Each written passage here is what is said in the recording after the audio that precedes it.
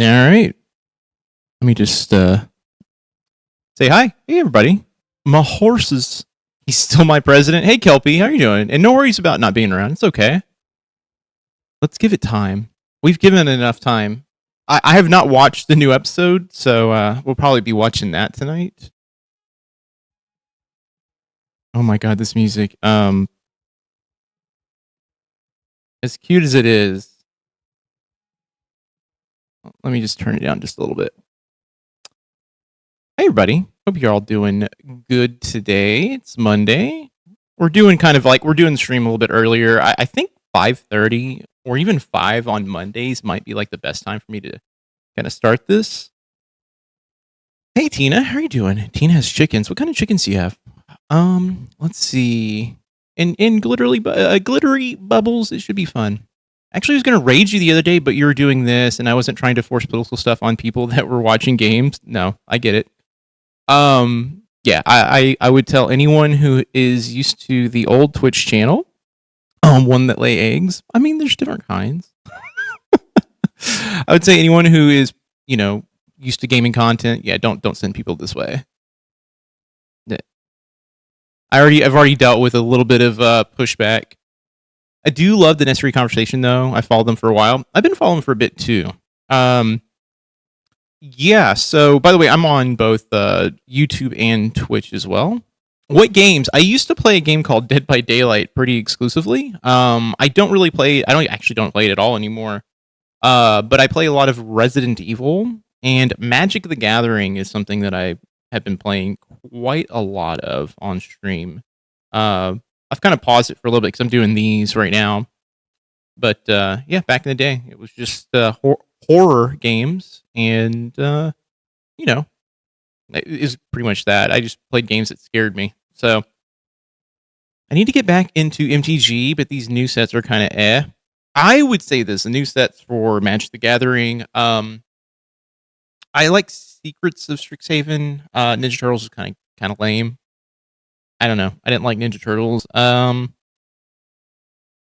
Spider-Man was bad. Lorwyn was okay. Lorwyn was good. I started a new WoW tune for. Okay, so you started. You started World of Warcraft again, Anniversary Classic. How's that going? It's just the source content is putting me off, but not the topic. Yeah, no. I'll be very honest with you. I think if the rumor is true that they're going to be doing 7 Marvel sets, or 6 Marvel sets, those are sets I'm skipping. Level 11 Hogger sucks. What is that? What is that? But yeah, the rumor is that's what's going to happen. Am I okay with that? No,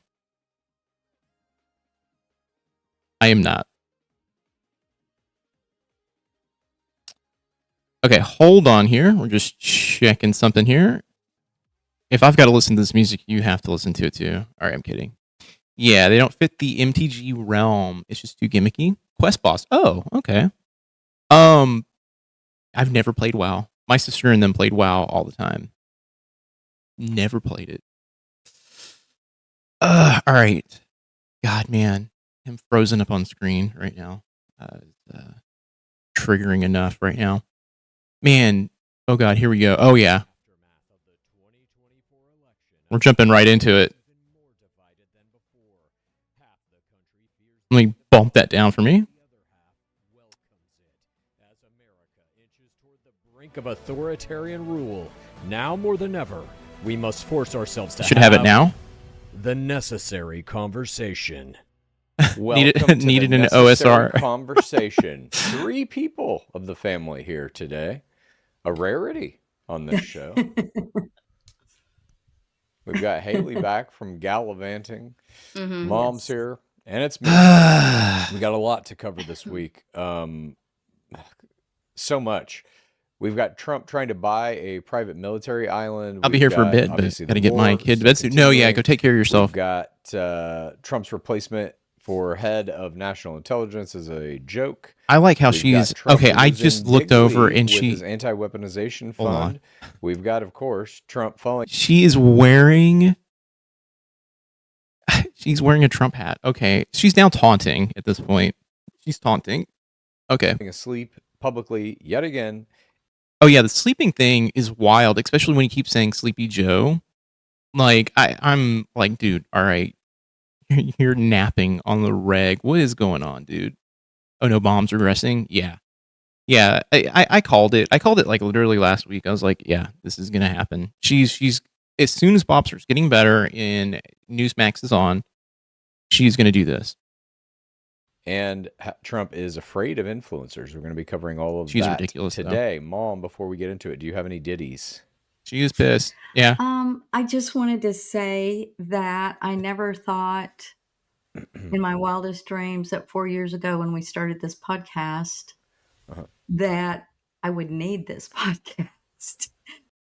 Why would she need the podcast? I'm confused. All right. In that it lets me talk to you guys. Okay. And it takes my mind off Dad right now as he's trying to get stronger. Bob so is it a gives mess. me a little break from that. So thank you. It's all about her. Yeah, I was talking about that in the Discord server. My pleasure. I have noticed you are, for the first time in a long time, wearing a Trump hat. Yeah, why not the hat I brought you back, huh? The Hassan Piker one? Or no, is it one that she was out gallivanting and picked up? For sure. I also feel the more the hat thing was pointed out, yeah, the more likely she's going to go back to the Trump hats. Yeah. The way she points at her hat. Yeah. Pretty gross. Yeah. I mean, I noticed it for about 3 or 4 months. And yeah, it's been wild. I was going to save it for the ditty.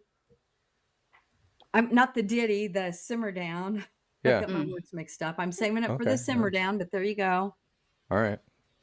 And I'm doing this because Chad's been on me. I'm not on you. I'm just curious what made you do it this morning when you woke up and you said, I'm going to choose my hat for the show. Why choose that one? She did it out of spite. She just said it. See, Chad told me. I haven't worn it in a while. It's always about her. When people send Bob well wishes, it becomes about her. Yeah. I mean, I think she thinks she's the star of the show. She needs to watch the latest Sean Ryan show. All of it. Wait, what's going on there? Tell me more. Tell me more. Because you've been on my ass about not wearing it. So there you go. All right. So you are still MAGA. Before we get into the main meat of the show, we do have a listener question. If you would like to submit a question to the show, all you have to do is record take a look at 1 minute or shorter video clip. Send it to the necessaryconversationpod@gmail.com. In the subject line, make sure you write question or something like that so that I know this is a question. The email for this podcast now is it's difficult to get through. Yeah. Okay. So I kind of brought this up last time. Look, I'm not saying I'm of any importance here. But yeah, it's like really hard to touch base with Chad now. And I think it's just been the last like couple of months. But I had like an email trail going with him for like a small second.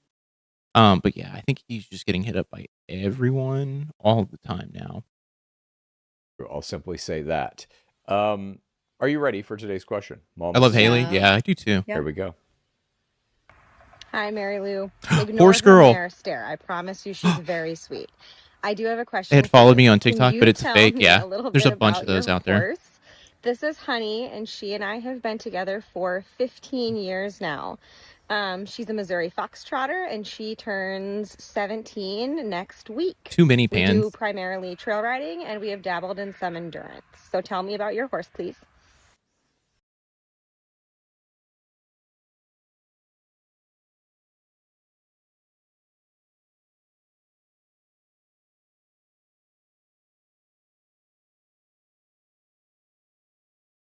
Wait, did that even play?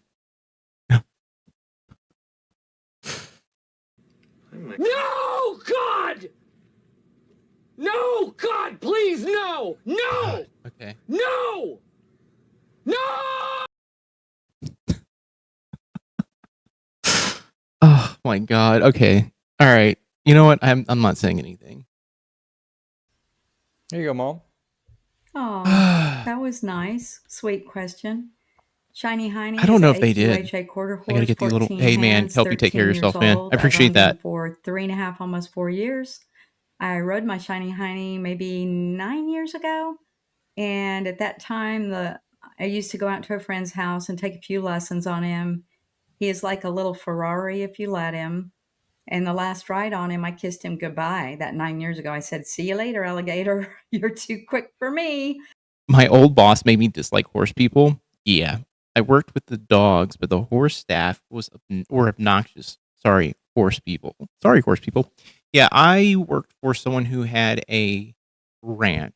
And I was not involved. I was not supposed to be involved in anything involving the ranch. That was a separate thing from their business, but it became my business after a while. Privately owned companies are like, yeah, we're going to get someone to do that. And of course, no, but yeah, that thing was a pain in the ass. They put this ranch in the middle of nowhere. Actually had 2 ranches, and expected like the best internet you could buy, and and I was like, you're gonna have to get an infrastructure. It was my fault that they couldn't get cheap internet, but good internet out there. And I was just like, bro. And then the people around it was bad. People were embezzling money. It was great. It was a whole thing. And then when he came up for sale 4.5 years ago, I was looking for a short horse, something that was well trained, which he is very well trained. And Bob said, "You ain't getting any younger. If you want a horse, buy him." And we did. And I saw him this morning. He was enjoying his cotton candy, his carrots. He eats cotton candy? Cotton candy is alfalfa for him. Oh, I see. Carrots. Oh, okay. I fly sprayed him. I coconut oiled his legs for flies. What else did he get? He got some other fly spray. He thinks he's in retirement right now, but he's not. You have to be in the right mind to ride your horse. And right now, my mind's all over the place for a while with Bob getting better. As soon as my mind gets more centered, I'm hopping back on. He has won me like a third in the world show in Western dressage. We ride Western dressage. Oh my god. Okay, so okay. I'm all for, indulging in her hobbies and stuff like that. I don't know if this is like the listener question I would pose to her, because there's so much stuff going on in the world right now that I even have questions. Um, right now, like there should be this pointed discussion about like, hey, do you see that Trump is actively like just dismantling everything? Also, on top of that, there's so much misinformation coming out. Like, let's discuss all that stuff. But yeah, I guess let's talk about the horses. Yeah, the couple had a ranch, and I managed the dog kennel. Also hired cheap labor, but support sending illegals back. Treated them awful. Same thing. Same thing happened. Well, not, I don't know if that for sure, but you could tell something was up there. She rides 9 years ago. That I saw that. I heard that, and I was like, okay. So this horse has not been ridden in a while. That's great. She won't listen to anyone but Hassan. He loves him so. She does. I think if they could ever get Hassan to do it again, I don't know if he would. I think Hassan has like hit a weird like fever pitch lately, especially with everything's been going on around him over the last, I would say, like 3 months. I think he is on a completely different spectrum than this podcast at the moment. But you should watch his stream. She would lose it. I'm always surprised when a story comes out where Bob said did something that isn't an abusive, toxic outburst. It's crazy. I feel that Chad liked the softball question because of Bob. Yeah. Dressage. He's cowy. He likes cows. Someday I'd love to learn how to sort on him and do more cowy things. So right now I do Western dressage with him. All right, there you have it. Thanks for the question. Again, if anybody else has any questions, record it in a 1 minute or shorter video format. Send it to the necessaryconversationpod@gmail.com. Put in that subject line question. Thank you very much. Let's now dive into this program. Our first topic, Trump's private military island. This week, Ivanka Trump appeared on a podcast describing how she and Jared Kushner discovered Sazan Island by accident and planned to turn it into a $1.4 billion resort. Sazan Island, though, has already been discovered. Mm-hmm. It's a former military zone containing 3,600 Cold War nuclear bunkers, miles of tunnels, an underground hospital, an underground school, an underground cinema, and a half-century-old Soviet submarine base, all formerly controlled by the Albanian armed forces. So I also want to add, I don't know if he's going to say it, but I was reading about this today, and this whole situation is insane because I believe this is a piece of property that was supposed to be off the actual like radar, like it's not supposed to be sold to anyone. I didn't know about that piece. Bunky. Thousands of Albanians protested immediately in one of the largest demonstrations yet, chanting Albania. How come it's not over the news? Because as it's been pointed out today, the only people who control the news right now is the right. As much as as much as Trump wants to go down a rabbit hole and be like, the news is biased, it's not. It's biased in one way. It's biased towards the right. And yeah, this obviously is staying out of the news because of that. Dictator day one, his own words. Yeah, I know he said it. And people like Mary Lou and Bob didn't care. They wanted that. They still want that. They still say this type of stuff where they're like, yes, this is what I want. And that's insane to me. State firm Kushner is doing the deal through Affinity Partners, is funded largely by Saudi Arabia, Qatar, and Abu Dhabi. Mom, do you think the Trump family should have a private military bunker island? No. Oh, okay. Well, let's see how she justifies this. Welcome to Dumbfuckistan, owned by Trump and Israel. Yep. What? So you're against them doing this?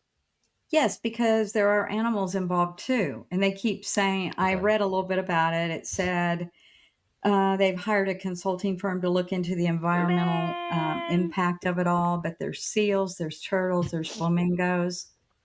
That's baloney. So she is more worried about this is where I get frustrated right now. She's more worried about the animals than the actual ethics behind it all. Hey, what's up, Hopeless? How are you doing?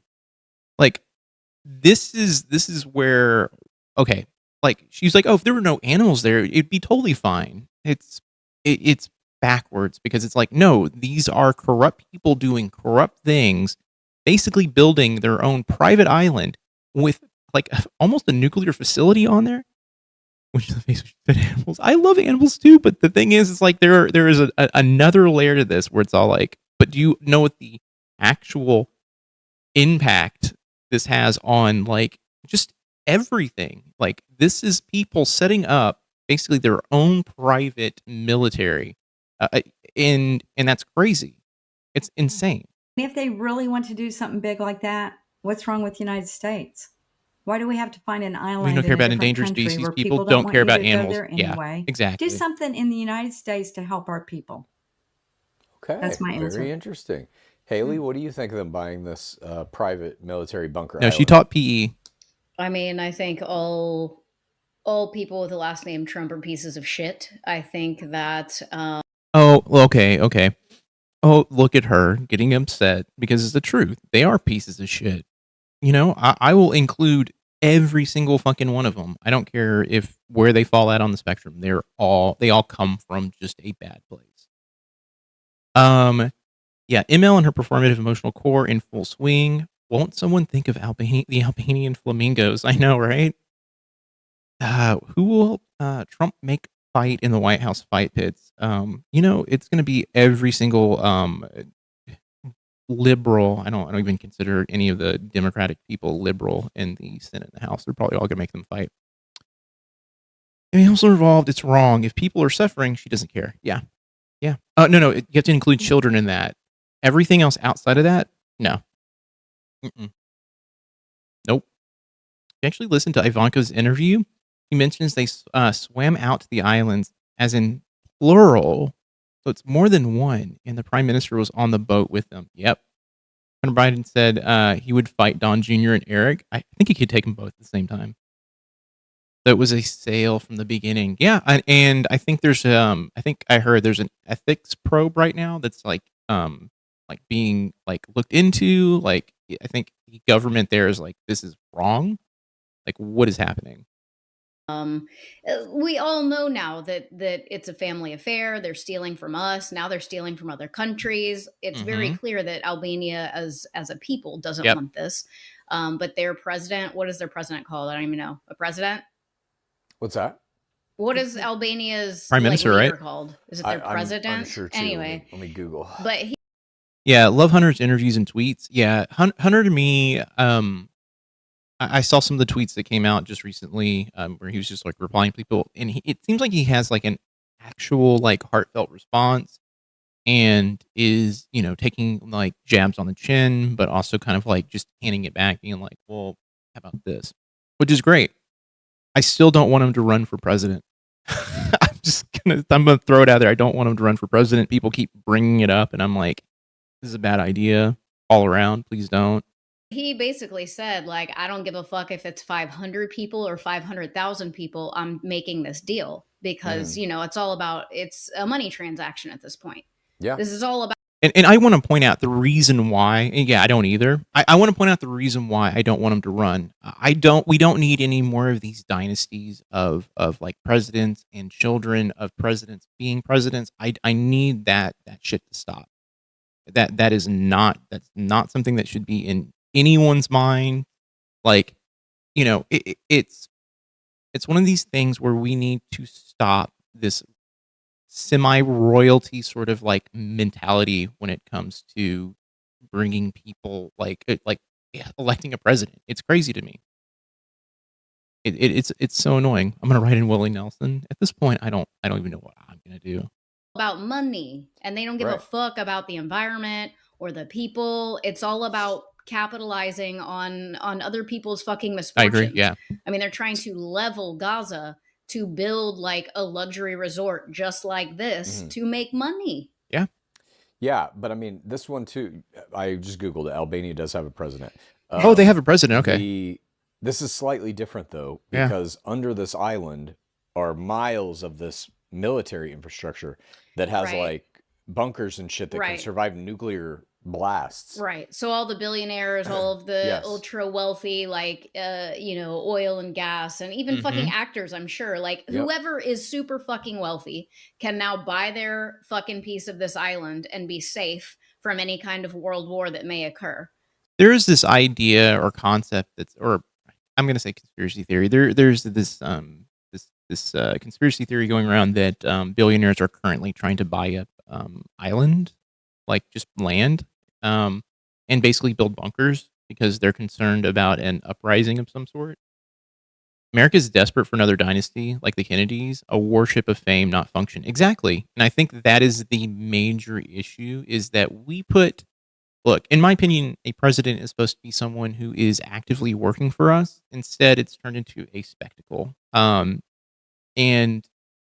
I don't want that anymore. I don't want my entire newsfeed dominated with something that, the president said today was so absurd and dumb. And then you kind of think about it and it's like the reason he's doing this stuff is to divert people's attention away from what is actually happening, which is they're robbing everybody. They're robbing everyone blind and they're going to walk away. And when people finally notice, that's when they're going to be gone. They're going to be like, peace out, come find me. And we're all going to be sitting here with our dicks in our hand being like, okay, fuck.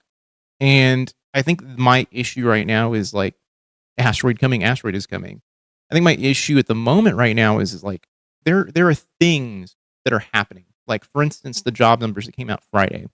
The Dow dropped, it dropped quite a bit, but not like, enough to call it a depression. But then it's back up today.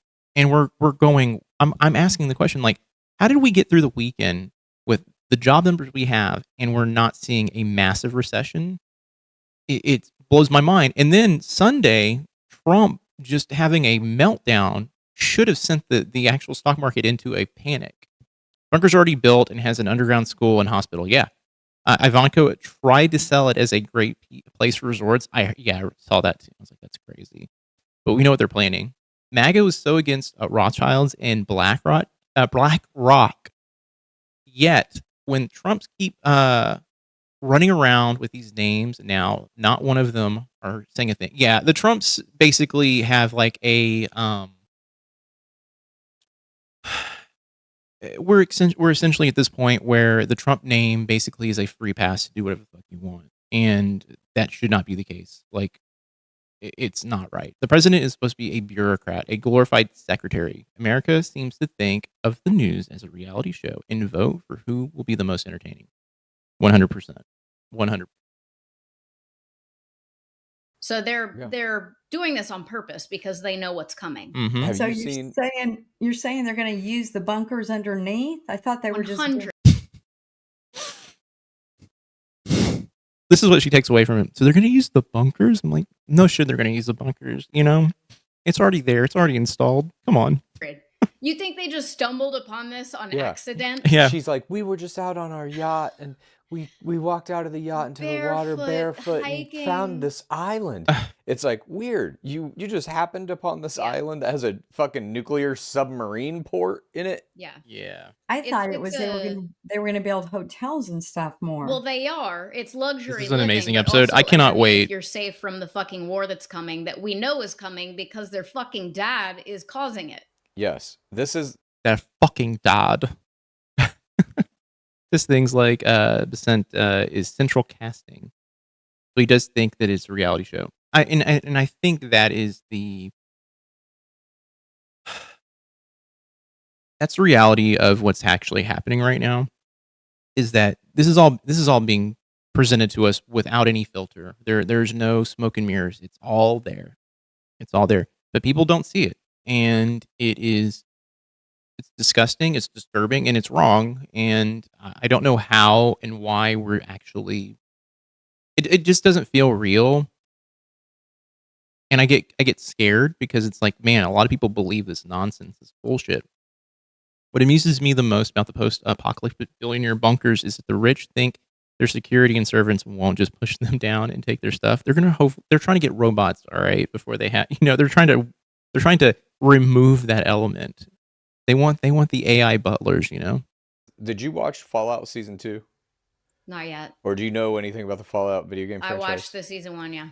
The whole premise of Fallout, the video game and now the television show, is that there is this giant mega corporation. Mom, you with us? Yes. Don't make me edit in more half-naked Hassan. I'm going to do it. I'm going to do it, Mary. I'm going to do it. I do want to point out something real quick. I want to actually, because now this reminds me, I was supposed to bring this up at the beginning. AI robots are going to push them out. It's just going to turn into, Skynet. I was going to mention this at the top, but I'm putting a pause on um, doing the edits for Necessary Conversation. I said this in one of the Discord servers, but like right now, my kind of like take and my thought process about the show is that there's a lot of the same stuff that is being repeated, and it's getting kind of hard to find like a narrative sort of structure to like edit like clips around. Um, there's only so many things that you can like point out that Mary Lou like disagrees about like Trump with before you're like, I think I've that well's tapped dry. There's other things like, oh, we could go down a rabbit hole about their disdain of like you know healthcare like in its current form, but then like you can go back and be like essentially they were kind of like against free healthcare in some way until they talked to Hassan. There's stuff like that, but I'm just like I've hit a point where I just like I don't know. I just don't know. I just wish someone would ask ML, why does Trump have to make everything worse to eventually get around to making things better? I think it's been posed to her before, and I think she's just been like, he knows what he's doing. It's been one of those things. MAGA is still obsessed with DEI, racism, gay rights, trans people, etc. Yeah, yeah. I think that's all smoke and mirrors too. I think they're trying to get people, um, you know, uh, I think they're trying to get people riled up and direct their focus away from actually what's happening. Have you thought about working with Chad? He's been looking for someone who could take over some of his tasks of producing the show. I would. Okay, here's what I'll say about that. I have mentioned it in a few different places that I would be glad to help him out in some way. He has a direct line to me. He knows I've been doing these edits. He's seen them. It's out there. Like the if he needs someone, like I don't mind. I'm essentially self-employed anyway. So yeah, if he needed help, like I could totally do it. But it's out there. It's been out there. I want to see a whole video focus on things Bob got wrong. That is probably a good one. The only reason I've held off on Bob, especially the last month, is because Bob has just been sick, and I just don't like. There's part of me in the back of my head. I'm like, Bob isn't innocent at the moment, so I'm just gonna let him do, let him get better, and then when he starts saying crazy shit again, I'll fuck him up. I'll come back to it. ML has been circling the drain on Trump for months now. I said before, she's out the door, but still looking back at Trump. There's a twist in the episode with a certain golden child. You're like, okay, I got to see this. If the new narrative doesn't work, yell 6 genders and boys and women's sports. Yeah, it's all a diversion to prevent people from actually looking at what's happening. The first thing was like, men in women's bathrooms, and it's like, okay, what? And then they're like, all of a sudden out of nowhere, women's reproductive rights are taken away. And that's like, what the fuck? Like this went from, like 30 to 100 almost immediately. I was looking about the animals that they're going to disrupt. There's a giant mega corporation called Vault Tech in this world. They build these vaults that can withstand a nuclear annihilation, essentially. Mm-hmm. And they have people pay them money to secure your space in the vault in case there's a nuclear war coming. Then that company creates the nuclear war so that they can sell more spaces in the vault. Yep. This is basically what Trump is trying to do, I think. It is funny how what's going on is kind of mirroring the narrative of those games. So get your Hassan vid ready when the golden child comes up. I actually feel like I need to do something on Hassan at some point. I actually have another video, and I'll kind of give you guys the like overarching sort of like idea. And so right now I've been on a kick lately about trying to explain like what is actually happening in the world to people. This weekend I was in Houston visiting my sister, and it just like dawned on me. I was like, everyone is focused on, like Trump falling asleep, Trump is dying, X, Y, and Z. And the reality is like we should be directing our focus towards, essentially lobbyists, and in particular, like AIPAC. And I kind of want to do a video where I kind of deconstruct what AIPAC is, because Shank, Hassan's uncle, was on, I can't remember what show it was, and this guy completely just misrepresented what Shank said, and it was all about AIPAC, basically saying Israel is not behind AIPAC. And I'm like, well, that's not true. That's not the case. They most certainly are. They're just going through, the through evangelical Christians. You watch Baron Coleman or Ian Carroll? I do not, but I am willing to take on more people to watch, because I'm trying to get out of the liberal, like center to slightly left, kind of progressive talking heads right now. America has to solve the problems that birthed Trump and made him acceptable enough to be president twice. 100% agree. And I think that all has, if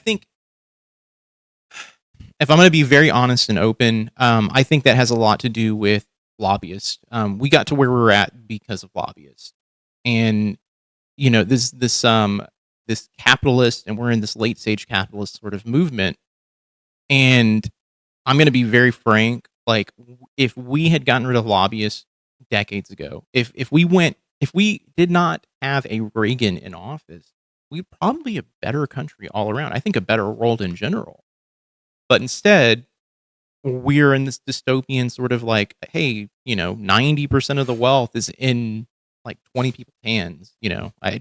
Correct me on that one. I just threw out a number. But the reality is like, yeah, a few select people will control everything. And that's not right.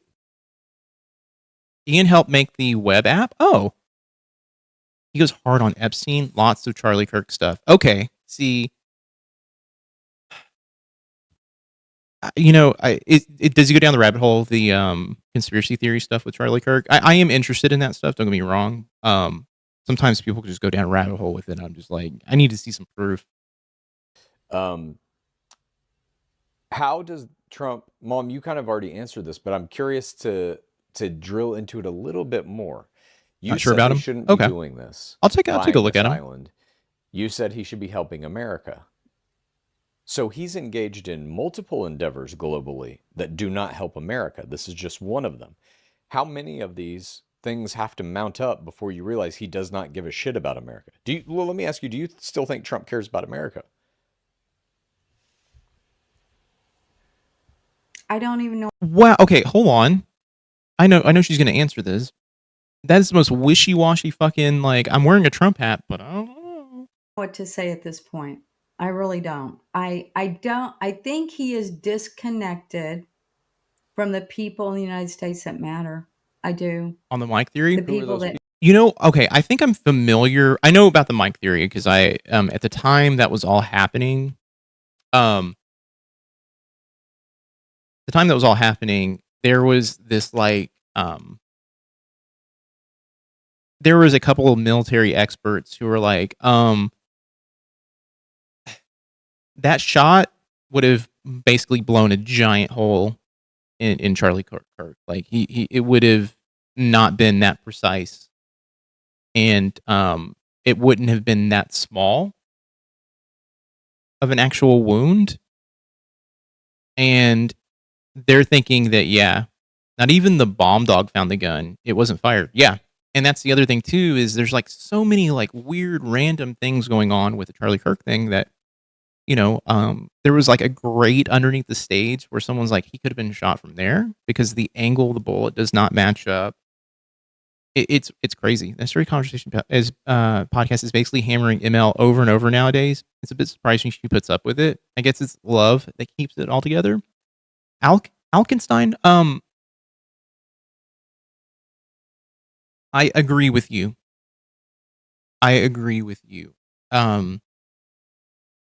I think that's been my issue lately, is that it does feel like a lot of repeat sort of like points being made. And I don't know.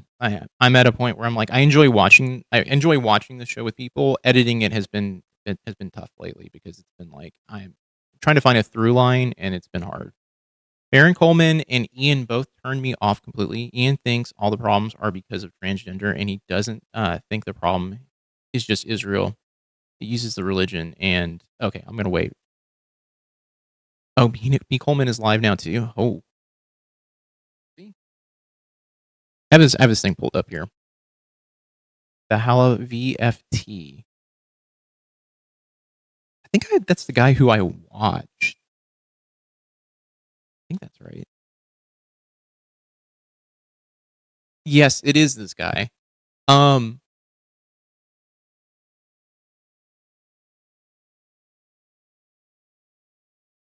Yeah, I think that's him. Okay. Need help.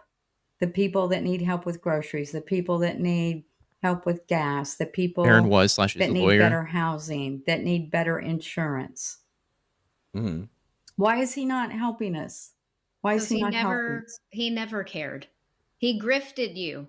He gave you all of these promises and then never delivered, because the ultimate goal.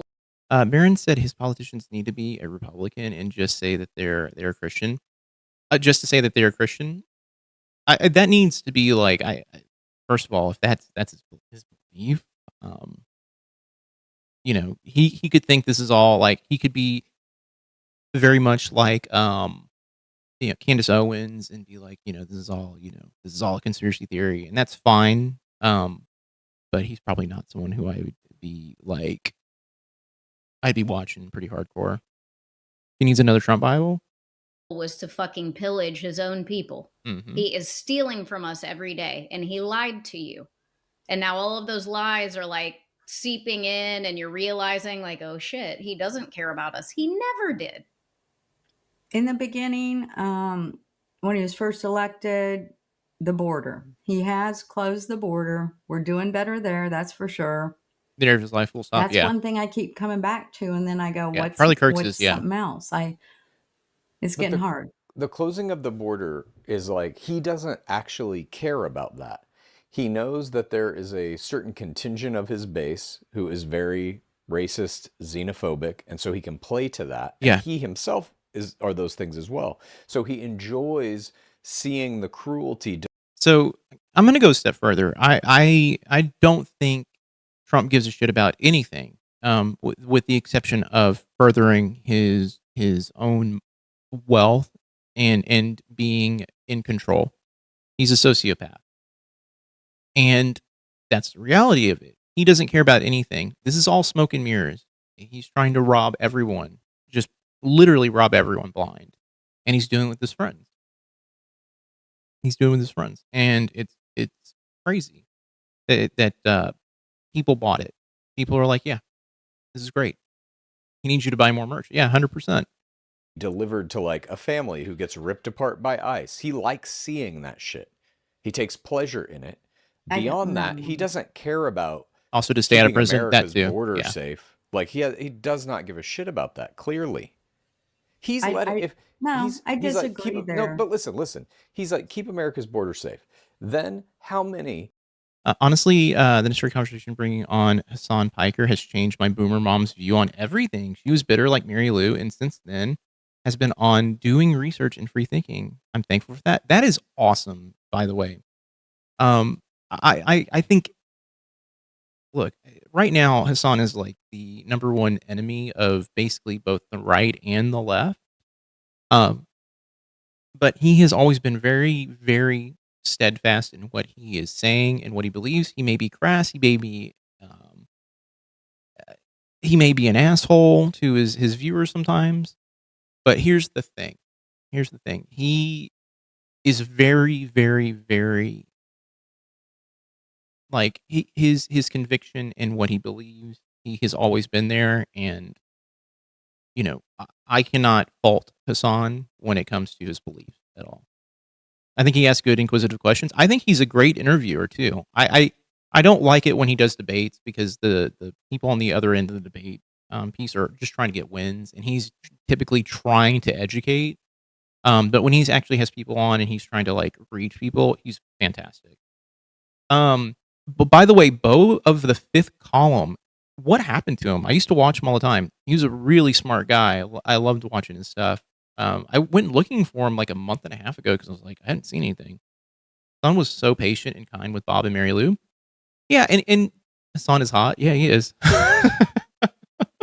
Bammer, that's not a lie. Hassan's a good looking guy. Yeah, look, I think look, I'll also say this when it comes to Hassan being hot. I think that is a very good entryway for a lot of people to overlook, his name and where he comes from. ML thinks Hassan is a Trumper. I don't. She's so lucky. I don't know if she believes that. I think she believes that he's not a liberal, and so it's like the enemy of my enemy is my friend type thing. The only thing I have a problem with him is some things with with transgender and what they got. What Wright has told them was going on. Then someone had to re-educate him. You're talking about Hassan, right? Explain that one to me because I am that's a new one for me. PC said something last week about the AL Senate or Alabama Senate candidate that lost to Doug Jones because of SA allegations. He thought the R should have backed him, then agreed to step down so the governor could appoint an R. I think that's a good idea. That would have been a good idea, yeah. But the Republicans are not. They're only going to do what Trump wants them to do. Bo the Fifth got popular and had a history of helping helping Ukrainian immigrants came out. Wait, he had a history of helping Ukrainian immigrants, and it came out. He got targeted and then burned out. So his wife Bella is doing the show. Oh, okay, that's great. Valhalla. Okay, hold on. What am I? Oh, Valhalla did. Okay, good. Because I was like, wait, Hassan? I was like, Hassan got hit with some stranger. I know he does get hit with certain accusations, but he's been always, in my opinion, always very respectful. That reminds me, I know you despise Parker. I don't despise Parker. I don't like Dean. Parker did good on that debate, that Jubilee debate, and they weren't obnoxious. They were debating conservatives, and it was pretty good. Yeah. God, what was his face from? He used to be on the Young Turks channel. Dave Rubens, is that right? Do you see the Munchkin in her night vision goggles? Wait, huh? Parker's lives are funny. Okay, so Keen, I used to edit like when I was doing my first couple of videos for this channel. I didn't like, but no, I like Parker. Dean is, in my personal opinion, a bit dramatic, and his tone to me comes off as a little bit fake or even maybe false. I like their politics. Has a munchkin cat. He got her night vision goggles. I have never seen it. I'll have to dig through his channel though. Because I saw some stuff he did about Charlie Kirk a while back. Like this is like a year ago or 8 or 9 months ago. But I was gonna say, so I watched Parker's lives while I was doing the early edits on this channel, and I was watching them live as they were happening. And my only issue ever was that sometimes Parker gets burnt out about, like, I would say halfway through it. He's getting just prodded, poked. People are just trying to jump on and say like crazy stuff, and you can just tell he's just like, I'm over it. And then you get someone on there who's repeating the same talking point, trying to get him to break, and he's like, bro, you keep saying the same thing. I don't like the live debate format. Because I don't think anyone really changes their minds. I think if someone's getting on there to be educated, I think it's a different thing. He gets a lot of trolls. Dean is more immature than Parker. Give him time. So Dean is in that realm of like Adam Mockler, where there is a performative nature to any of their debating or their videos. Isaiah Martin, didn't Isaiah Martin get like dinged just recently? He that one 20v1 debate thing that he did was really interesting, by the way. But he got dinged. I thought it was something like he changed his political stance and stuff. And Walter Masterson, wait, don't know about Walter.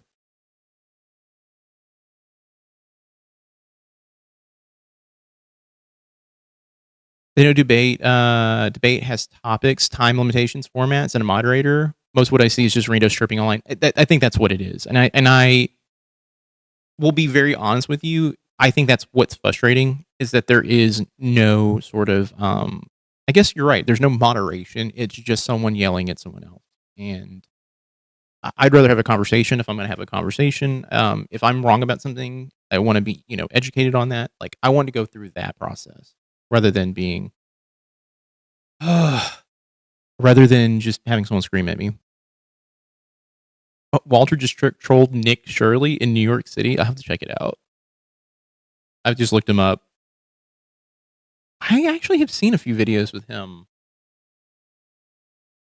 Oh no, I know who this guy is. I know exactly who this guy is. He was getting I think sued at one point in time here. Brian Tyler Colin, Mockler, and Isaiah are solid. Mockler actually is very sharp and insightful. He makes important connections. Others tend to miss. Which I agree with that. My issues with Adam is that he's young, first of all, and so there's a bravado there. That I take issue with. The Scott Jennings stuff is all funny. Like, I think that's great when he takes down Scott Jennings. But the issue is like he had a conversation / debate with Hassan Piker, and if you ever watch that, he's literally just trying to pull out debate bro tactics, and I see that a lot with him. I'm very jaded. I watched Adam on Hassan's stream. It was rough, and he thought he was doing good. And I was like, bro, you need to chill out. Hassan's trying to explain to you what he meant, and it was just like, oh my god, it was just like one thing after another, and I was just like, dude, this is like the problem with like moderate to semi-left leaning Democratic like pundits, is that there is like this cannibalization of the left. Yeah, luckily Hassan can hold it together. Hassan doesn't care though. That's the thing. Hassan knows like what I'm saying is true and valid, and this guy's trying to win internet points. Brian Tyler Cohen is interesting. I can watch his like 5-minute videos, but when he does like the long form like sit down with a lawyer thing, I just zone out when they come on. And Isaiah, I need to take a look because there was something that was going on with Isaiah that I was just like, bro, this is not great. We've been paused way too long. Does he have coming to his private clubs, coming to Mar-a-Lago, where he's laying out secret documents and shit at meetings? Remember when he did that with China? He doesn't actually care about keeping the border safe and like keeping people who are not American out. As long as you have money, you can come in. Period. Don't apologize. Don't apologize. But he's selling the $1 million citizenship card. He's just selling it to anybody who can buy it. He doesn't want people coming in the United States that are going to put bombs in every. This is okay. Let her finish. Blow us up and kill he doesn't people. Care. Yeah. Okay, here is the thing. This is the shit that like they need to like go like, where did you hear that? Let's tear this apart. This is stuff that makes me angry, by the way, is this conflation that an immigrant's going to come in and they're going to strap a bomb on themselves and do a 9/11 part 2. And it's like, are you fucking for real? Like, you think every single person is coming in here to do that? Andrew Tate got one kind of sort of. He did, yeah. I mean, I think, didn't he flee the UK because he was going to prison? You don't like screaming, don't watch Ben Shapiro. Yeah, Ben Shapiro's fucking. I'm gonna say it. Ben Shapiro is a fucking Zionist and a piece of shit human being. Which is who he is. He's a piece of shit, opportunistic human being, and I'm glad the Daily Wire is falling apart. It's deserved. Stephen Woodford on Rationality Rules has actually been super helpful getting through to my libertarian friends. Hell yeah. I need to check that out too. Yes, if you have $1 million, Ben Shapiro's a fucking asshole. You can buy citizenship. That's a program he set up. And I'm sure they do a background check to make sure these people are coming for education or something like that. He doesn't want bad people in here blowing up the United States. I mean, he's best friends with Netanyahu, who's blowing up Gaza. Right. Like, right. Make me angry too, Joel. They need to turn off Newsmax already. But that's the thing, though. this is something that is this was instilled in them through Fox News. And I'm being very honest that this is what Fox News did to them. Newsmax is just enhancing it. Fox News was talking about this shit forever. Like that has become our fucking ally. Like somebody who is trying to eradicate an entire population of people. Like we are the bad guys. And it's because of Donald Trump. Brian Shapiro. I think he needs to connect more with the American I think I know people. who that is. Oh, he ain't doing that. Remember when we were talking about how he fired Pam Bondi and he fired Kristi Noem and he fired all of these women? Mm-hmm. I just wanted to bring it up. Kash Patel, still in office. Fucking Hespeth. I know who this guy is. Office. I've heard that. This guy, okay, I understand he's a far left guy. I know what he does. I've seen him on Piers Morgan and in a few other places. Not my cup of tea, but if you like it, by all means, watch it. The threat to the homeland narrative is basically what Hermann Göring was quoted saying during the Nuremberg trials. Yep. I mean, this is the shit that they... This is what literally the Nazis, the Soviets were doing to everyone who opposed them. And this is bullshit. This is just all bullshit. It's all fucking propaganda and it's lies. That's going bad though. That might be the next one to go. It is, but they're still there. And he just put a new guy in Tulsi Gabbard's spot, who we're going to talk about a little bit later. He screams a lot. He does scream a lot. I've seen him. I just want to make it clear, like he is now building a bunker under that ballroom. You can see him building it, and he's even openly talking about it. He is now buying a military island that has secret bunkers in it and shit. This man is preparing for the end of the world and to survive it and buy. So he's angled towards Bill Burr, essentially. I stopped watching Brian Shapiro. He screams too much. You know. Brian Shapiro's dropkick Murphy.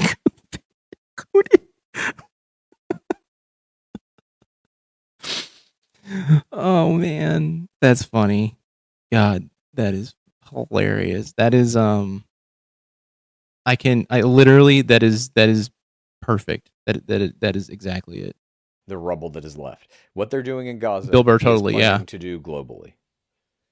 I don't know if that's the end game, but it is. Like I said, he needs to help America. Okay. This was not a topic because it kind of happened today. Did you see him storm out of an interview on Meet the Press like a baby? No. Dad and I were watching it together. Okay.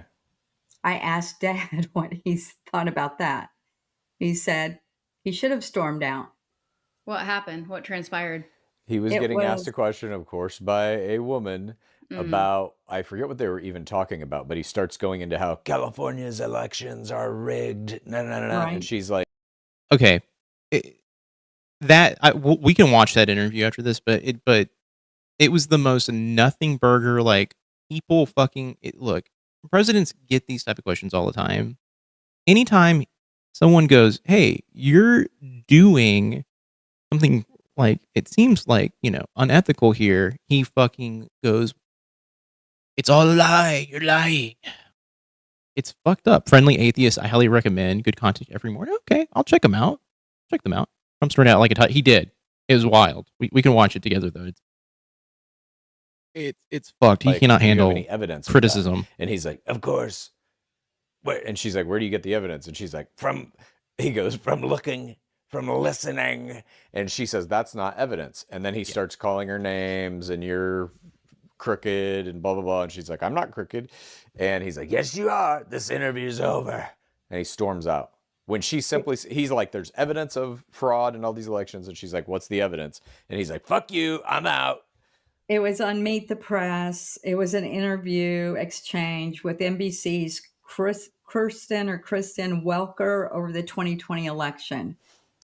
God, he's such a snowflake. He totally is. I would love to watch Mehdi Hassan debate with Patrick Bet Davis with you guys. That would be pretty good. That I watched some of that, and Mehdi Hassan just destroys, absolutely fucks up Patrick Bet Davis. Trump is the snowflake. Yes, not Chad. Oh, look, not Chad. No, Chad's evil Trump impression is on point, 100%. And he stormed out after Mehdi is my election goat. was stolen from him. Then he started to go into the California elections that are going on right now, which are a bit kind of dicey too. Oh, California takes a long time to turn those ballots in. But that's how it's always been. It's not coffee dicey. Dizilla, yeah.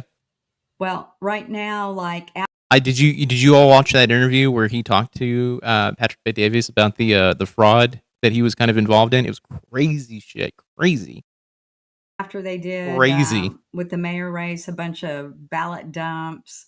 I was editing and I was like, Spencer Pratt. Now he may not. It looks like the lady in the third came up to second. Mm-hmm. This was 2 hours ago, so maybe Spencer Pratt is out of the runoff in November now. Thank fucking God. Fuck that guy. Fuck him. Fuck Spencer Pratt. Fucking we don't need any more fucking reality TV stars on like in any sort of government position. I'll be honest with you. Reagan should have not have been president, and Arnold should have not been a governor, and Trump shouldn't have either. Trump has no government experience whatsoever. I'll never understand how people who support him believe it when he calls them fake news. Yeah, journalists and the reporters are literally going to the source and asking him questions. 100%. And you watch Under the Desk News. They are live Monday through Friday. I'm going to add them to my list. I'm just trying to find more progressive pundits, because I have a lot of left to center pundits that pop up on my feed. I'm not even following them, but they just pop up regularly, and I'm kind of over it. PBD thinks just like Bob, but is more coherent, and it helps me to understand how people on the right think, because I really don't get it. One day, everyone will have been against this. So the thing is, Amanda, if you ever go back to pre-2025, I would say middle of 2024, and watch like just a few of the, like, not even watch a whole episode, just watch like a middle portion of one of the old podcasts. Bob makes sense. Secular Talk, yes. Kyle is one of my favorite people to watch. Absolutely 100%. I watch Kyle all the time. He is my goat, even though he does do the one thing that I criticize everyone about, and it's talking about Trump's health. Like I said, I hate when people talk about Trump being sick, because he's been sick since he was first elected, and we were all like, he's gonna die soon. He has not died yet. I will worry about Trump's health when he is wheeled into a hospital. At that point, I'll be excited. But before that, no. And even then, I'm not even gonna be that excited, because I'm concerned about like the future of the country even after Trump. I don't know if it's gonna be any better. Whitney Webb, that sounds familiar.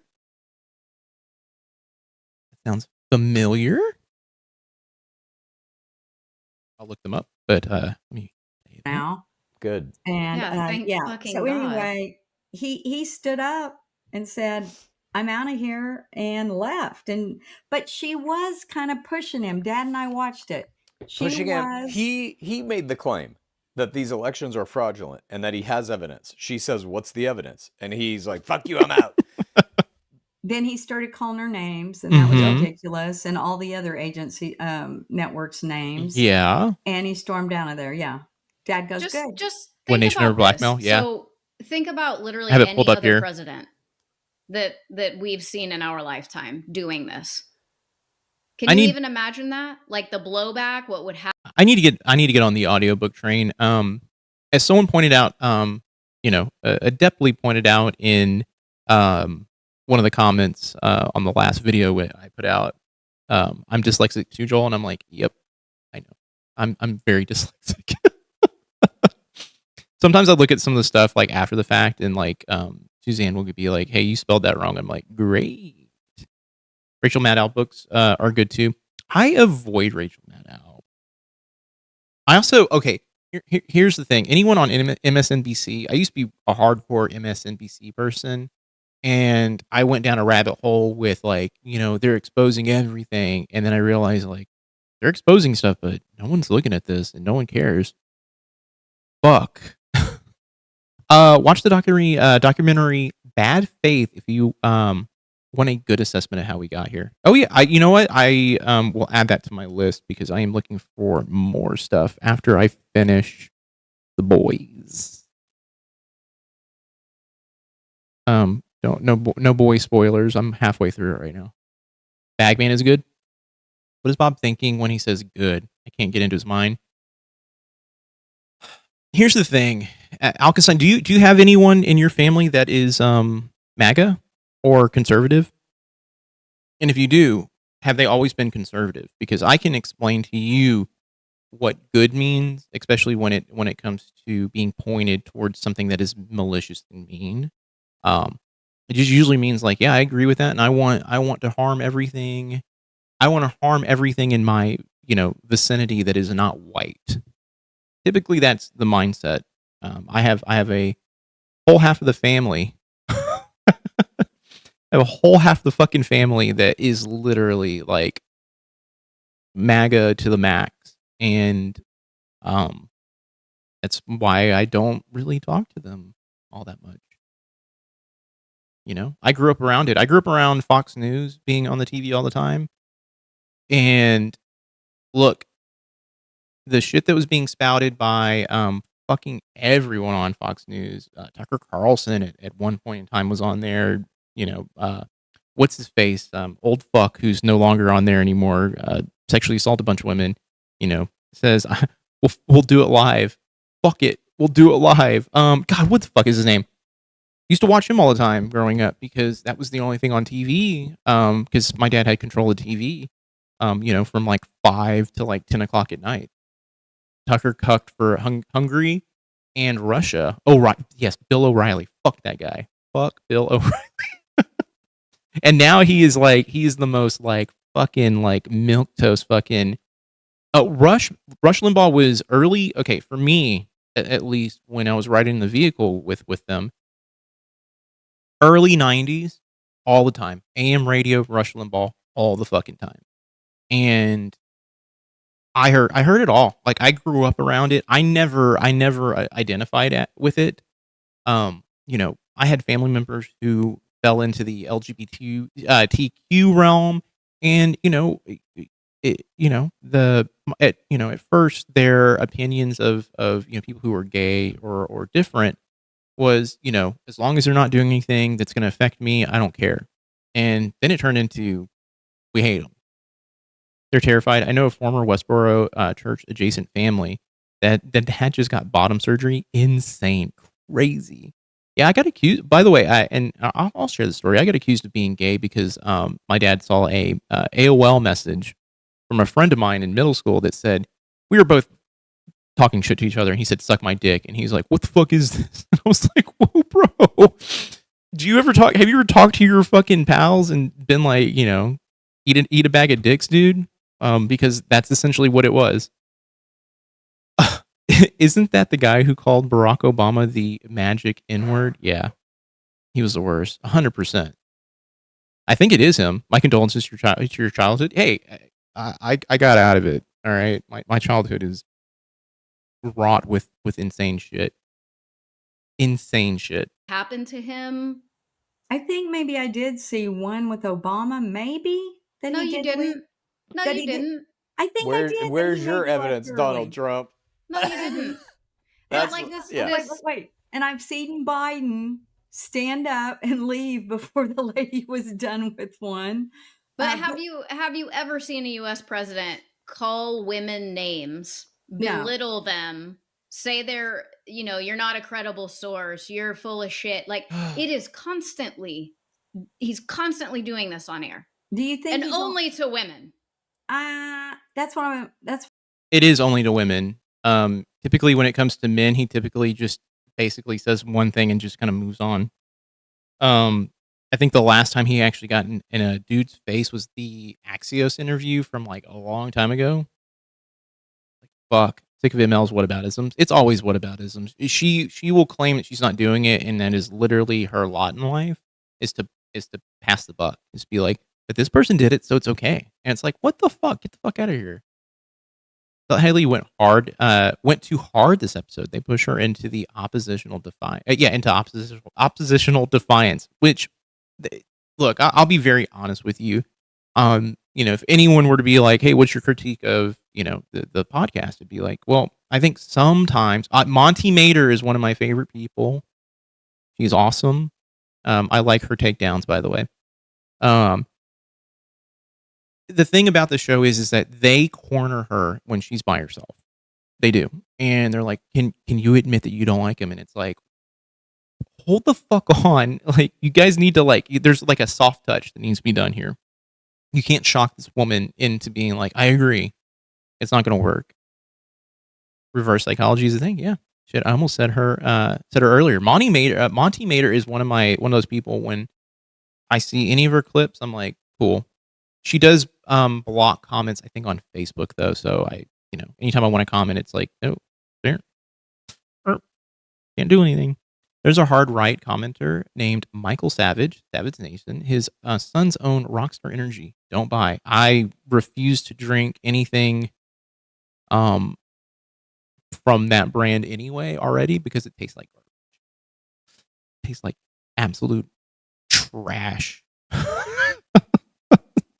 Red Bull's like the only thing I can drink that is in that realm. And I'm like, even then it's got to be like what is it? The apricot strawberry one. That's the best.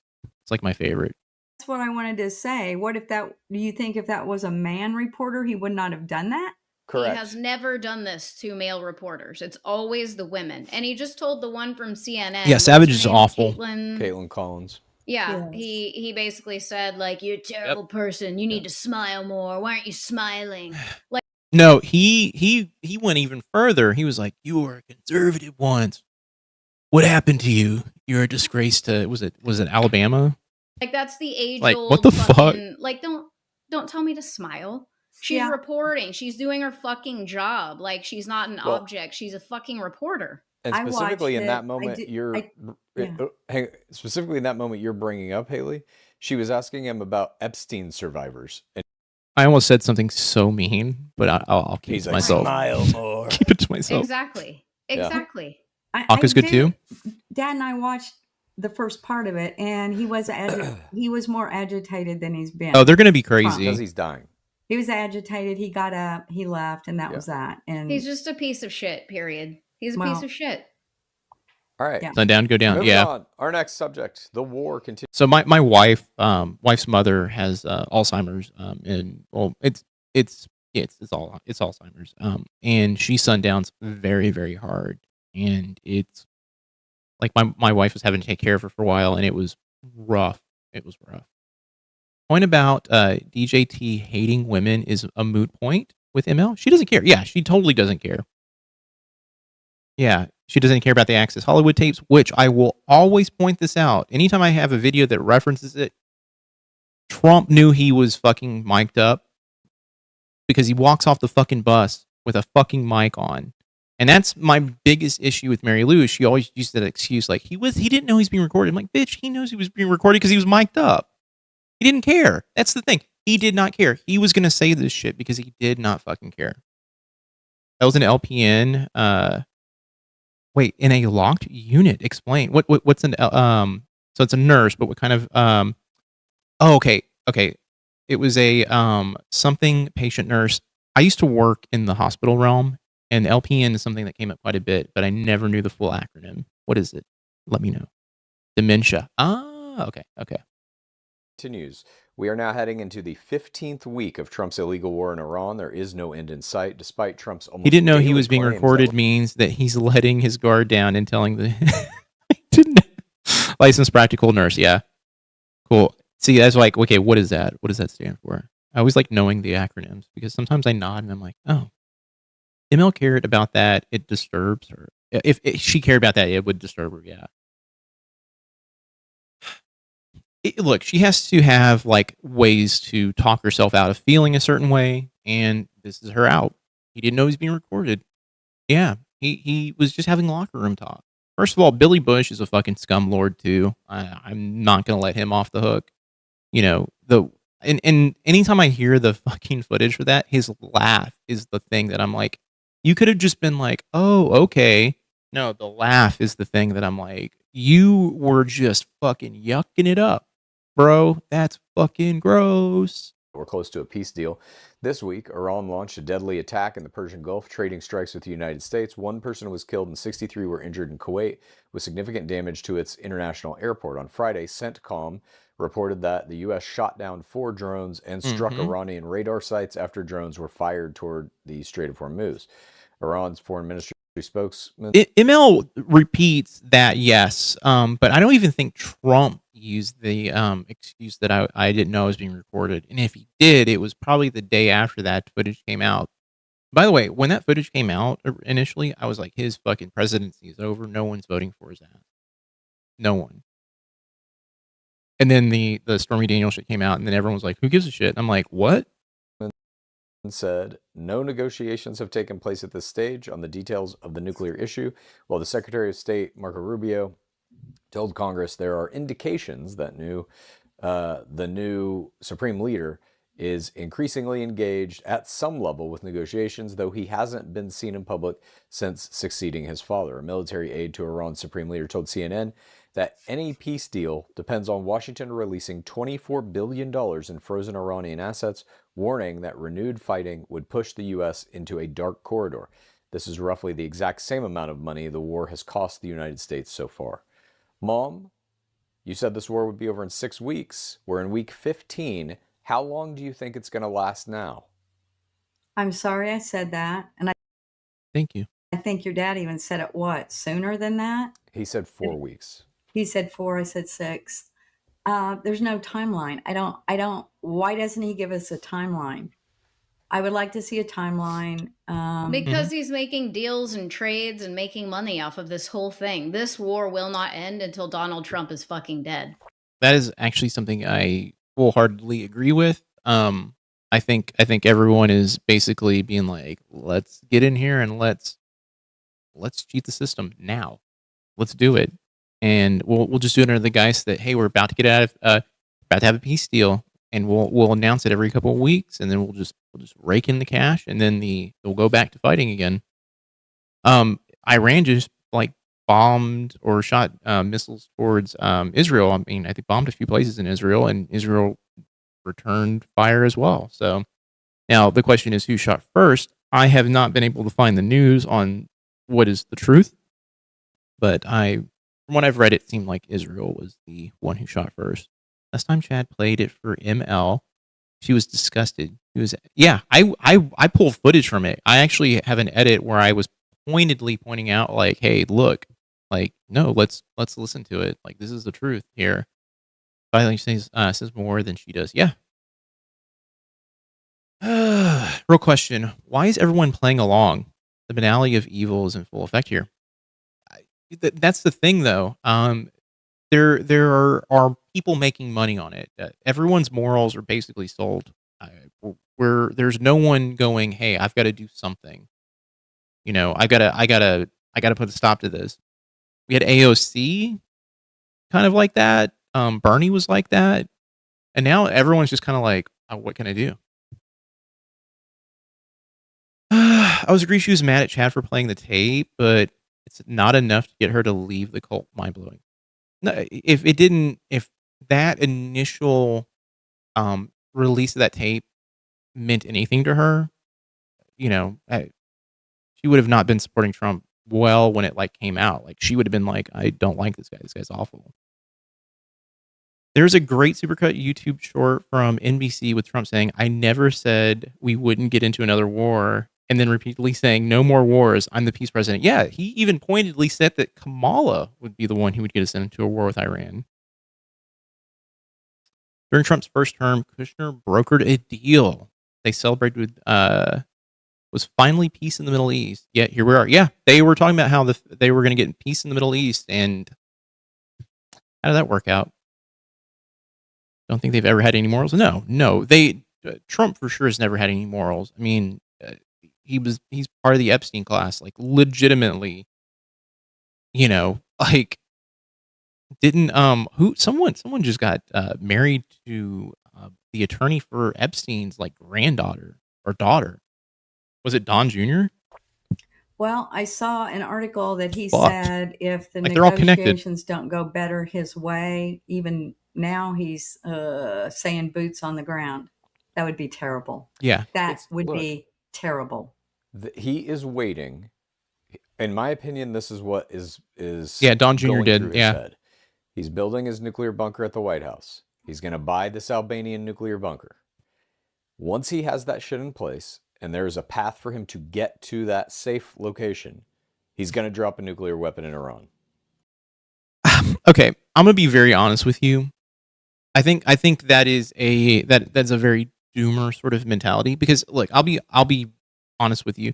I think if anyone were to drop a nuke in any form, it would bring upon a lot of just there'll be repercussions that will just negatively affect the entire like socioeconomic like world, like the world in general. That I think everyone would be terrified to do that, even Trump, because I think it would threaten what Trump actually is going to be able to do if he stays in office long enough. He's going to be able to just be ungodly wealthy, and not because of a nuke. That's years, Chad. Trump doesn't care. Yeah. How can you build all that stuff out in a year? Are you saying Trump doesn't care about launching a nuke? Because I think he doesn't care. I think this is all a joke. The ruling class still needs the working class for society to run. Yeah. Or even less. I don't know. 100% that. He's telling them, hurry it the fuck up. I don't think, like, I agree with Haley. He doesn't, I don't know if it's by design or not, but clearly he doesn't have a plan to get out of this war, or it would be enacted by now. Right. I want to see a timeline. Yeah.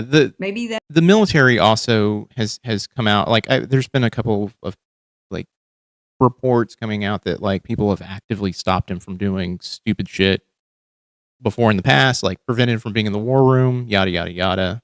There's people out there that'll prevent that from happening. Yeah, they won't commit anything to him. Yeah, the only person I worry about when it comes to that stuff is Pete Hegseth. He is that guy. That guy has a lot of power right now. I know people are like, "Oh, he's gonna get ousted." That, and I do think, did that interviewer press him on that? Were they talking about the war too when he stomped out? That maybe? I don't know. Yeah. But like, what's he trying to achieve? Was he? Are we just trying to go back to the way it was before he started the war? Is that what we're trying to achieve? This was all in vain. It was for no reason other than him capitalizing on it. He's making money off of this.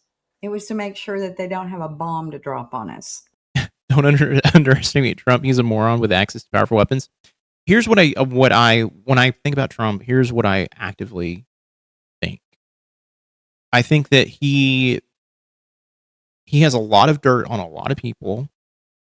And I think this is why we're seeing, him do all this administrative, like executive level, like bullshit, like where he's just going to town.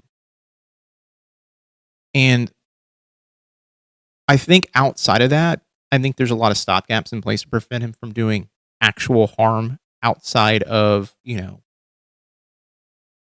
initial war that we have going on. I think there's some stopgaps in place. I think the war, by the way, like Congress should have been all over this and literally stopped him like a long time ago. And we're just letting this go on and on and on because, the conservatives like it. They're all making money.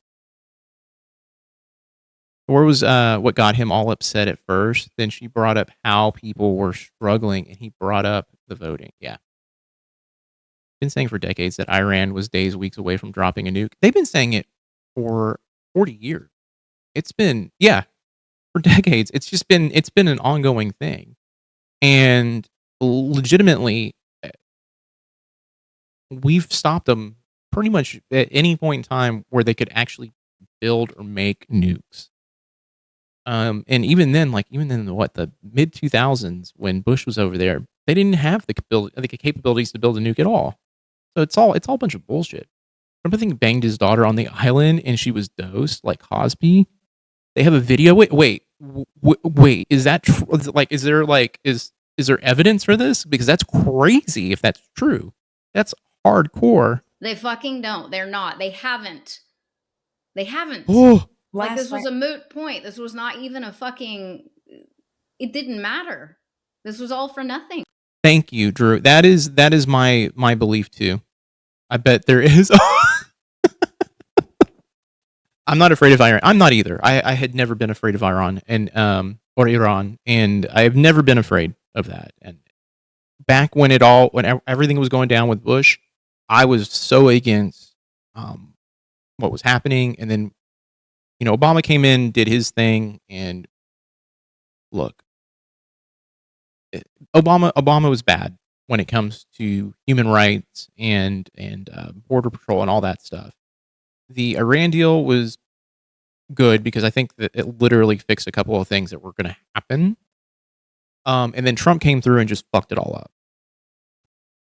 My dentist is Iranian. They're just people. Yeah, I mean that's most people. The people you have to worry about are the people who are actively building cults and politicians. Oh, which dangs. He's a cool bean. Everything got added to my list.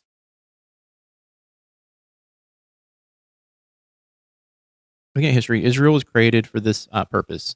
The Shah, Iran-Contra, the New World Order speech, neoconservative, PNAC, and Iraq War. All New World Order. Don't disagree with that. Yeah. I remember the Iran-Contra scandal with Reagan. I was not even born.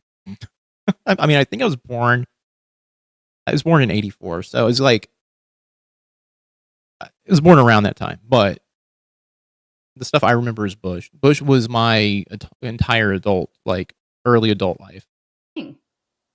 Every intelligence agency said they don't have a nuclear weapon. But they have like 20% right yet. See, and they're not okay. This is the stuff they keep talking about. Like they've got 20%. Was it uranium? And they're talking about building nuclear reactors with that stuff. So they're looking at it for energy, not building a missile. Make or something. I read that the other day. This is another example of how he is lying to you to get you scared to believe all of his bullshit. Was in 6th grade when Reagan was shot? Just lying to the American I was born in public. October. There was no reason to do this. And now he is getting richer by the fucking day off of this war while we're struggling to pay rent and buy groceries. He doesn't give a fuck. He lied to you again. The first time that we went in there, I thought we did it because there were like 7 or 8 of those big leaders in one spot. And he wanted to try to get them. But which is it then? Is it that he wanted to get the leaders, or did he want to stop the nuclear program? Both of it. Those were the two main things, is what. And now. Okay, so that was last year, right? And then this year, Libra Gang. Hey, welcome. Hey, we got so many October babies. That's so crazy. Yeah. Libra here. I'm not one of those. What is it? My mother was born in November. Can't remember what they're called. Haley coming back from a big Ireland trip, talking about how broke everybody is.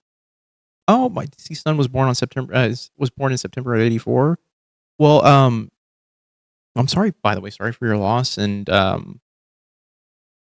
let me ask the question of like. I always ask this question when people say, "Oh, I had a kid that was born in September." Did they go to elementary school? At the age of 5 or 6, because I went when I right around the time that I turned 6, and so I was like a bigger kid than the other kids in elementary school. October 1st, Libra was the name with the name April. That's crazy. Hassan says everybody should have a nuke. That way, no one bombs anyone. Thoughts? So, I'm going to say this. I think that is it's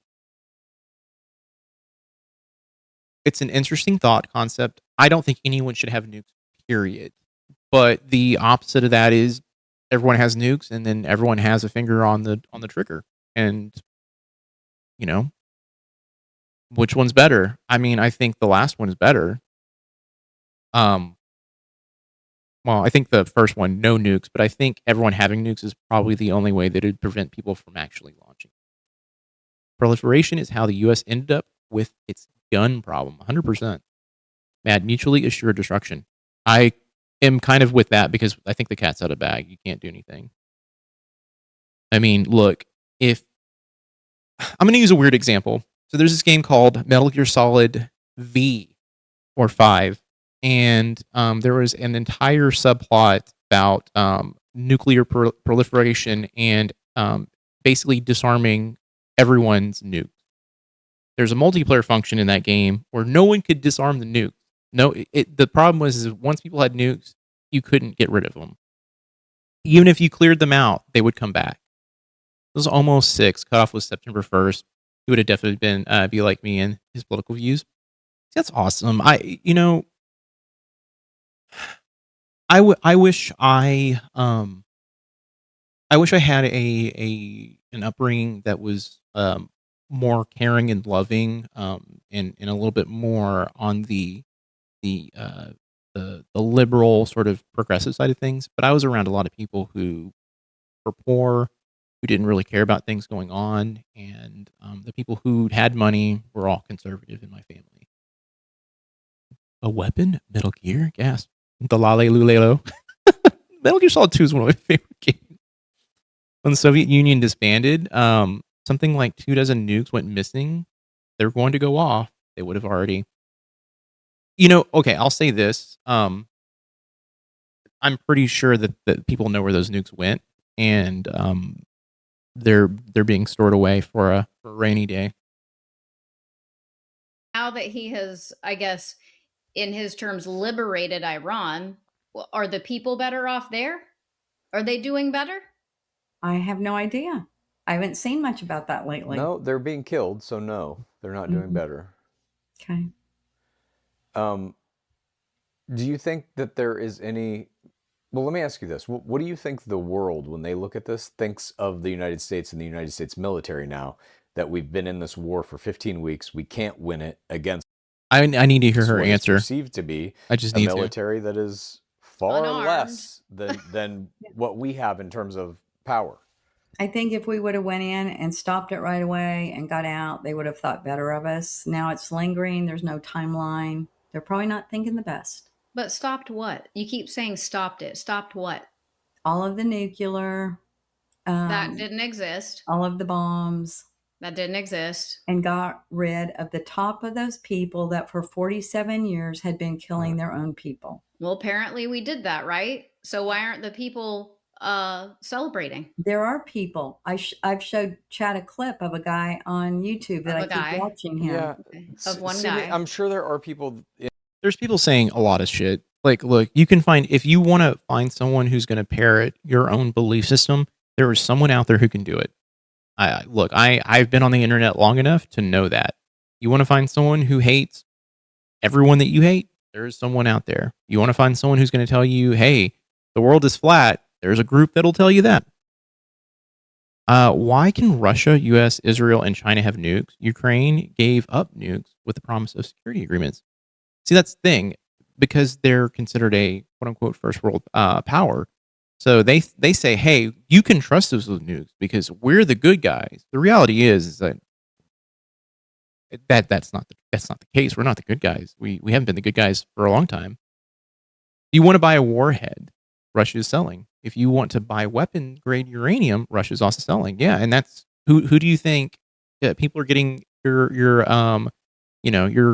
uranium from?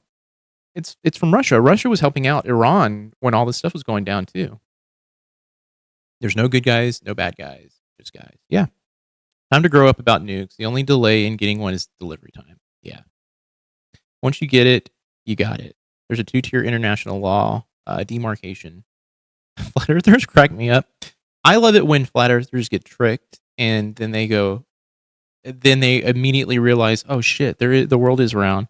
Those are the ones that are the funniest. We were never the good guys, asked the Native Americans. 100%. 100%. I know, Billie Eilish got hit for being like, we're immigrants too. But the reality is this, like the pilgrims, the people who came over to the New World and just basically pillaged this land, that took it from the Native Americans. They did. No, South Korea went ahead and built a nuke, even though they were told no. Yeah, because they were like, well, what the fuck are we going to do? I mean, I think even fucking North Korea has nukes. You're in a different legal class in international law once you get a nuke. Yeah. Yeah. I mean, you're now looked at as a superpower at that point. In Iran who are happy about this, or they think that it's leading to a better outcome or whatever. But Mom, your attitude about the purpose of it was to go in and get rid of their nuclear capability and shut down a regime that was killing its own citizens, right? Mm-hmm. Do you think we should be doing that in every country in the world that has those two things? Okay, here's the gotcha question. Give me another country that has that ability. Us. Russia? I know. I was like, Mary, you're about to walk into this one.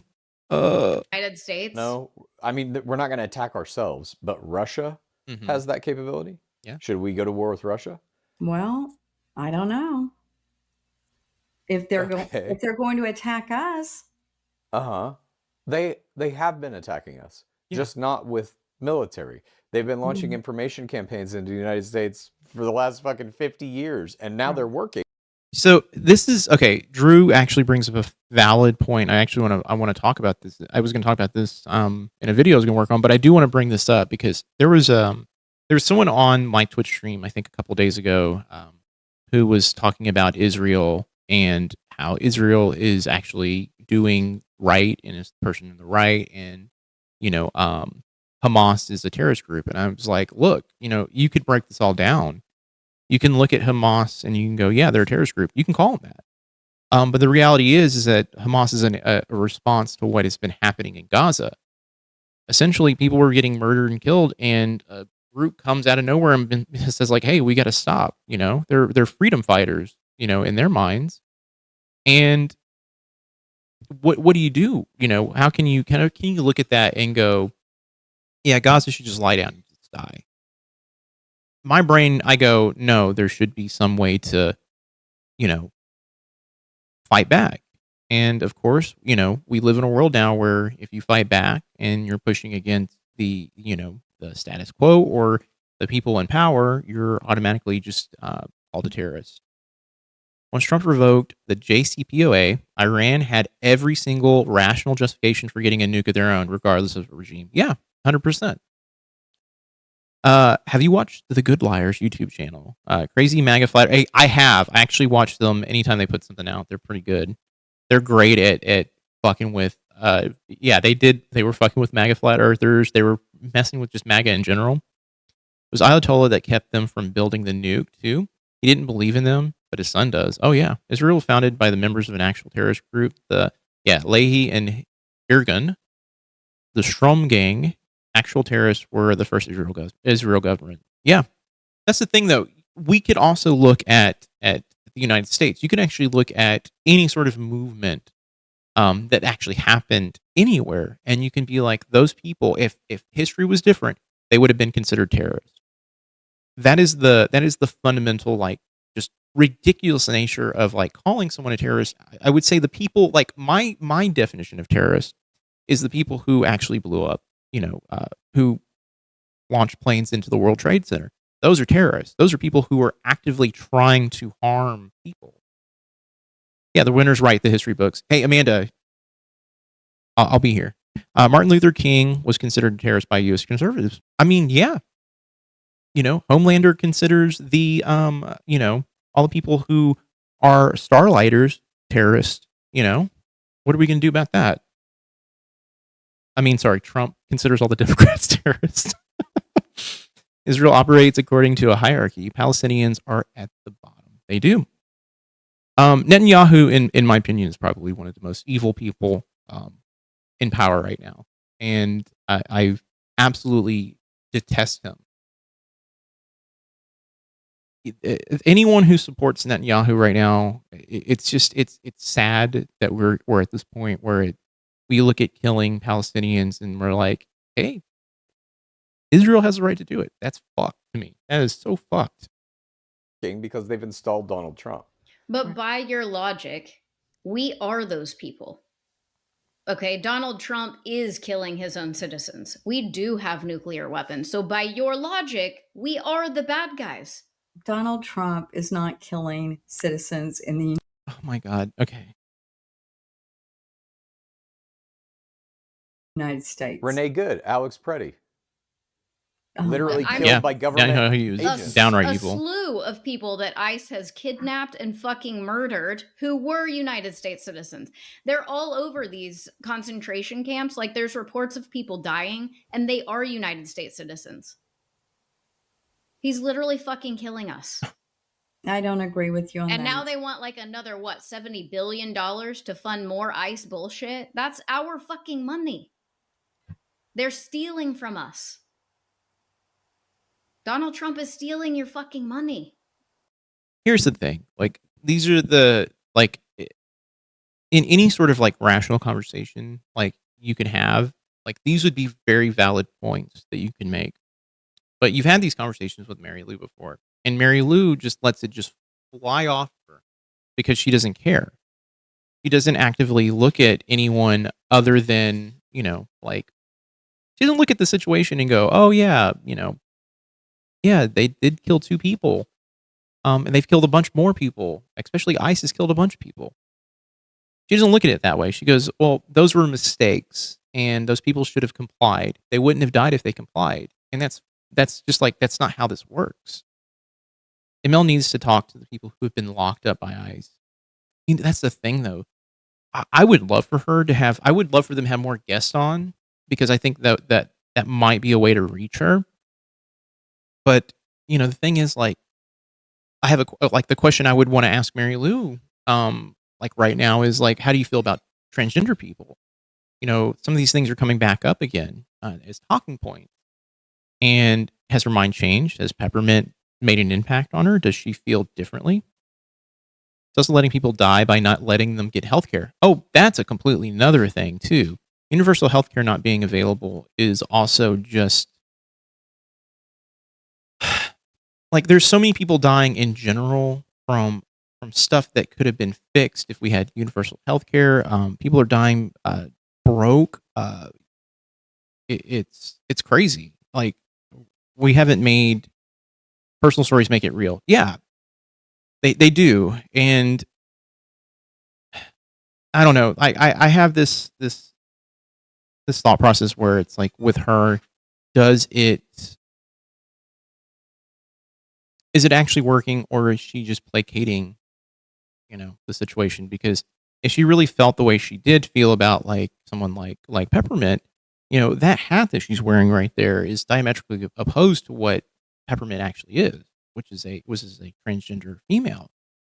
At least on point. This episode must be all those Irish potatoes. Hell yeah. I really don't see it that way, but okay. Well, maybe this next segment will help you see it that way. Another clown comes to the circus. This week, Trump installed his replacement for Tulsi Gabbard. Bill Pulte is the new head of national intelligence. Pulte is a Trump loyalist with no national security or intelligence experience. Yeah, he is the every single person you listed all have very similar traits. They all exhibit this narcissism. Heir to a family real estate fortune, which he leveraged to make millions in private equity. Before being named Trump's pick to lead the U.S. intelligence community, Pulte did not have a security clearance, making it difficult to oversee all 18 U.S. intelligence agencies, which require a security clearance. Trump told the Wall Street Journal he considers the Office of the Director of National Intelligence to be unnecessary or too big, and said there are a lot of people in there that shouldn't be there. And he told Pulte to start the process of firing as many as he could, which includes the CIA and National Security Agency. Many think Pulte will be... So, NSA, CIA, just wiping from the face of the earth. I don't think she's changing. I don't either. I think there are these things that, she does where she's, I think, trying to placate a situation. I think she also is very susceptible to criticism from outside of just Haley and Chad, and so she will change or maybe be soft on certain issues just so she doesn't get negative feedback.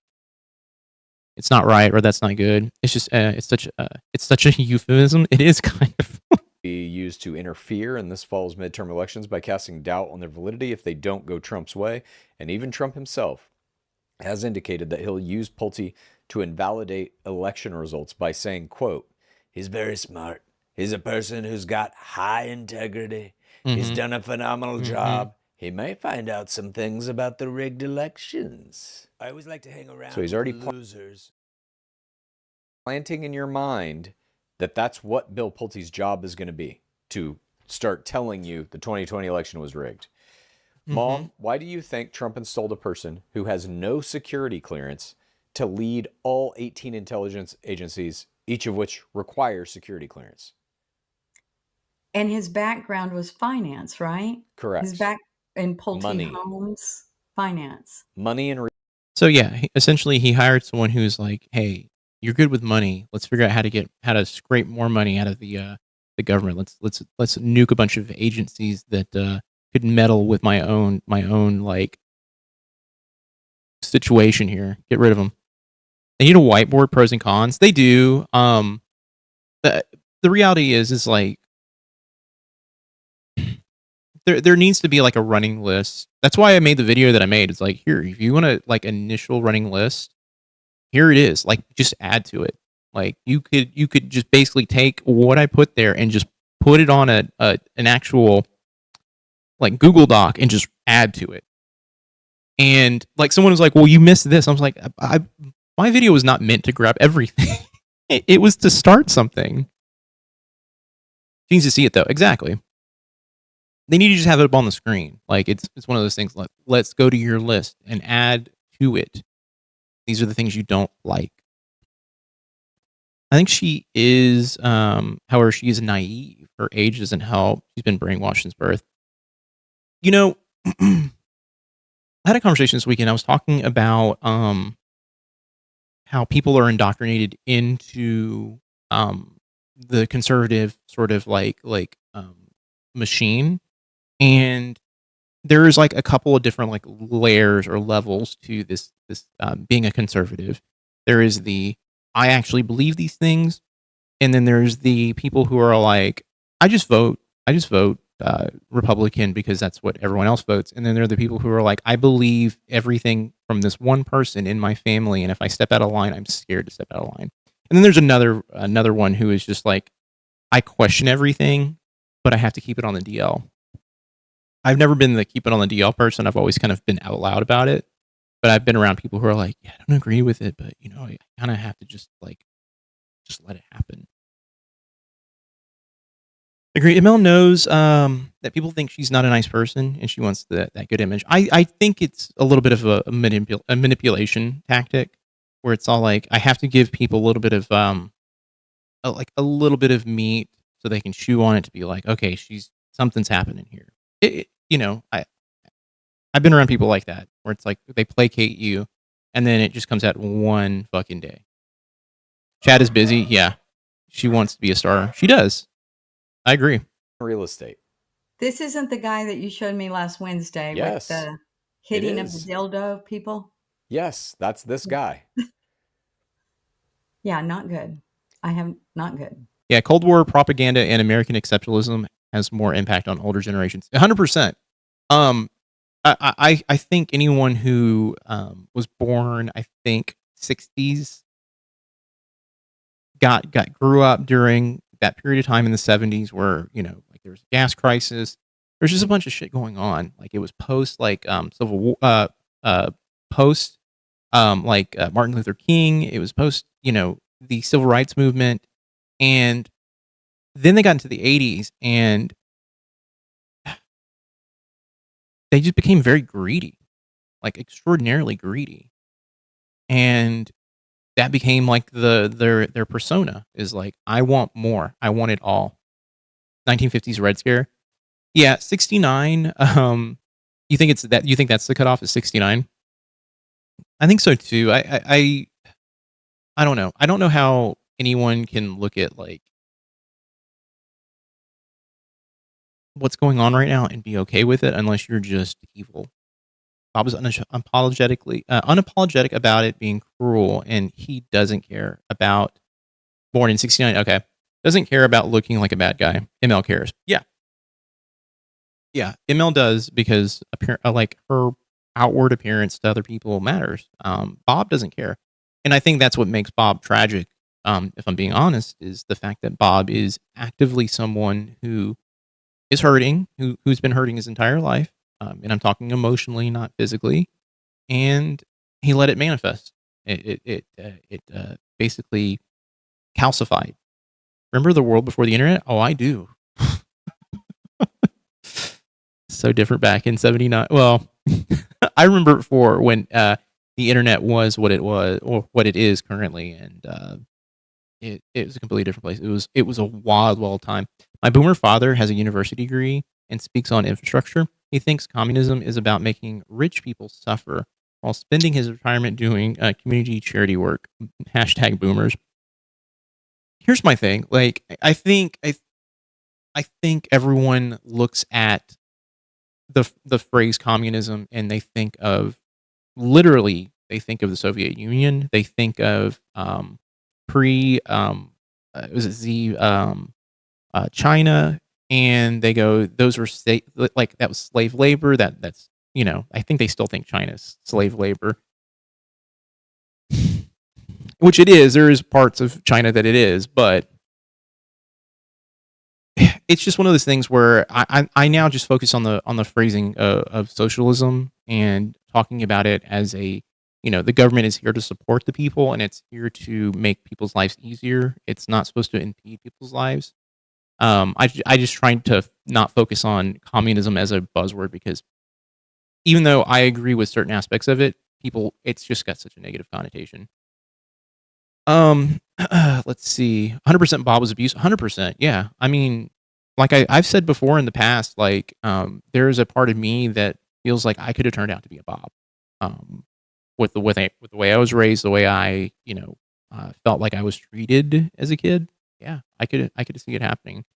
I was just very scared. That was my thing. Like I think that's the thing that was instilled in me was being frightened, and the rage didn't come until later in life. Let's see, not so much her age. I'm her age and have always been on the liberal side. She's very gullible and naive. They've been conned big time. Yeah, I think this is conditioning. Mary Lou's conditioned to believe these things. She's been conditioned since the 80s, I would say. Maybe even before that. I think the 80s fucked up a lot of people. As a boomer, I can say that we're not all like that. And I agree with you. I don't think all boomers are like that. I think there's a segment of the population that has a lot of money that are in this boomer category, and their opinions seem to be the one that rise to the top. And because they're outrageous, they're clickbaitable, and that's what makes them so seen, unfortunately. You should do a DNA test and find out who his people are. I'm pretty sure. Did they do? I thought I remember them saying they did some sort of DNA testing, and they kind of know all that information. Compassion for the con, contempt for the con artist. Yeah. He's not picking the right people here. But okay, so why do you think he picked this guy then? To do what he wants him to do, I guess. I don't know. Exactly. And what does he want him to do? All the things that you just read to me. Okay. And so do you think that's what a president should be doing? Rockefellers and Fords building, No. library and donating to good causes Hey. instead of feeding Wall Street, Best. which is so crazy. If you know, the whole Rockefeller, Ford, and there's the big three in the 1900s, early 1900s, who kind of basically caused the Great Depression. It's so funny to see them, turn into these, charity / gift giving, donating groups, and essentially trying to wipe the stain of their actual names off of the history books. Person for the job. So at what point do you just say that Donald Trump is a sack of shit? When can you admit that? When can you say, I don't want him to be the president anymore? Not yet. When? God. Wasn't it 99%, right? Up until the time Reagan was in office?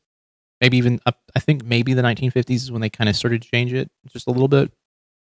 But I believe it was 99% on over 1 million. Avoid paying fair wages and taxes, but I built you a skating rink. Love me. Yeah.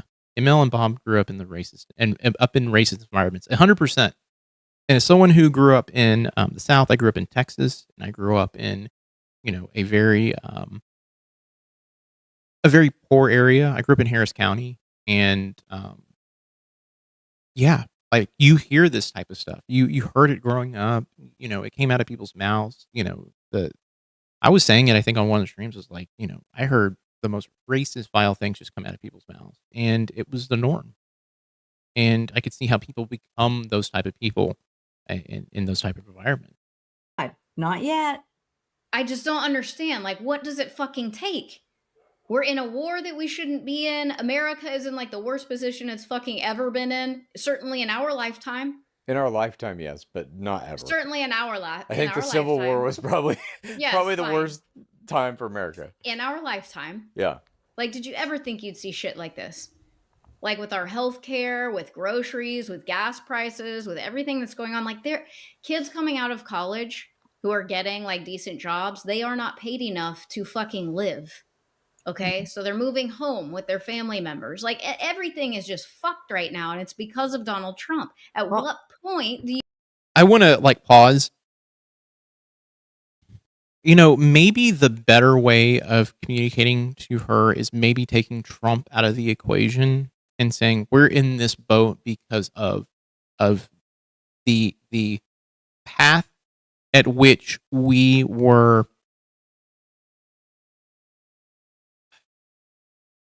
I'm trying to think of the better way to say this, because I think when you say Trump, you can't.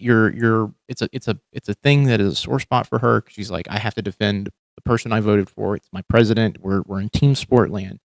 If she were to say, I think, go down the rabbit hole saying our government currently and over the past, I would say like 20 years, has been working towards this goal of basically just siphoning money out of people, and we need to fix that.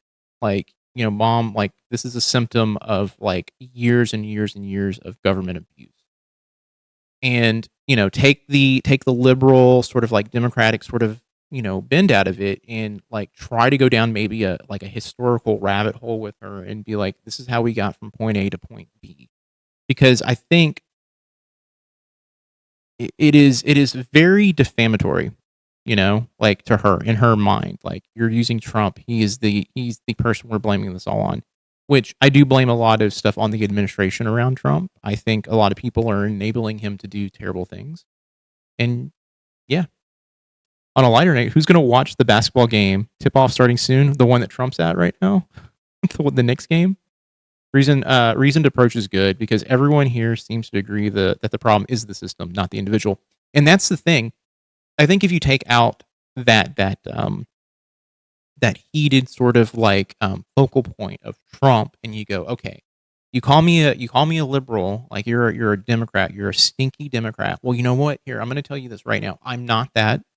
I hate pretty much every single president that has been a president for the last 40 years, 50 years, 60 years. I really want things to be for the people. I want everyone to have an actual life. I want immigration to be fixed. I want people to be coming in, and I want them to be like, not have to go through legal loopholes to, get a visa. It's that type of thing of like, let's speak to reason here instead of like using Trump.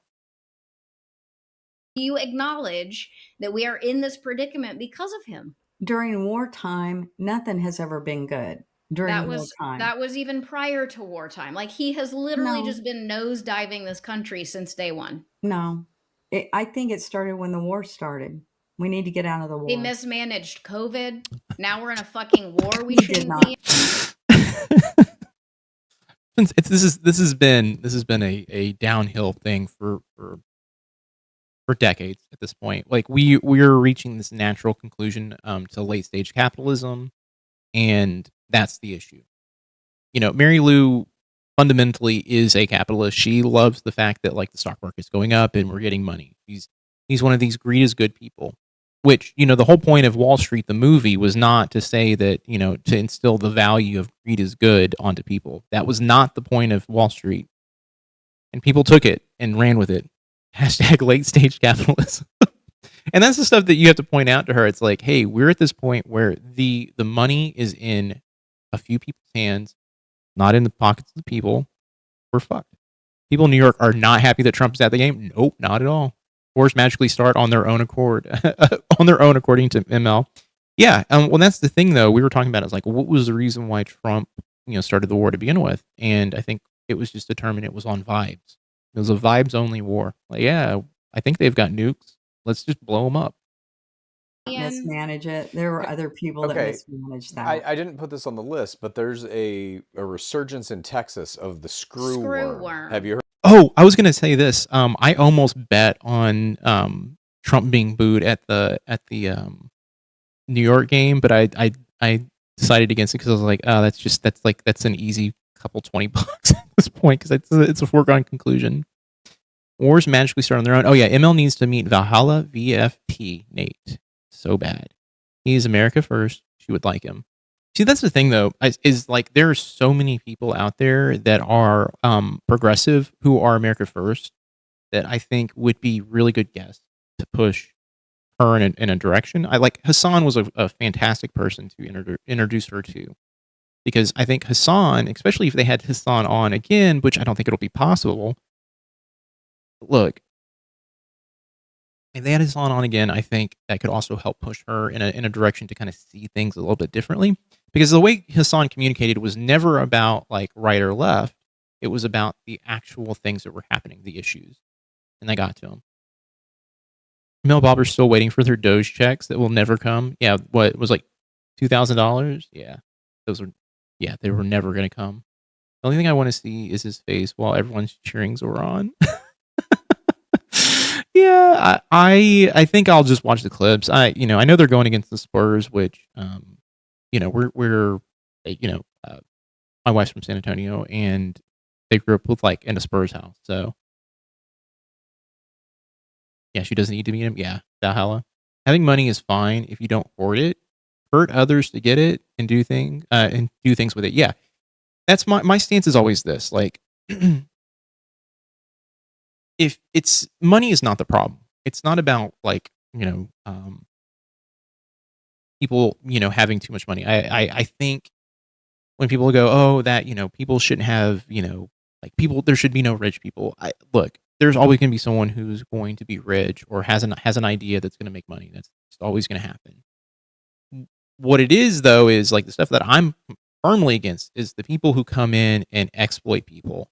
When you're exploiting people and you're harming people and you're stealing and you're changing the way people live, I have a problem with that.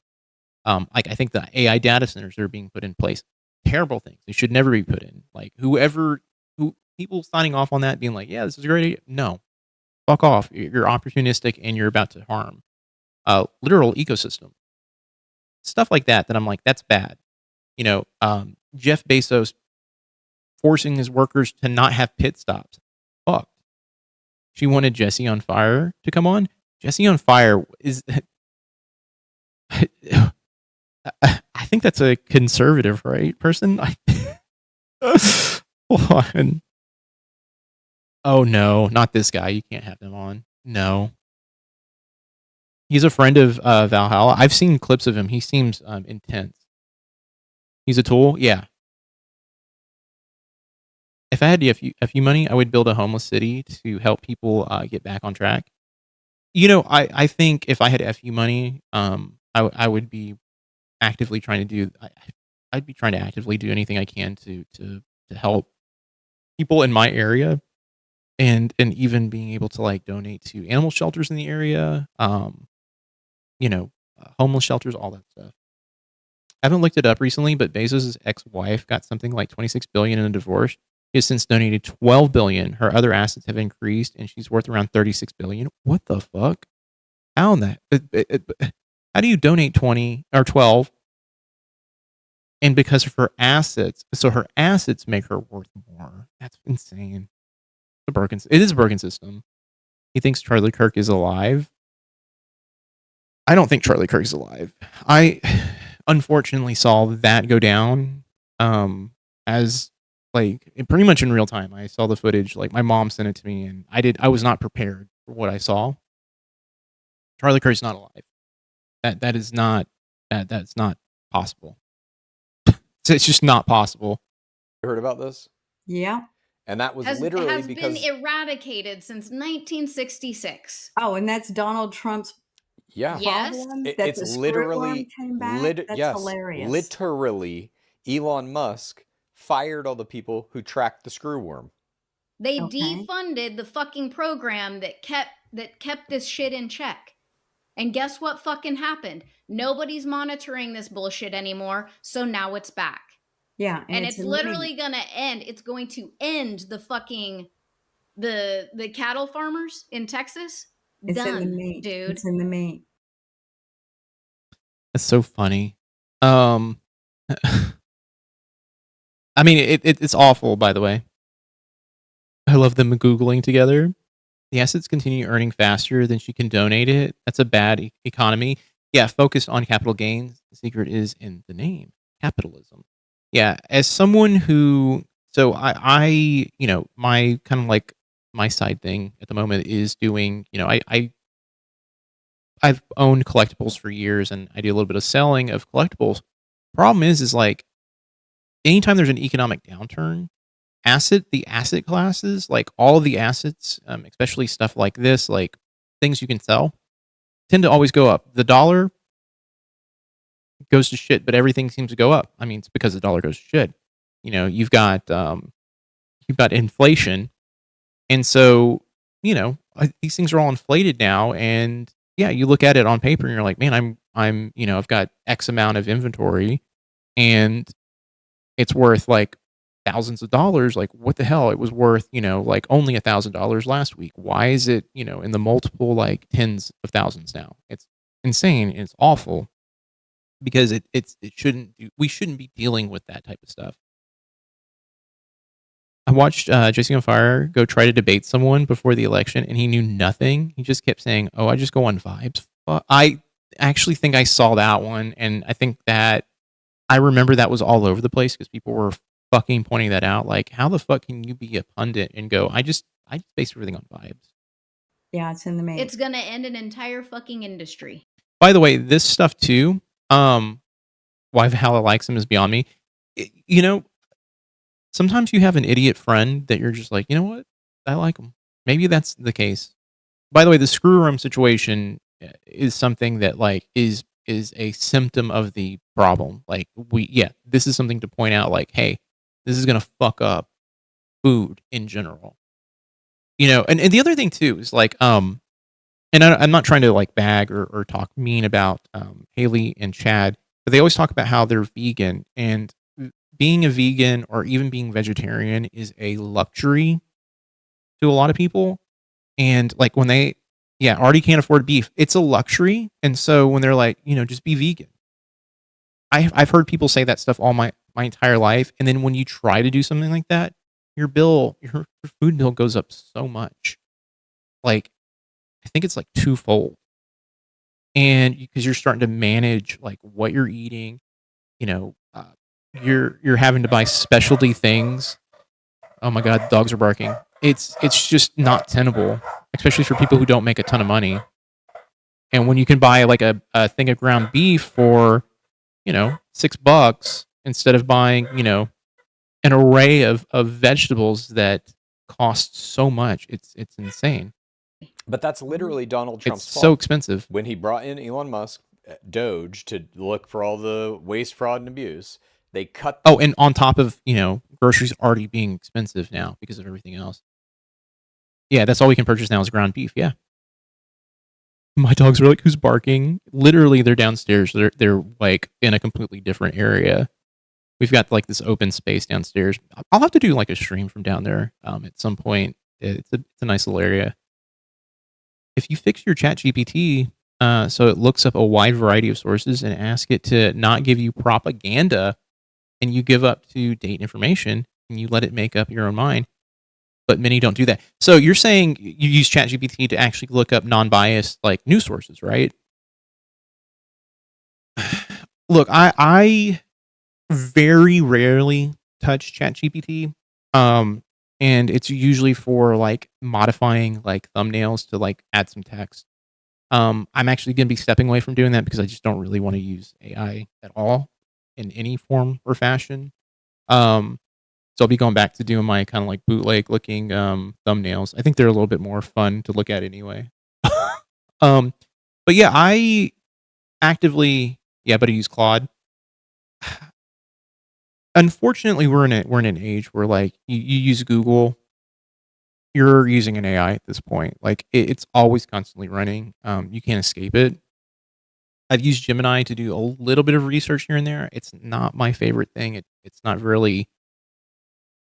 I don't think any AI is like ready for prime time. Also, there needs to be some form of ethical AI, and there's people out there trying to build build algorithms for the AI currently available that is more ethical and uses less resources.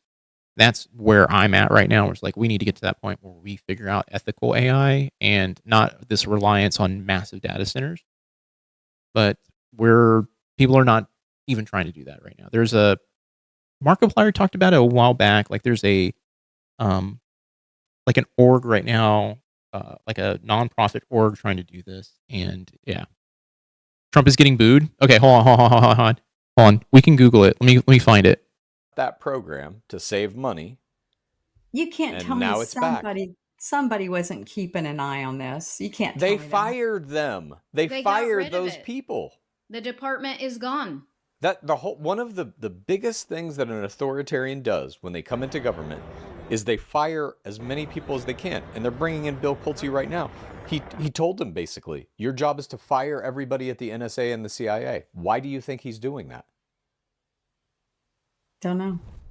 So he can make up whatever he wants. So he can have this guy installed. You fire everybody who is career level at the CIA and the NSA.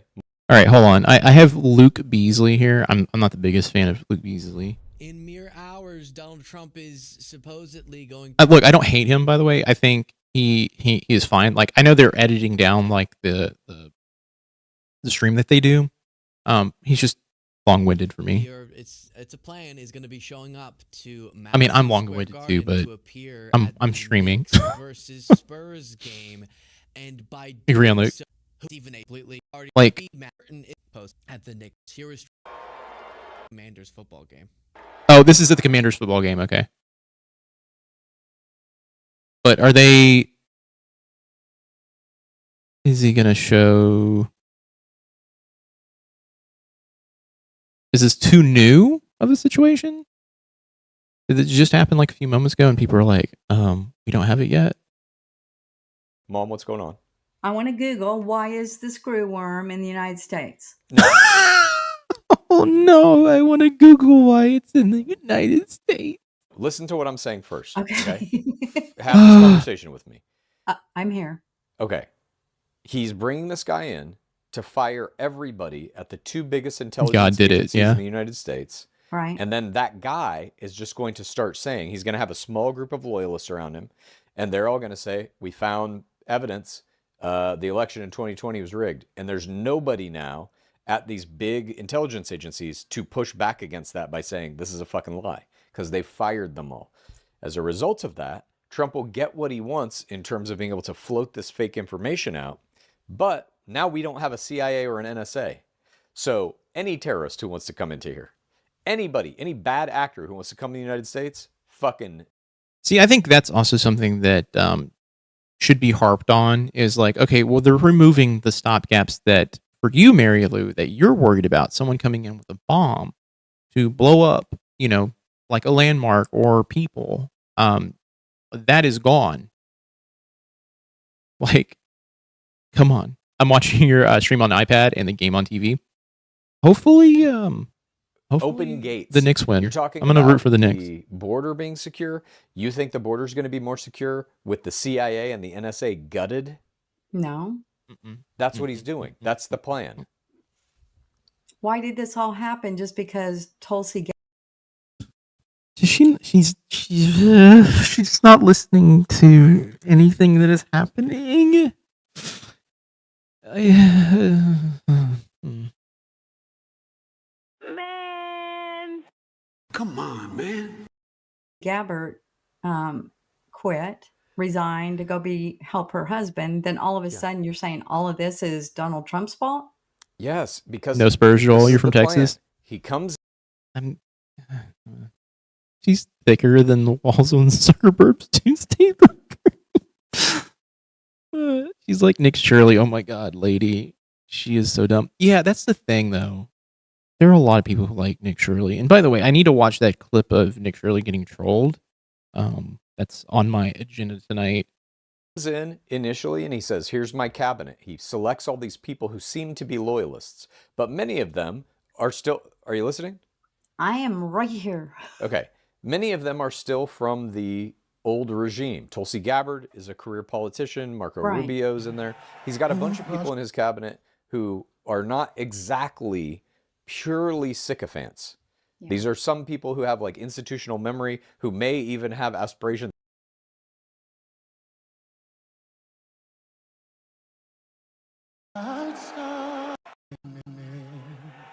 Whose brush stripes and bright stars through the perilous fight. He's got his fucking like cloned fucking granddaughter over here. God damn, man. After she can't believe Elon fired everyone. Yeah, where's she been? That's the thing. It's like she just remember the planes falling out of the sky after he fired pilots and other. Yeah. Pure 100% grade A scumbag. 100% fake ground beef is comparable in price to real.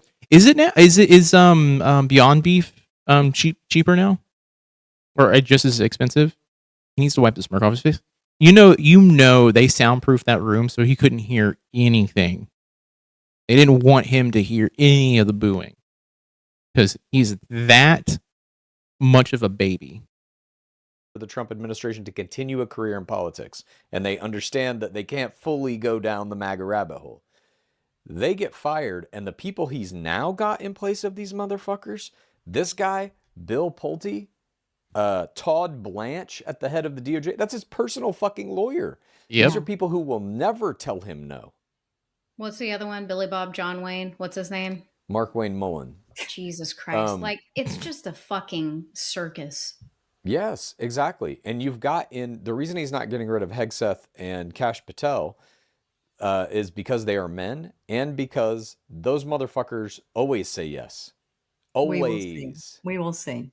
You keep. So, okay. Does she think Nutlick and Hegseth is getting removed? Because I don't think that's going to happen. Billy Bob John Wayne. God, little Billy. Saying we will see. You already see. Yeah, he didn't fire them. They're still here. I am reading stuff that they may not be here long. What is she reading? Okay. Jesus Christ. Anyway, you need to literally keep shiny, check for lesions and things because those screwworms spread like wildfire and they will kill horses. I know. 10 cents more an ounce because meat is subsidized. Oh my God, I'm having a brain fart. Okay. It's made to be cheaper. All right. Come on. Are you Googling screwworm? Yes. What are you Googling? What's it say? The Department of Agriculture confirmed cases in the New World of the screwworm, a flesh-eating parasite fly in South Texas. Yes. First case discovered. Subsidized. I don't know why I was having such a hard time saying it. Hang on. What you need to Google is, did Elon Musk I had to think about it. I was like, why am I having a hard time here? Okay. We'll wait. Editor. They need an editor. They legitimately need an editor. For this stuff. Sativa? Yeah. What was I gonna say? No, I'm learning Japanese, so a little bit of weird shit comes out when I'm talking sometimes where I'm all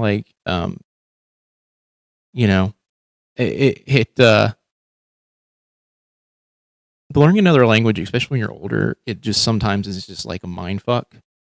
Because some days I'm picking up on Japanese and some days it weasels its way into some of my pronunciations and I'm like, why am I doing that? I would love more Mary Lou live fact checks. Honestly, I've said it before, and I've said it to a few people in comments. I was like, I would love to do live fact checking, because the reality is that there is a point where they kind of like let her kind of like do her piece, and it's wrong, like very wrong. And someone needs to be like, hey, by the way, Mary Lou, this is actually the real answer. And then just that's it. She needs to see, she sees who Trump gets to replace cabinet members: Mark Wayne, no experience; Todd Blanche, a personal lawyer; and Pulte, the dildo guy. So who does he think will replace Patel and Hagsbeth? That's the thing though. Like, Patel and Hegseth, in my opinion, are the bottom of the barrel already. So the worst you could probably do at this point is you could probably have children, his niece, like, people who are just even more underqualified, doesn't have a full high school education. Like, we're at that point because he hired a podcaster and a Fox News host to run departments that they should be running. I mean, it's not only agency that My Pillow guy. I'm going to say this. I think Trump does not like that guy. I don't think he likes the My Pillow guy. Kushner. Now, see, the thing is, I think Kushner right now probably has a sweet gig in this very moment, basically globetrotting, making deals for him. I don't think he would ever want to leave that situation. He hates Eric and Dawn. Spencer Pratt actually would probably be the worst. I think you've got it. I think you hit the nail on the head. Screwworm or something like that. Yeah. They're firing all of these kind of environmental agencies that have kept track of, global warming, like the death of bees. Like, there are all of these little pockets of kind of people who are expert in certain flora and fauna and just like our environment altogether. And they have shit canned all programs. And so now we're all going to suffer for it. The screwworm is returning to the United States and Mexico due to a mix of changing climate conditions, the relaxation of livestock monitoring of international borders, and disruptions in the breeding programs that once were kept contained. The thing they basically just pointed out. Okay. Have you watched You've Been Trump too? I have not. What is it? Is it basically just kind of like a takedown of people who are kind of in the cult? I think his kids have sweet gigs stealing from government with government contacts. Yeah, I don't think anyone in his family would ever take an actual internal sort of like government, like executive branch or agency level job, because they're already making way more money doing what they're currently doing, which is basically robbing people at this point. Right. Funding pets to border monitor. What? An old lady in Scotland abused by Trump golf course? Wait, okay, now I gotta watch it. Train and inspection programs have allowed livestock from affected areas to cross borders with less surveillance. Right. So they defunded the programs that kept that shit in check. Yeah. I don't see Musk in there anywhere yet. We're on YouTube? Yeah. You will find it. All right. Okay. Moving on. Let's simmer down a little bit. Haley, you were absent from the podcast for over 1 week. Yeah. 1 week. Tell us about your trip. We went to Ireland. Mostly like the southern end. We didn't hit Northern Ireland. Had to drive on the opposite side. I'm gonna run to the bathroom real quick. I'll let this play. Ireland's like country roads are terrifying. Very narrow. You can't fit 2 cars side by side. So it's like you have to stop, back up, and try to find a clearing.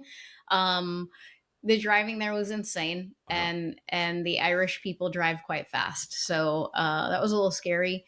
But we saw, like all the sights, and we did all the things, and I think we got really good weather because it wasn't, Ireland is like notorious for having doom and gloom and rain and just always wet and gross, but we got a lot of sunshine and rainbows, literally. So I don't know, like the weather was actually quite nice. I don't know. We had a great time. It's always nice to leave the United States. What was the highlight? Highlight, honest to God. Okay, shit. So we did this thing in, it's called Loch Hyne, and it's like a giant lake. It's big and it's really deep. Okay. And our guide took us out at night. So it started at 9:30 p.m. and went until about 1 a.m. So we got in these kayaks at night and he took us out into the middle of this loch and he told us underneath us are like lobsters that are 4 feet long, scallops the size of dinner plates. So this is a protected area. Would edit clips for Chad if that would give him more time to book Hunter Biden on the show. Tappy, little tap Haru. I've said it a few times. In like people have asked questions about it in like video comments and things like that. And look, if they wanted to actually hire an editor, I would do it. It's always been my dream to have like the compressed footage to make some of the edits, because I would just like to have 4K footage, because I know they're shooting in 4K for each of the cameras except for maybe Haley's. I would love to do that.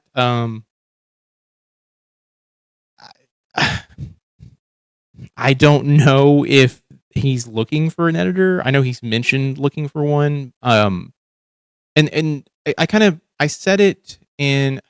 There's a Discord server that I'm a part of that kind of watches of the show, and I had a kind of a moment this weekend where I kind of said, I think I'm going to pause doing like weekly like edits of the channel, because essentially I'm making content about them for free, and not that I'm like, like ungrateful or anything like that, but it just feels like a lot of effort and it just drives traffic to them.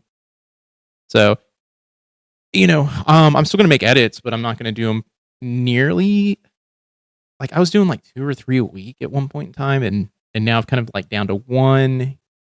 I don't know. To me, it's one of those things where I'm a little bit more of a, hey, I want to kind of, the original point of the channel was to like basically make a few documentary style things. Originally, when I was going to do something on this podcast, I was actually going to be doing some stuff where I actually had a script written. It was a whole production. And it was actually going to be talking about Mary Lou, because I was very fascinated with Mary Lou. And one day, Chad just on one of the streams was all like, I would like, we should get someone to edit together, all the times, Mary Lou said, I don't like that, or, I don't agree with that. And I think I just kind of ran with that at that point. I was like, yeah, I'll just do that. I didn't think anyone was going to see it. I didn't even think Chad and them would see it. And it got seen, and I was like, okay. I was like, all right. This is now what I'm doing for a bit. I actually put out a like one of my first like blog posts. I put out a thing saying like, would people be open to me putting out, other side content? And someone said, no, we're only here for the necessary conversation. And I was like, oh, okay. And now I feel a little bit more kind of like, there's like a cooling off period at this point. Like, there's only so much you can edit before you're like, okay, I understand how you're editing. And you're editing this woman doing crazy stuff. Like, okay. Like, yeah. It loses its appeal after a while. No one is allowed to fish here or like interrupt the ecosystems. And it is used for like biological research. So a lot of people come here like year round from everywhere around the world to study like what's under there. Whoa. Yeah. And he said there's like I forget what he called it. There's a line that runs from Ireland all the way to Palestine. And along this line are like different spiritual sites where you're supposed to feel like a certain magnetic vibration that doesn't exist outside of this line. and that lock is on the line. And so at one point he's telling us about all this shit underneath. And he said, I'm not religious in any regard, but I come out here late at night and I have like spiritual experiences. And so she's passed away since then, hasn't she? Yeah, I don't know. I'm not familiar with their like the story that she's kind of going over.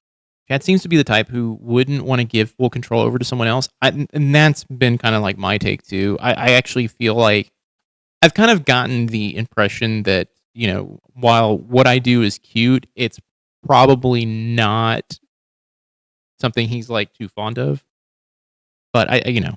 I feel like he wants to do it, but you can tell that it's getting to be a lot for him. I mean, he's got the reality TV show podcast.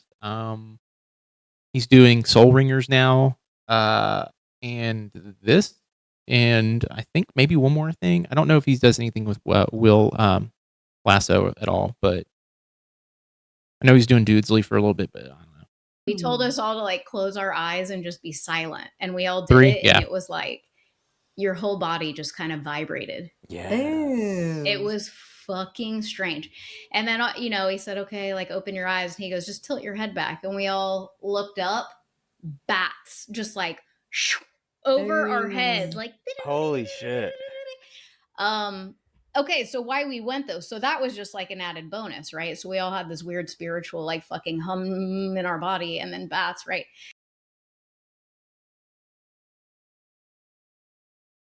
Yeah, but April, he's really bad at gathering intel/facts and going through emails. Yeah, I mean, yeah, that's another thing too. It's one of these things where you have like this podcast that like look, I would be very much open to them doing a very free flow instead of like this like kind of like agendized sort of stream or podcast. I would like them to have like maybe one topic and go through and like have something like really well researched, because I think if they had everything up front and when they're talking to Mary Lou, they can actually be like, here you go. Like I kind of like the Wednesday ones a little bit more because it's a little bit one-on-one and it's a little more free flowy. But these always feel like, yeah.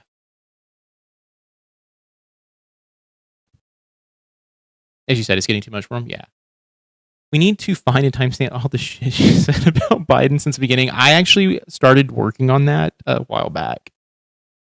She gets so mad when Chad and Haley say anything about Trumpster. She used to say the most insane shit when it came to Biden.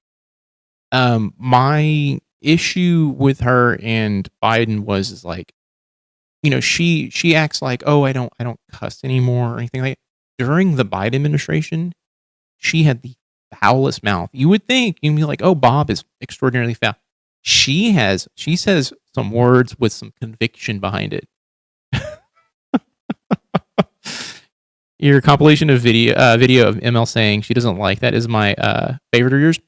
Yeah, and I always get like someone goes, oh yeah, this one and this one. There's a few that I really enjoy. The one that I like the most is literally there's one where I did this like stupidly like absurd edit of Chad's head breaking in half, and it was literally, I think that was like my magnum opus at the time. It was like, this is literally how I feel editing this. And that one I think is my favorite one. It's not the whole video, it's just the end. Her Tampon Tim comment really pissed me off. Yeah, the funny thing is she said Tampon Tim, I think when I went through and did all the digging and like I got all the transcripts and stuff like that, I think it was like 3 to 4 times like legitimately like leaned into the Tampon Tim thing. It always feels like it's like a lot more, and it was no joke. I think it was like 4, maybe 5 times top. She checks out when the gummy kicks in. When she nods and says, right. She has checked out 100%. 100%. Like, literally, it's like, okay, I gotta go. Anyway, he's such a good man. And he takes us along like the coastline, kind of like up against a cave. And this is why we went. He said, okay, I want you to splash the water. So I take my hand and splash the water. It's just like lightning and like glitter in the water. It's bioluminescent algae. That's And he cool. goes, if you look close enough, and we all, because it's pitch black, it's like fucking midnight. And he goes, just stay still. And as you splash the water, he said there's shrimp under there, giant shrimp. He said giant. They eat this algae, and when they get scared, they shit and throw up the algae. And so as they got scared and you're looking in the water, it's like just lightning. Ding, ding, ding, ding, ding, ding, ding. Like all in the water, all around you, just glowing with like shrimp shitting and barfing like Okay. Okay. That sounds awesome. Yeah, but like that's why we went. I mean, that's a trip. That's a trip. That would be fun. That'd be fun to see. So that was, I think for all of us, that kind of was like life-changing. I've never seen or experienced anything like that in my whole life. That's cool. But like what I've had glow in the dark shit before. I guess I can tell that story. I had a colonoscopy like not too long ago, and the stuff they make you take is the worst thing in the world. After a while, it's just like, okay, it's green at this point. It's like, what is happening in my life right now? Yeah, I don't wish a colonoscopy on anyone, by the way. The worst thing in the fucking world. And yes, you have like luminescent shit after like going through the process. She doesn't know the story behind why. Especially since she doesn't know the story behind why it is that he agreed with tampons in the locker room. Yeah, and that's the thing that I get so agitated about is like the story behind that. There's actually some good that was coming out of that. Who's scaring shrimp for a show, especially for a vegan? You know what? We all live in these weird gray areas. You know, it's just shit. You know, I could hear Haley being like, yeah. Shrimp is good though. Oof. Chad said is Chad and I would never be able to go on a vacation with you because you do 10 days and 15 things a day, and you better get your ass moving. And here you couldn't pay me to be constantly on the move on a vacation. I'll give you one day. After that, you can kiss my ass. Wish I would tell her she's a total hypocrite when she repeats that he's my president. I got to support him. Does she not know what a double standard is? Well, that's the thing. Is there's a video in this whole thing where she talks about how like we have to support our president. He's our president. Yada yada yada. But then you can go back and you can clearly see that she's like, Biden is not my president. Trump is my president. This is a shadow government. Trump's still running things. And you're like, okay, this is batshit insane. But that's her brain. That's the way she looks at things. Is she was like, I can't admit that Biden actually won.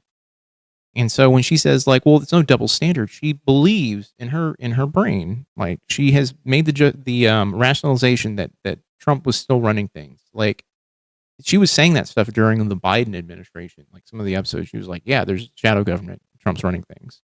Even Bob, I think, was repeating shit like that, too. I wish they would tell her she's a total hypocrite when she repeats that he's not my... Oh, yeah, okay, we read that. Here we go. I believe she was saying stuff like that. I'm gonna put allegedly she said something like that. But I'm pretty sure she was saying shadow government at a few different points. Dude.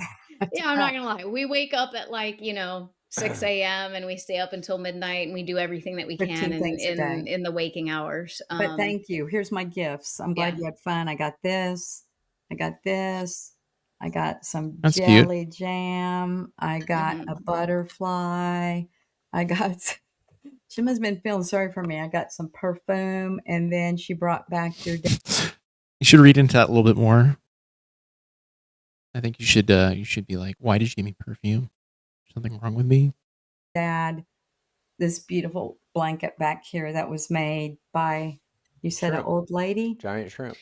It's made by a giant shrimp. The woman who sold it to us said that it was made by hand by like Irish women that kind of live in this little village or whatever out of like the sheep wool that they, have on their farm. I don't know. Ireland is very, Did you just burp? Different. Did you just burp? Oh, okay. I moved in my chair. It's very different. Like there's a lot of countryside. The influence of Western culture seems to not exist very much there. Like you don't see, I think I maybe saw one McDonald's. Maybe like that was it. Yeah, there's a whole entire channel dedicated to Irish people trying like American food items, and they're very much like, what the fuck is this? You missed America's luxuries. I mean, yeah, when you go to Europe, there's no AC, like there's no ice. There are things here that like I love. So when you go to Europe, it's always kind of like, oh yeah, they don't have air conditioning. But like the influence isn't there. Like the advertisements on billboards are like normal looking women who have been unairbrushed. There aren't, no, I'm serious. Like there aren't, you don't see. I don't do fast food. I, unfortunately, I'll eat fast food. If someone goes, hey, you want to go get some McDonald's? I'm like, yeah, okay. But if someone says Taco Bell, I'm like, are we going right now? Because yes, I will eat Taco Bell 4 times a day. Love that channel, Leather Jacket Guy. Which is absolutely foul. I know people are like, ew, Taco Bell. I'm not doing dinner tonight. I'm gonna probably go get Taco Bell after this, though. Emil has such a personal relationship with Trump. He's my president. The funny thing is, though, they all say that shit. He's my president. And it's so weird because I don't, like, I think this parasocial relationship with Trump that all the MAGA people have, it does feel like they think he is speaking directly to me. Had burritos tonight, homemade though. Yeah, I like, the thing is, like, I typically make dinner like 90% of the time that we eat, or at lunches and all that stuff. And I love Taco Bell.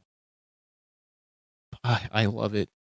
All the most offensive things Trump has said and done, then cut to ML saying, that's my president, end it with a Quiet Piggy clip. Michelle, I actually had a idea for that back when, God, it was something that Trump said, and I can't remember exactly what it was, but then all the news outlets literally cut to him saying, I think it was the first time we got into the war with Iran, like the very beginning of it, and people were cutting to him saying, we're going to go to a war with Iran, and then him saying, I would never get us into a war with Iran. And I was like, oh, that'd be a great video. And then literally the moment I said that out loud, I saw multiple videos. I was like, okay, I got to put this down. It's just like the Trump in heaven thing. Like, I started a video where I made this like insane edit of Trump going to heaven, like falling asleep, going to heaven, meeting Epstein. And someone in the chat, the last video or last stream was like, yeah, SNL did that already. And I was like, oh, fuck, I can't do that. I can't go back and revisit that anymore. Hey, Trump eats it every day. He is still alive somehow. Yeah, I mean, it has pickled his insides. But I think it might be a good idea to revisit that. I think I might be using them, especially like Mary Lou, is more of a punchline to stuff, rather than doing like full on edits with them for a bit. I need to let it like build up a little bit. Like I said earlier too, is like, I'm making content that's, it's directed to these guys. So it's one of those things where I'm like, yeah, I kind of want to do something a little bit different. A little bit. I have another video in mind right now that is talking about APAC that I'm starting to like get a outline for, which I'm going to be focusing on that, I think, over the next, I would say, couple of weeks is probably going to be it, because I got to film some stuff and then I got to do some research. So, well, don't forget to drink Fanta. It's orange juice and Diet Coke. If you pour it on grass, it kills it. Some is kill the bad stuff and in the body. You know what? You're right. Actually, the soda that I typically gravitate towards is Dr. Pepper. I don't know why. It is the only soda that I crave, like at least like once every couple of days. But that's the only thing I'll actually drink that's like a soda. And I'll drink a Mexican Coke, like the litered bottled Mexican Cokes. There's an entertainment subreddit called Prayers to Trump. It's all these boomers who've been screwed over this term and writing personal letters to Trump asking for help on their Facebook wall as if he sees it. Yeah, that's the thing. See, like he don't Gucci care and Prada and shit, like anywhere. And we were in Dr. big Pepper, the cities. Coke of Texas. We're It in is like Dublin and Galway and all these Dublin places. Dr. Peppers like, were huge here for a long the time. American influence isn't there, which was interesting. Kind of refreshing. I don't know. It's just a different way of life. Potatoes everywhere, though. Every restaurant was a potato of some kind. I would have liked that. Well, yeah, it was interesting. Yeah, you like French fries. I got it. I ate Taco Bell and had to go to the emergency room. They said my appendix had grown to a foot long. It was a medical mystery. Okay. But seriously, if that's true, that is terrible.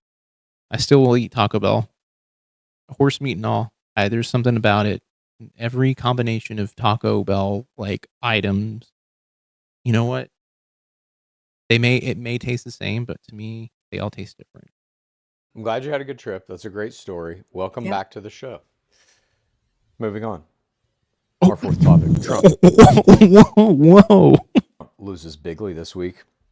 This week, Trump's planned Damn. $1.776 billion anti-weaponization fund seems to be dead in the water, with both Republicans and Democrats expressing concerns that Trump planned to use this money to pay off his allies, including the 1,600 criminals who violently tried to overthrow the United States government on January 6th. A federal judge suspended the administration from proceeding with the fund for at least 2 weeks, scheduling a June 12th hearing to hear arguments. And in a shocking turn of events, little Todd Blanche testified before Congress, "We are not moving forward with the fund, period." But there's a catch. That was my Todd Blanche. Thank you. Okay. While Trump might not be getting the budget to pay his personal militia, him and his family are still getting legal immunity from any IRS audits remaining. What is horse meat called? Heat. Heat? I don't know. Horsef? I don't know. What do you do? I don't know. Hoofs? Alpo? You know what? That's actually true. The meat is more soy than anything. Yeah, I know. The whole backstory, like I think it was in Europe, they did a test on the Taco Bell meat and said like it was like 10% horse meat. The reality was it was actually just soy. But hey, horse meat is a delicacy in multiple places. I believe in Japan they eat it. Oh, I love Japan, but man, the stuff that they do when it comes to certain meat, they eat chicken raw as well. That's a thing there too.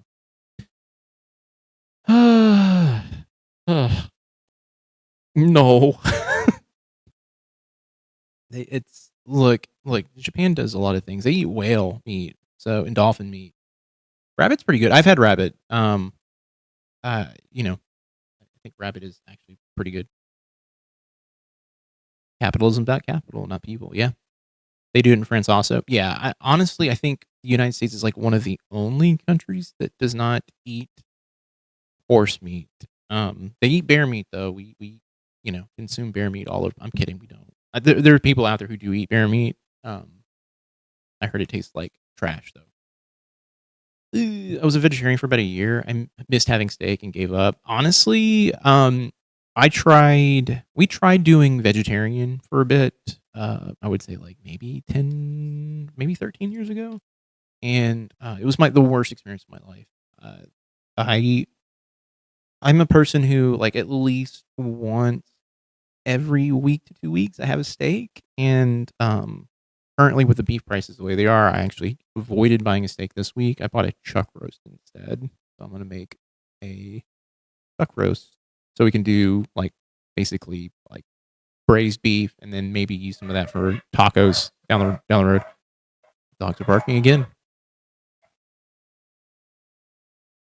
in full force here, which is going to allow the Trump family to avoid paying hundreds of millions of owed tax dollars to the United States. Mom, I'm actually going to be doing it. I do it on the stove. My wife likes to do the crock pot. We have a Dutch oven that I use. I don't know why, but it always feels like it comes out a little bit better. But I'm doing like a nice, doing actually more veggies this time to kind of like fill it out a little bit. But yeah, the crock pot, like I always get angry when I see the crock pot. I don't know why. I just kind of like, oh, you just throw everything in there and do you just think after walk away from it. this hearing on the 12th that a judge is going to let this fund move forward? No, I think it will not. I think it's done. I actually don't think it's done. I think Trump is going to push forward again and again and again and again and again. A good tip for cheap cuts: have you tried sous vide? I actually own a sous vide, and I cook most of my meat sous vide, if I can. Yeah, I legitimately, I've been on the sous vide bandwagon for about 5 years now. Beef and butter with your favorite seasonings, banger. Yep, I actually just do for my sous vide steaks. I typically just do salt, pepper, and garlic powder, and then I'm feeling super fancy when I pull it out. When I do the sear, I will cook it in butter, maybe with a little bit of thyme if we have time. Don't ever really also buy thyme too often. And then sometimes I'll finish off with a little bit of like scallions on top, or like green onions, and then mashed potatoes and peas. And I mean, I'm already hungry now. Like I'm going down a rabbit hole here. But yeah, for those who have not had a sous vide, like honestly, it seems like a lot of work at first, but if you have a bath, I always have a bath ready to go, like downstairs to throw food into, and yeah, it's just like literally vacuum sealing stuff, and then just sometimes I just store it in the freezer, and then when I'm like, hey, I need to make like a steak, or if I've got like burgers I want to prep, I'll just throw it in there. Sounds good. When's dinner? Dinner is whenever I finish the stream, and I'm gonna go to Taco Bell. I'm leaving. I'm going to go to Taco Bell. I told you that when we discussed it back on another podcast. Way too many things against it. It's not going to go forward. No. Haley, do you think it's done? I don't think he really cares so much about the money for other people as long as he gets the IRS. Yeah. Basically, he doesn't. He wanted he threw it out there. He tried to go for the gold. He threw out a bunch of things. He's like, I want immunity. I don't want the IRS to look at my taxes again. I don't want to pay taxes again, and I want no taxes for my family for the rest of their lives. And on top of that, I want, instead of paying me $10 billion, look, I'm going to give you a deal here. Pay me. We're going to create a fund that is going to be $1.776 billion because he's a corny motherfucker, and literally is like, we have to do something that references the fucking the year the nation was, or United States was not even made, but like the Constitution was written. And it's like, come on, dude, get the fuck out of here. You're fucking corny ass motherfucker. And people fall for this shit too. They're like, he's so patriotic. It's like, bitch, he's Homelander, just without the superpowers. He's a fucking narcissist. Like, come on. I don't. Let's see. If you think being vegan is hard, try eating ultra processed garbage. Hey, I do it all the time. It's actually easy. Try not eating ultra processed garbage. So yeah, that's the thing though. There's like tiers to this whole thing. I think like currently, I would argue that eating out is not a viable option anymore, and it is rough and hard. That sounds terrible. That I can be clipped out of context here. It's currently difficult for people to justify eating out all the time unless you're rich and can afford to do it. Buying groceries, it's tough because I think the only thing that is not going to be processed is going to be your veggies, even though they're covered in poisons typically. They have to keep them fresh, so they cover in poisons so they don't get eaten by bugs. And your meat, but your meat is also going to have antibiotics, and yeah, so you've got that, and there's just no way getting around that unless you are paying out the ass. Like, you're going to a plate. You're basically buying from like mom and pop fucking butcheries and shit like that. And then on top of that, having to make everything from scratch from like, like organic veggies. Like it's not possible. I had someone tell me once, it was like, if you really cared about the world, you wouldn't buy things from Amazon. And the problem with it is, like, when you make a statement like that, it's like, okay, first of all, you're showing your privilege, first of all. And second of all, like, we've been conditioned to basically buying from these large, like Amazon, from Walmarts and all those things, because they're the cheapest option. You may sit there and be like, work harder so you can eat better and not have to buy from these big corporations. It's bullshit. Like, right now, the problem is not that. The problem is the system that enabled that shit. That's my stance right now. It's like, look, people have to do things to survive. And if you're going to be that person who's going to be above it all and be like, I can't believe you would ruin the world because you're buying from Amazon. It's like, people are trying to like scrimp and save to like live. Like, what the fuck is wrong with you? My dad raised rabbits when I was a kid. I hated when he tried to sneak in a rabbit into our food, trying to say it was chicken. That's not right. Like, I mean, I understand like raising animals to like, butcher and use. Like, I think that is a kind of a noble thing. It's the way our food's been prepared for forever. But to trick a kid is like, that's not great. Scott Bessent said food in the store, or as people like to call it, groceries. What a touch can this administration be? That's the thing. I think anyone who criticizes how people obtain or even view food, there's a level of like privilege. Like, and to me, it's like, I cannot criticize how anyone chooses to eat right now, because we don't live in a world where there's food equality at all. Like, it's not there. And yeah, Scott Bessent is a fucking tool for talking about groceries that way. He's a fucking asshole.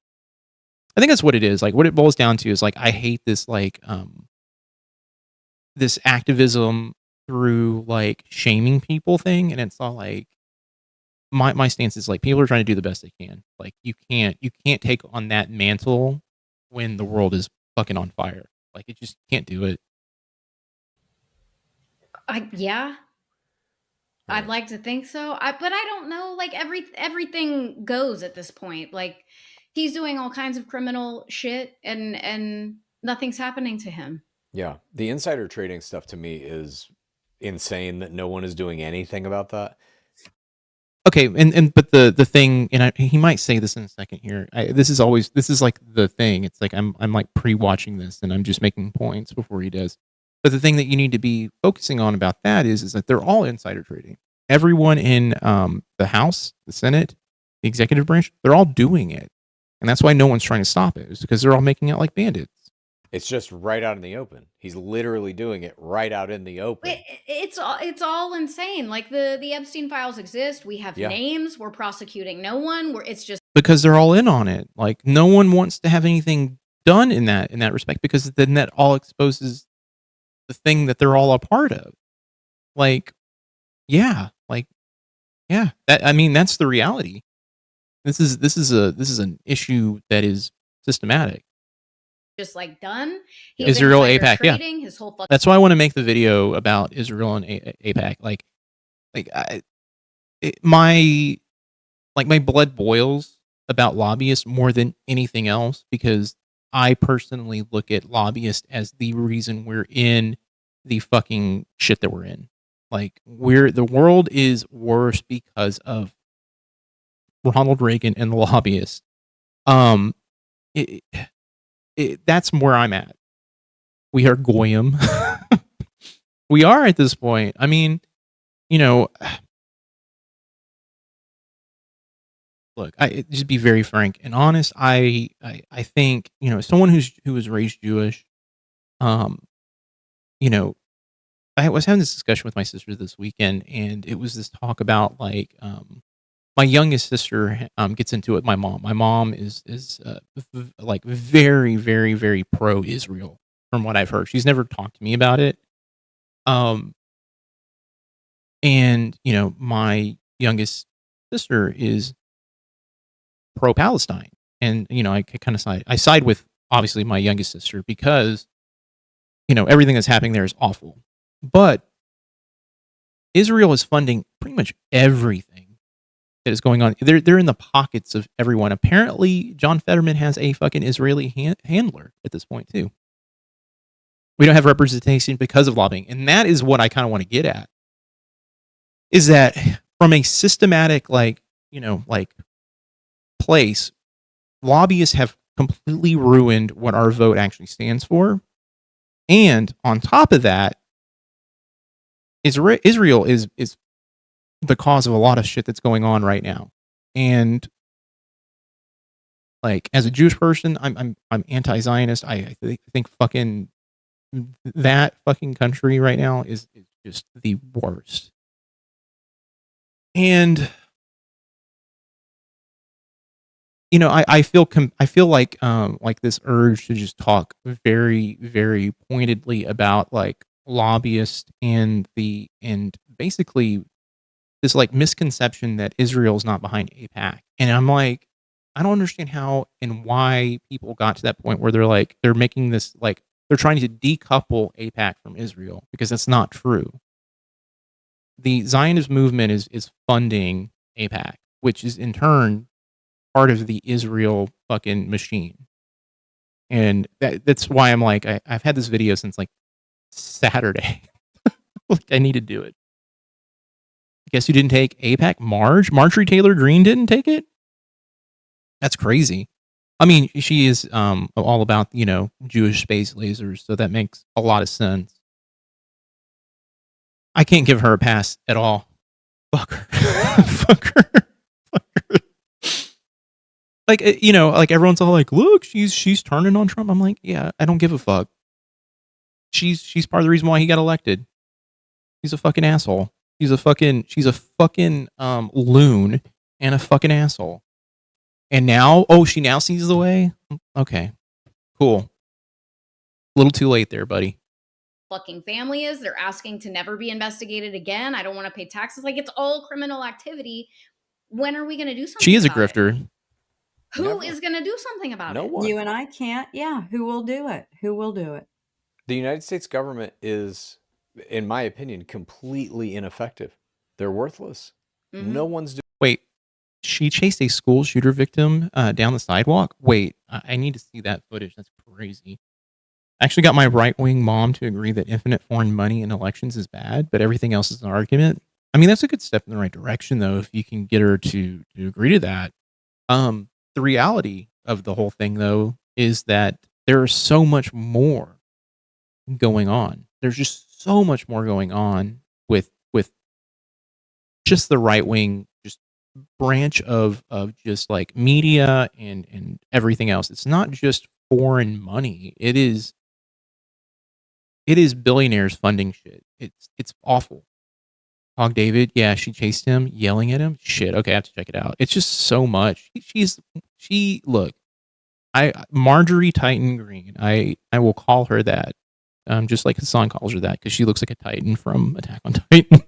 Doing anything. Nobody's even really talking about the insider trading stuff except the news. Sometimes when like another big trade happens, or like I'm sure it will get brought back up in the news cycle around the UFC next weekend because he insider traded the company that owns the UFC. I think he is, yeah. He bought a bunch of shares of TKO, and then he's like, now we're gonna have. She looks like a thumb. Yeah, she looks like she would be a cop, a lady cop.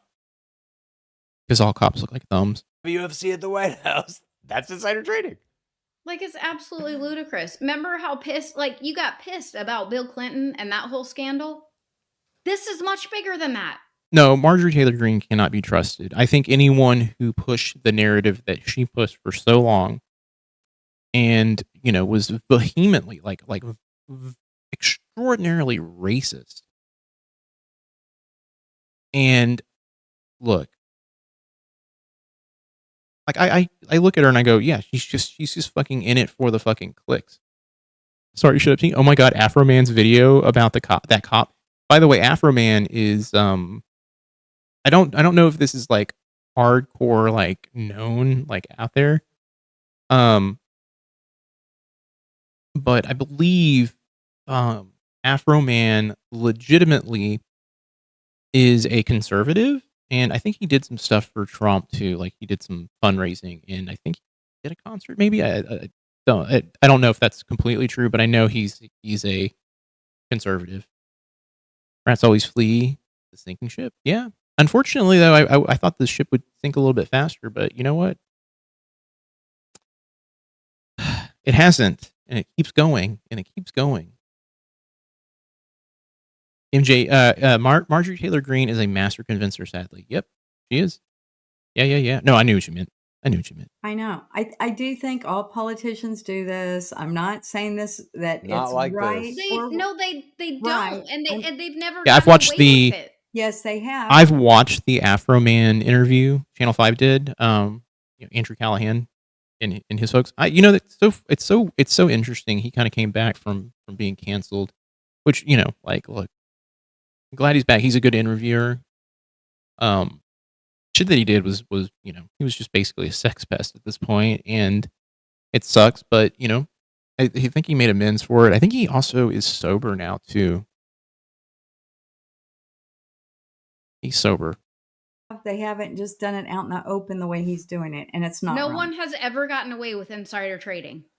Nancy Pelosi. No president ever. Nancy Pelosi certainly has. Oh my God. And I think a lot of people in Congress, Mexico stem cell the treatments, Senate crazy. definitely have done this. Name a president that has gotten away Right. with literally fucking anything like this. This is And criminal not at the activity. scale. The scale that he's doing it at, we've never seen anything close to it. Billions of dollars. Made more money in 1 year as president than in his entire lifetime as a businessman. And now, all that insider trading money, guess what? He ain't got to pay no taxes on it. Yeah. That's the second piece of this is like he's giving up the $1.8 billion, but that clause that says She checked out, yeah. me or my family. See, that's the thing though, is like you can definitely tell like her eyes are starting to. It does look like she got high. I don't know if that's true, but it does look like she got high. She did take a gummy. She took a 10 milligram gummy, and she's about to just fucking about to go get some snacks. Also, Afro Man is not strictly a traditional conservative, but rather a unique mix of a libertarian presidential. Wait, libertarian is essentially what he is. So conservative, essentially. Afro Man makes sad pivot to conservative hip hop. God, That's in place still. Do you think that's fair, Mom? I didn't think it was in place. I thought the whole deal was going out the window. No. Okay. Do you think that's fair? No, it's not. So But when are you going we to talked say, about fuck that. Donald Trump? When are you going to say it? We talked about that. Same thing when Biden on the last 40 minutes. she does this every fucking time, and it makes me want to punch a hole in my screen anytime she does it. But she's like, "What about Biden?" And it's like, bitch, the Biden did not do. If Biden did anything, Biden didn't do remotely what Trump did. He did not do literally. Like there was that someone showed a video, essentially where Obama essentially showed that like Trump in the last year has enriched himself by $6 billion, and combining all of the presidents for the last outside of Trump for the last I think 100 years have only enriched themselves by 40 million over the course of 100 years. So when you make these like this equivalency to Biden, it's like no. First of all, Biden was sleeping through the entire presidency, and then second of all, I don't think Biden was there enough, like mentally, in some sort of like capacity to make these like moves like this. And even if you want to be like, oh yeah, him and Hunter made a bunch of money, through China, you can't look at what's happening right now and be like, yeah, it's the exact same thing. It's not. It's not at all. of his presidency, pardoned everyone in his family. Nobody gives a shit. Including Hunter, including Fine. your Right. wife. Right. Put them all in jail. I Exactly. don't care. Exactly. I don't like them, and I put them in. First of all, yes, that is a true statement. But when you lump them all together, in her head, she goes, "Well, they're all the same." See, you're admitting they're all the same. No. There's a different level of stealing here, and I think that is like some of the stuff. Like when I watch the show, it's like, wait, hold on a second. You've got to pause real quick and be like, okay, well, let's fact check this. Let's fact check this and find out where we're going wrong here. You need to make a video of them saying we don't like that either. That actually would be a good one. False equivalencies all day, 100%. And I think that's the thing for her, for Mary Lou, because when you start doing that, her brain goes, well, you know what? They're all bad. So my guy, even though he's bad, I still like him because you still like your guy. And it's like, no, hold on a second. That's not what we're trying to get at here. What we're trying to get at is like there's a level of theft that is beyond the pale here. You can say that about Biden. I don't care that you're saying about Biden. I'm not talking about Biden. But if we want to talk about Biden, I need to see the proof that you have that he stole that money. Provide that to me. We'll look it over and we'll discuss it. We have clear evidence that this is happening, Mom. Mom, this is happening. You can see this in broad daylight. This is happening.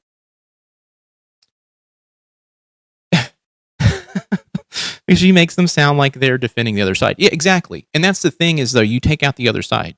You go, we're not talking about the other side. We're talking about this right now. If you've got evidence and you've got proof of it, I need you to provide that. You can't make a statement like that without providing proof. I'm providing you proof. I'm actually bringing up all these videos. Like Chad's brought up multiple videos showing how much Trump has taken and made. And she just says these things because you heard it on like Fox News or Newsmax. They're all bad, so let's just forget about the common denominator. Exactly. Trump makes Biden look like a 5-year-old stealing a lollipop. Right. And see, but in her head, you're making the direct comparison that they also stole as well. And so she's like, I can wormhole that away. I can rationalize that anyway because they both stole. I got it from Instagram. Yeah, that's the other thing too. She listens to a bunch of hucksters on Instagram and TikTok. It's all bad. It's all bad shit. It's all bad information. It's people who go, allegedly so and so did this. Was the one where they said that there was going to be a leak of what was that? It was a video that proved like Eugene Carroll was lying, and that never came out. Like no one has any evidence that actually is truthful. Like that statement that she was trying to. It was all a DNC cover up. Like there's nothing that's been leaked. I have not seen it. And the person who said it's just spouting bullshit. They're just throwing conspiracy theories out there. Even when I talk about things I think are going to happen, I couch them as like, this is a conspiracy theory. You forgot about that? Yeah, remember, like that's something else that does not get brought up ever, is the shit that she throws out. She flings just as much bullshit onto the podcast as Trump does about other shit. But she said Eugene Carroll lied. A podcaster or a TikToker, an Instagrammer, or whoever said that there's evidence. And this is like what, a couple months ago? Like 3 months? Yeah. It's this. It's this stuff that like it's frustrating, you know? Because you can have this argument back and forth and it's the same argument over and over. It's just literally the same argument. In jail. I don't give a fuck. But when are you going to acknowledge that Donald Trump is worse than Joe Biden and does not deserve to be our president? Yeah, she was ready for that to come out too. She couldn't wait. I'll pull it up. We'll watch it, and maybe you can do some like live fact checking to confirm if anything came of that. No, he is still my president, but it's. I need to clip her saying that. I always like to hang around with losers. out No, in you- the no, you open. can't. I've seen more things I don't like. So I've you're told you that. okay with a criminal being your president? I That don't is think what you just said. he's not a criminal. Is There's more insider things- trading criminal activity? Yes. He's a Okay. fucking criminal, and Okay. you're okay with that. Right now, he's still my president. She's okay with it. All right, cool. All right, Mom. Right, and then they said the DOJ was going to go after her, and now that they are saying that it's not true, they're not going to go after her. They're looking into the person that paid the lawyer. So I thought the Justice Department was actually investigating, like literally was investigating her, and I thought that was like a thing like last week. That was a news story. Yeah, DOJ launches egregious criminal probe. Yeah. Okay. So yeah, it was literally a week ago.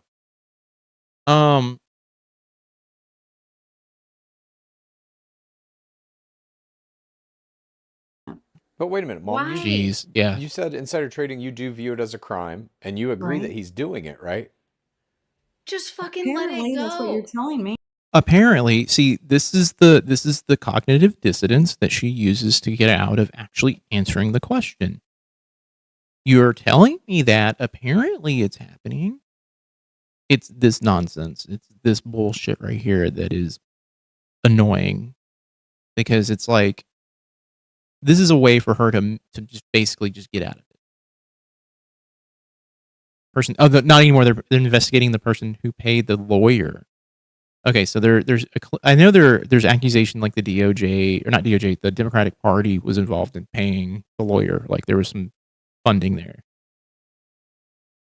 I don't know. I don't believe anything that comes out of the Department of Justice at this point. So they could say anything and I'd be like, okay, I don't believe you. Me?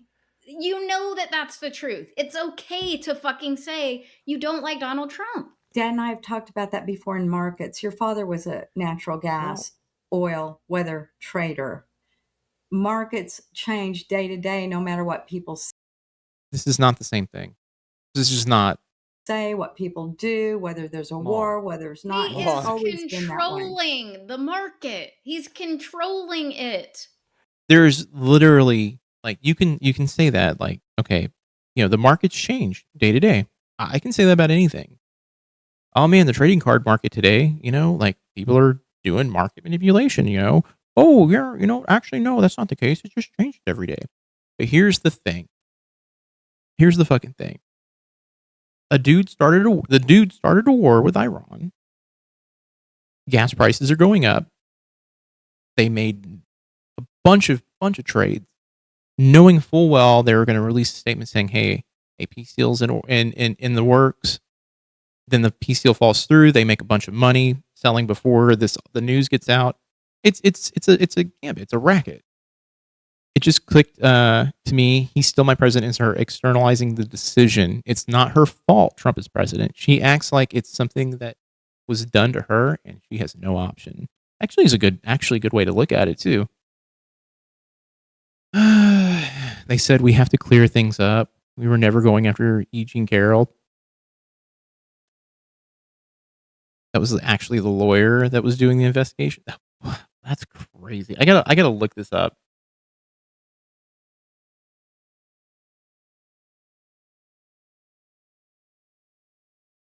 I also got to remember that E. Jean Carroll's name is like literally, I don't know what her first initial is, and it always weirds me out.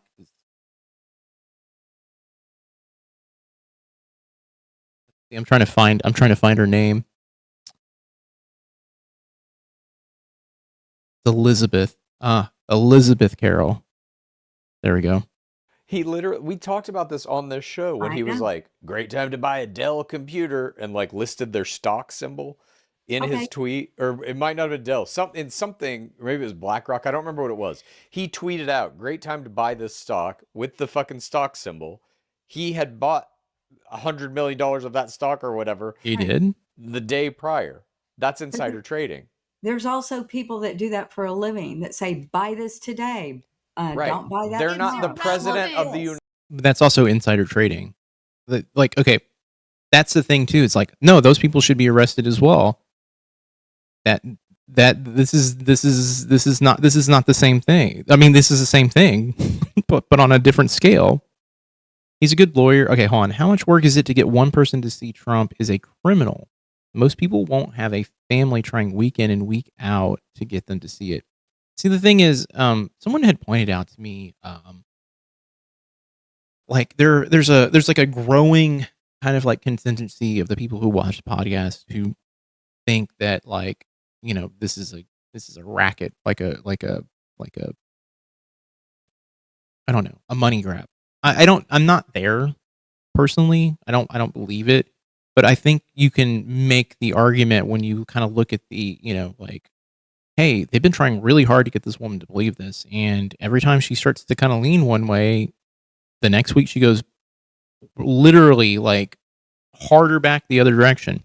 I can see how people get jaded watching this and go, I don't believe this. I cannot see someone going through, you know, and getting all this information and not believing it. I also believe that she has been indoctrinated into this cult for a very, very long time. And I think it predates the MAGA movement. I think it predates even the Tea Party movement. This all started with, you know, Rush Limbaugh. It started with Fox News. It started with the 24-hour news channels. You know, this is in the environment she was in. He's a good lawyer with a good reputation, so I think he has to be careful with what he's doing through this administration. Worse since Bob is home. Yeah, well, Bob is a force multiplier when it comes to, I think, her belief system as well. And not everyone is ML. I guess she's a bad case. No, not everyone is ML. Here's I think the other piece of the puzzle too that prevents ML from seeing this through another lens is that, first of all, she's a rich white woman. She doesn't have any opposition in her life. The only thing she has to worry about is the fact that she has to pay hospital bills. That's the one thing that is negatively affecting her, and why she wants universal health care, because you can then make the direct correlation that benefits her. You know? So yeah, no, I don't want to pay all this money. Why would anyone? Oh my God, now I see it. Why would anyone have to pay this amount of money when months before that she talked about how, like, all they got to do is file for bankruptcy. That's what my friend did. And it's like, okay, well, what changed? What changed? You know? I believe it. My mom is just like her. I don't talk to her often because of it. I have a family member. I have a parent that is very much in the greed is good mentality. Like, what about me? I want mine. I don't want to pay taxes. That type of shit. Halftime, Spurs 57, Knicks 64. Yeah, Spurs are not going to win. Michelle, you said, respect your elders. Do not question authority. She's a product of her environment. 100%. 100%. It was the do as I'm told. United States. I grew up around that mentality too. Insider trade as the president. He is fuck. Okay. Again, you cannot insider trade as anyone. As anyone. Fucking you over. You don't have to listen to him. Over. You don't have to listen to the Yep. man on she has the money privilege, and they do market seem to thing feel that says superior. buy this or that either. You're not But understanding. But you are saying that it is okay that he is partaking in fucking criminal activity, and you're okay with that because he's a criminal. Mm-hmm. He's not a criminal. He is a criminal. Regard to that, he can say anything he wants: buy, sell, trade, whatever. If you listen and you do it, there you go. No, he can't. He's the president. He cannot do that. Well, in Mary Lou's mind, yeah, he's the president. He can do whatever he wants. They've been conditioned to believe the idea that the president can do anything they want because they were told that by Fox News. You know, when Obama was in office, Obama's doing everything. Like, he's got control of everything. And so they're like, oh yeah, when my guy gets in office, man, he's going to have control of everything. and they believe it. They're like, yeah, no, he can do whatever he wants. He's the president. Who can stop him? And the reality is now it's like, yeah, no, this shit's coming true. The way she doesn't respond to Bob verbally abusing her kids is so messed up. That's conditioning as well. That's the thing. It's like when you're in an abusive environment, you know, this is all normal. You know, this is the you know this is the status quo for them, and yeah, like that's unfortunate because that's how abuse is perpetuated in households, is because it becomes normalized. And there's a normalization of being verbally abusive, you know? The way Newsmax is spinning the interview with Kristen Welker is insane. They're saying that she's a nasty woman and was aggressive. That's what people like my mom, Mary Lou, and Bob are watching. Yeah, so, you know, we could pull up. Would we want to watch Newsmax or pull up some Newsmax clips and take a look at what they're actually saying? Because the reality is this, like, I don't know if they're going to be like there's going to be a bunch of content warnings, or if I might get some claims, because I don't know how butthurt these people get. I don't know, but we could do it. Propaganda is powerful stuff. It is. You know, I always talk about Jim Jones and the People's Church, right? And the propaganda he used, the way he convinced people like the outside world was bad, is very similar to how I view the way Trump portrays people outside of their little group. And like, it's literally, you know, that several interviews he's pulled this bullshit where he's like, you're fake news, you're lying, you're all fake. And the thing is, yeah, the press, I'm sorry, but at this point, like, there's no journalistic integrity anymore. No one is holding him accountable for anything. You know, Caitlin Collins gets, you know, harassed and then just asks a simple question, but doesn't keep pushing. You know, like, there's stuff like that where I'm like, yeah, that's fucked up that he's doing that. But at the same time, there's no one else in the press pool along with her pushing back. I'm not trying to blame her, just her, but she does do the thing where she asks a question and she kind of backs away. Well, no, I'll take that back. I've heard her scream, like, you know, for a response, and then he just walks away. But it doesn't feel like CNN or anyone from CNN ever holds him accountable for anything. No one pulls up those clips and says, hey, this is fucking super unfair. It's not like on like Fox News where it's shown 24/7. Kristen Walker pushed back harder than anyone I've seen. It was good to see. Yeah, I actually found it to be refreshing to see how frustrated people, like how he got at her, because it's exactly what needs to be done. Everyone needs to be calling his bullshit out. ML pushes back when Chad and Haley said they were beaten with a belt. Was crazy. ML knew it made her look bad. Yeah. I mean, and then she got defensive in the live after that. That's why I don't watch the lives. By the way, I kind of stopped watching the lives, is because it's an added annoyance, because like if Mary Lou's on there, she will defend the worst, or then she'll just back out early, and then a bunch of people asked a bunch of questions directed at her, and I don't know. It just feels bad. It just feels bad watching them sometimes. Press is disappointing. I wish women reporters would put Trump in his place. I think that's what it's going to take, is like literally like people just ganging up on him and just tearing into him. Men and women, anyone. I don't know. That's illegal. That's what insider trading is. He's affecting the markets. Even beyond that. It's asking a lot for women reporters to potentially blow up their careers. I wish they would. I think it's all of them. I mean, I think if anyone is calling themselves a liberal reporter, progressive reporter, independent reporter, they should be fighting against this. Like, they should be pushing back hard, like constantly on top of him. Like, you know, fuck, I would wish like Fox News would grow a spine, you know, and try to push back. But no, they're part of the propaganda wing as well. They're not nearly as like hardcore as Newsmax, but they're part of it. He has bought massive amounts of money in oil. Then he goes to war with Iran. That's illegal. You can't buy a commodity and then launch a war to drive the price of that commodity up. Don't you think a president has responsibility to the protection of the citizens of the country over personal financial gain? Yes, I do. Okay, well, he's gotten multiple Americans killed in that war only for his financial gain. That's the only reason he's doing it. No, I disagree with that, but okay.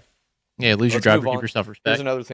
See, that's the thing, though. You know, we live in a world right now where we don't have unions the way we used to have unions. So there's no one being able to back you when you decide to take a chance. And so, yeah, Jesse Tarlov Jessica Tarlov pushes back, or was it Jessica? What is it? Is it Jessica Tarlov? I think it is. She pushes back, but I'm not trying to take anything away from her because I think what she says is fantastic. But she was hired specifically to be a foil. And the thing that makes it scummy too is that she's the only foil. So she's in a room full of fucking conservatives and she's the singular liberal in the room, and they talk over her and they berate her. It is literal pornography. That's what it is. It's literal pornography for the fucking cucks, the cuck conservative viewer who's like, oh yeah, you fucking tear into that liberal woman, do the thing that I can't do. It's literally what it is. And I see the clips, I see what she says, and I'm like, yeah, what she's saying is a salient point. She's on topic, and she's saying the right thing. But then you have fucking multiple fucking douchebags like Jesse fucking who are the five? I can't even remember their names because I just actively don't care about them. And then the one comedian who's a fucking piece of shit. They're always just tearing into her. And then you have the fucking not the girl who shit her pants. Greg Gutfeld. There you go. Greg Gutfeld is a fucking piece of shit. Jesse Waters is a piece of shit. I'm digging through the list here, the associated people. Tommy Lauren is a piece of shit. Laura Ingram's a piece of shit. Janine Pirro, who is fucking in the administration right now, is a piece of shit. As long as it's her president, she's fine with anything happens. 100%. My hubby is one of the few who retired with a union pension after 35 years with a phone company. I'm afraid those days are gone. Yeah, that's the other thing too. Like, if you want me to like harp on the other piece of the equation that is like the problem right now, is the fact that union busting is happening. It is diametrically opposed to what, literally, like, we got out of the Depression, and this is like the thing. I believe FDR came in and literally came in and said, like, we need to fucking fix all this shit. Hannity's a fucking scumlord too. Here's the thing about Hannity though. His hand, he's got Trump's hand so far up his ass that it is obvious. And that's what I look at him and I'm like, yeah, he's a fucking puppet. He's a fucking puppet. Literally has no fucking actual original thought in his little fucking pea-sized brain. Thing you're not going to like about Trump. This week, Trump fell asleep again on camera. Cool. Like, I mean, look, I'm not trying to be mean to Chad. This is not directed at Chad, but this is the stuff that I'm like, my brain goes down this rabbit hole of like, yeah, he's going to sleep. And it doesn't matter. He's going to keep saying Sleepy Joe. It doesn't fucking matter. On June 4th, Trump held a press conference in the Oval Office discussing Iran, peace. He's up all night working so hard. Lebanon, and then a UFC structure he nicknamed the Claw. Over the course of the meeting, Trump nodded out several times, and during one of his naps, he is shown farting loudly to the disgust of the man standing directly behind him. The timing of this nap was particularly awkward because Secretary of State Marco Rubio... Okay, that's the only stuff I will watch is him literally fucking farting on himself. So is that true?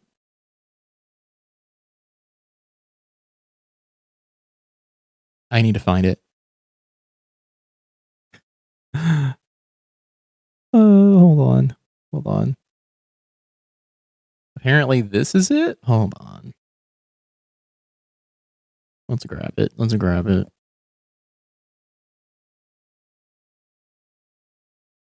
Oh, okay. It wants me to sign into Facebook. I don't want to sign into Facebook. I don't even... Clean, reliable energy to our... Wait. Working through all the permitting to drive towards that so that we can be selling clean, reliable energy to our allies in the Pacific who want to do more trade with us. And lastly, again, thank you for creating the netting to drive towards that so that we can be selling clean, reliable energy to our allies in the Pacific who want to do more trade with us. And lastly, again, working through all the permitting to drive towards that so that we can be selling clean, reliable energy to our allies.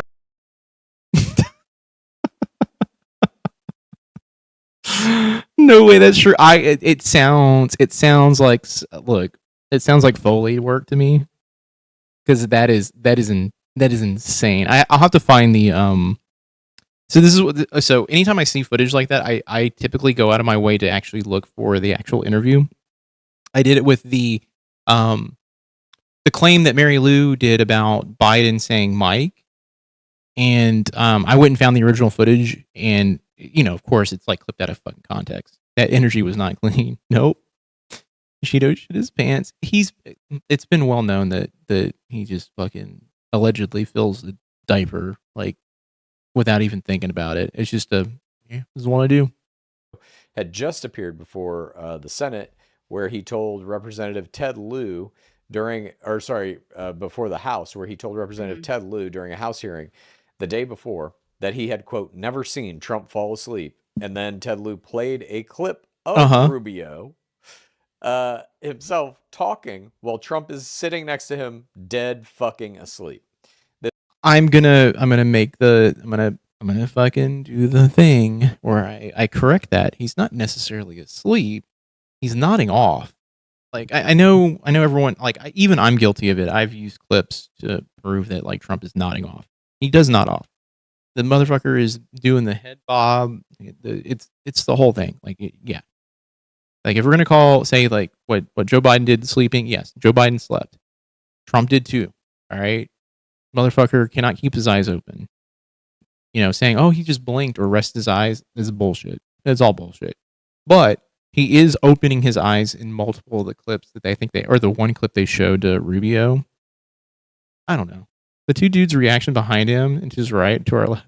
I mean, the thing is, everyone looks like they're being held hostage in a Trump video, like or Trump press conference. It always looks like that. This incident came after Trump had not been seen publicly. Like the fucking sniper scope is just aimed at them. Health speculation. When he did reappear, it was on a podcast where viewers noticed a visibly swollen right eye alongside his recurring swollen right hand. Trump spent 3 hours at Walter Reed in late May, but released no information on what the visit was for. Mom, do you think he was asleep in this meeting? Possibly. I did.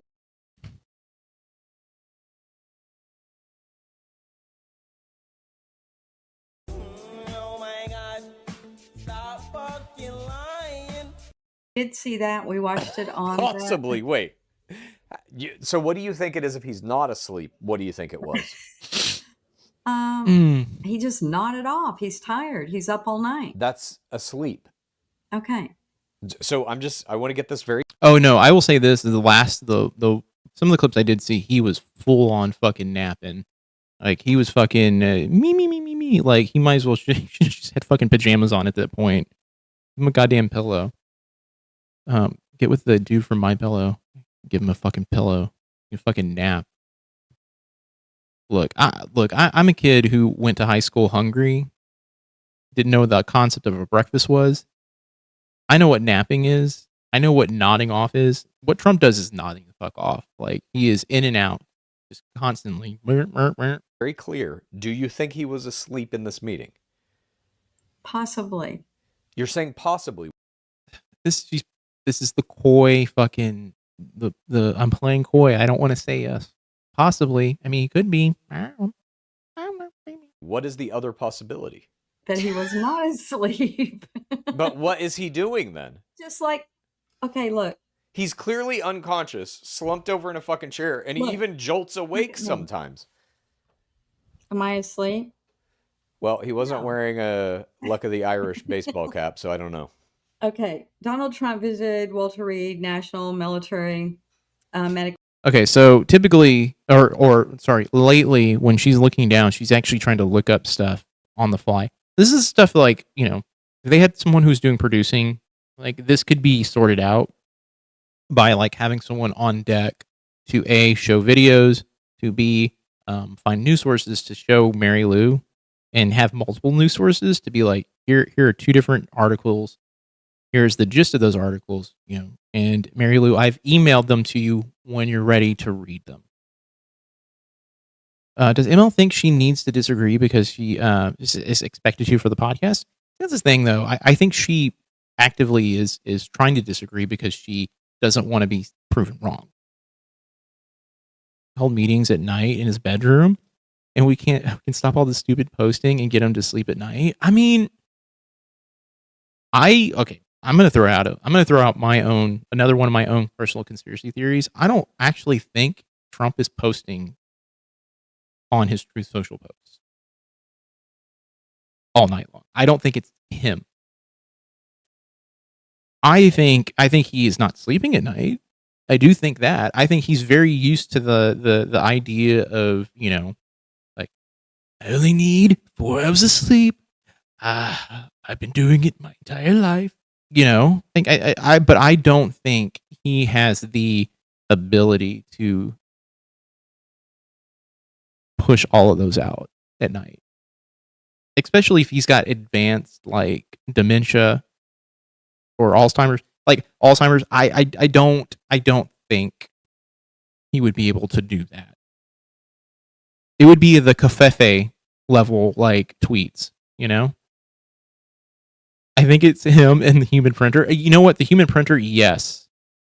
I agree. Other people post for him. He probably dictates posts sometimes, but not all night. Yeah, I think they have a wing of their administration that is purposely pushing out bullshit, just like laying down a level of just like, hey, we paper the fucking internet every night with bullshit. So people will stop looking at what we're doing and focusing on it. Oh, the Iran war is still not done? Well, let's just put out fucking 140 tweets or 140 truths at night. So people are like, look at what he's doing at night. Because it's more sensational than hearing again that Trump is in war with Iran, a war that he started for no reason. Make a Patreon and get top patrons to help edit and fact check and book guests. But then you're paying him to work for him. That's not good. That's where I had the mental break just this weekend when I went, I don't think I can keep making edits because I'm kind of doing this for free. She's in there with him. And she likes, she look at how about like this one, and then goes, yeah. She basically is showing him like, hey, you know, what do we want to do tonight? You know, what's the goal? What do we want to try and retweet? What are the through lines for our campaign tonight? And I think they had probably like 2 or 3 people doing it. But yeah, no. Look, if you want to ask me like what Chad needs to do, Chad needs to hire an editor. He needs to hire a producer. Like those are the 2. Like if he's going to hire multiple people, those are the 2 that he needs to hire. The video of him from a week or so ago, where a healthcare worker got out of the car and looked to be redirecting him. Is it the wait? That's not the one where he was looking at the column, and then people are saying he was shitting his pants. Not that one, right? There's a video of him apparently like, this is a fine poll, you know, and then he filled a diaper at that moment. Yeah, that's it. Okay. Yeah. I saw that one. I was like, all right. I mean, everyone was reaching when they were talking about that one. I was like, all right, our boy Chad seems to be resisting hiring anyone. I wonder why. I mean, it could be, you know, I've worked for people who in the past who were like very adamant, like we can do this with a short crew. God, what was it? The one thing they said? They said to me, the reason why we do so well is we work lean, and I'm like, no, we work ourselves to death. That's why we do so well. If we hired another person, we could probably do our job even better. That's the thing. I think there's a little bit of control that I think he might feel like he might be losing, which is, it's understandable. This is something you created. You introduce something or someone into your workflow, and then boom, like it's no longer the same thing anymore. And so he might feel like, okay, if I bring someone in, he might be looking at me being like, this motherfucker has made some fucking outright fucking disgusting things about our family. I don't want someone like that guy coming aboard because, he's got a negative outlook on our family, which I don't have a negative outlook at all. I think this podcast is a fascinating like look at a family. Do I have critiques about things? Oh yeah. Like all day, every day I could nitpick and be like, hey, like here's where you could probably reach Mary Lou, I think. I do think they need a moderator of some sort though, because you look at the Hassan thing, and the Hassan, interview was probably one of the most like, I mean, I'm going to be honest with you. That was the one time that I saw all of them having a decent time on camera. Like no one felt like on edge. But they do need someone moderating, or even just a producer who's providing notes and providing information and context. Someone who is actually doing research for topics and, has like a list of things to show, that type of thing. Medical Center for what the White House described as a routine Outside preventative look is always good. medical Yeah. and dental checkup. Uh-huh. The visit included standard exams and lab testing. Uh-huh. So those were like some preventative things. And like he was gone out of the spotlight for how many days? 5 or 6, and y'all are going crazy. That is, see, okay. That's where you have to pause and be like, okay, so Mary Lou, like, cool. Like you read some press statement, right, from the White House. Great. When a president when they're saying he's doing his annual and it's the 3rd annual for the year, or 3rd annual in a year, there's something wrong. One of the Sunday Night Live, someone posted him in, address Chad caught it immediately and removed and blocked him. Fuck yeah. Good for them. Yeah, the podcast is relatable. Mary Lou reminds me of my dad. Yeah. I mean, that's what I've said too. That's the reason why I started like really getting into it. It was like, I understand this. I lived this. I've been through, I've had some of these conversations, and the tone and everything is all there, especially with Bob. Bob is a familiar voice that I've heard all my life and from multiple people in my life. Mary Lou is like the women on my side of the family, like one side of the family, and they're all very vapid. They talk mad shit behind people's backs. Like they'll say they like you to your face. They'll do the Southern thing of, oh, bless your heart. And then the moment you walk out of the room, you're like, that fucking piece of shit. It's part of the reason why I have trust issues, because I'm like, I've seen people like Mary Lou be fucking like nice as a peach to someone to their face and be like, you see that motherfucker? When they walk out of a room. Emil's now doing the same as the professional media being a parrot. Yeah, 100%. Because he's not telling the truth. He's been to the hospital 4 times in the last 16 months. Okay. Do you think that's a routine physical? No. 4 times in the last 16 months? No. Okay, so we talked about that. He's got a health problem, clearly. I think with the ankles, the cankles, and all that, he's probably getting some kind of infusions. Okay. Like we've said on his hands, we've seen bruises to help him get better. Look, we don't know what the issue is. The facts we have are he looks physically fucked up. Mm-hmm. He's falling asleep constantly on camera. He's slurring his speech. He can't even compose sentences. His brain capacity is clearly like not 100%. Maybe we don't know about the slurring, whatever. He does do that, but that isn't necessarily indicative of, that could just be him getting old Biden style. Yeah. Listen, hang on. Biden style. No, he's old. We don't have to throw in Biden style. Trump was old going into, like, literally the first time he was voted, he was old. The second time, even older and even more just fucking decrepit. Hang on. He has gone to the hospital 4 times. He looks like shit.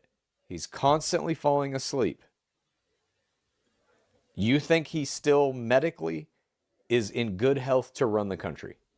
He is still upright and walking. Weekend at Bernie style, 100%. I mean, like, even I look at it and I'm like, okay, yeah, they're propping him up.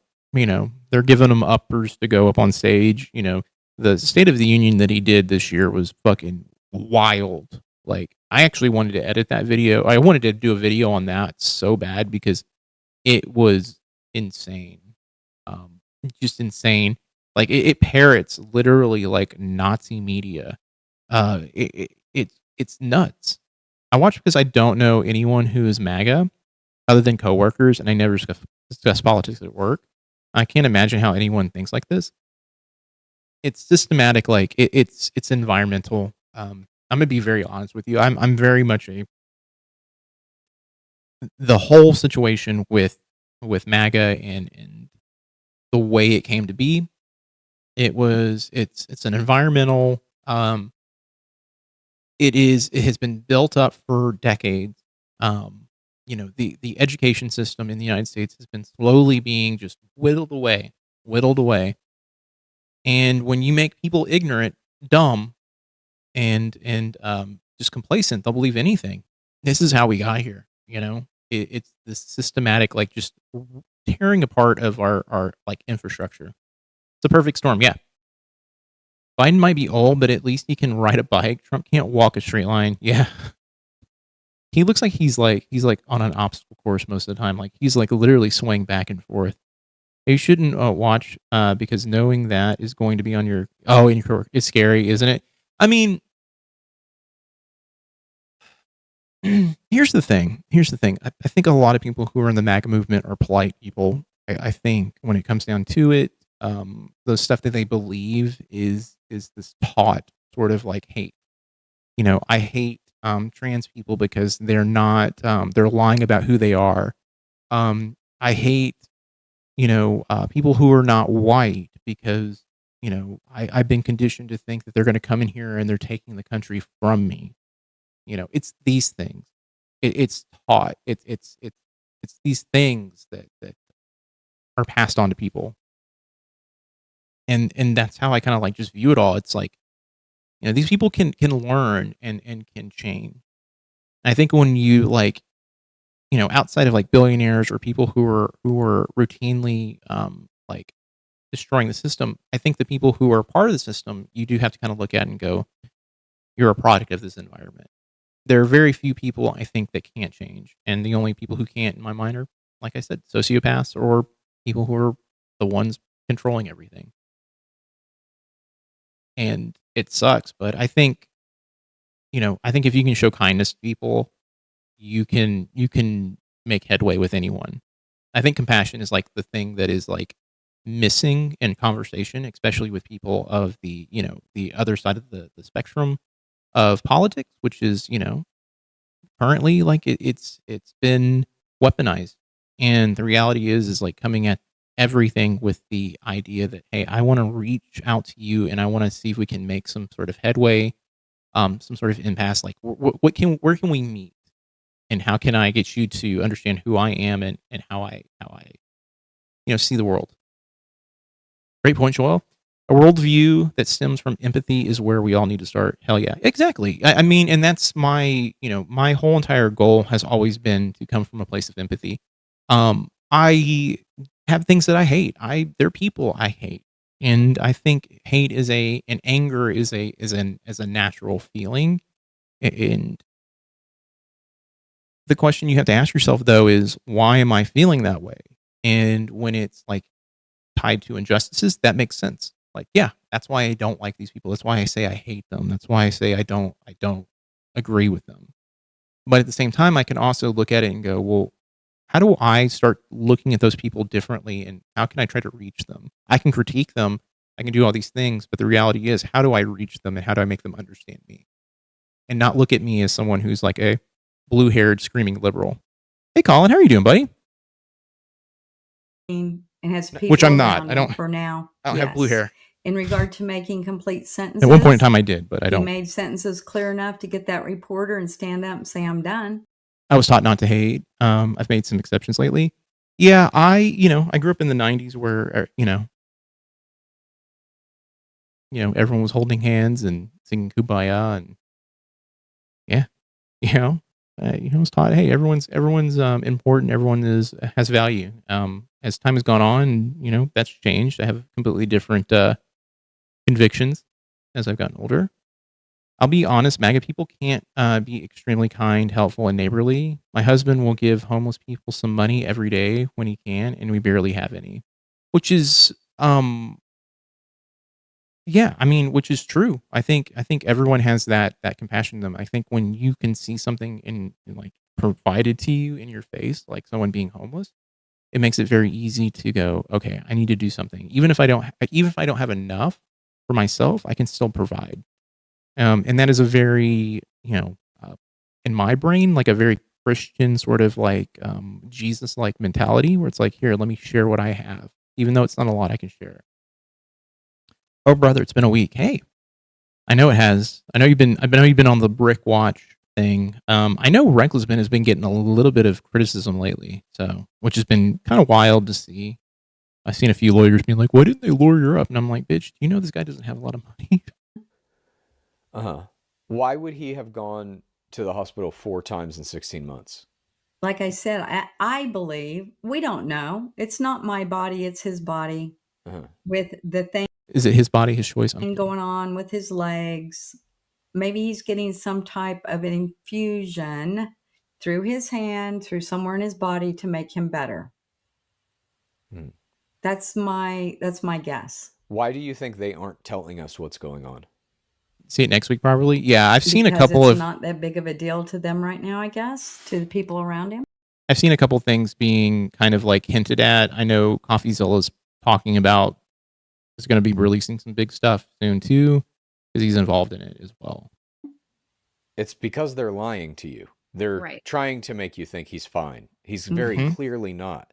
Just the fact that he's falling asleep on camera in basically every fucking meeting he has now, that doesn't give you some cause for alarm? Well, the meetings he has are during the days. He's up all night. We know this. He's tweeting out all kinds of stuff every night. So if he doesn't sleep at night, he's got to sleep during the day a bit, I guess. But why is he tweeting out all this shit? I'm not up for this. It's not good. The last thing he tweeted out was an AI video saying everybody loves Trump. Did you see that? No. I need to find that video. We think he has been getting at least monthly injections in his hand based on bruises. Hospital visit is more than just an injection. Yeah, I mean, if he's going to the hospital, they're probably doing checkups. Like I saw some video where someone was claiming that he had a stroke, and that's probably why he went and visited the hospital. And what we're seeing is like the aftermath of the stroke. I'll say this: I'm a huge critic of the focus on Trump's health at the moment, because I've been hearing, like I said, like for the last like at least 8 to 12 years that Trump is going to die tomorrow, and they are weekend at burning him at the moment, and my concern is if he does die in office, they're going to conspiracy theory time. They're going to martyr him. And it's, I just have a sneaking suspicion that like him dying in office is going to be the worst thing to happen. Trump is already bad. I just feel like the next foot is going to drop.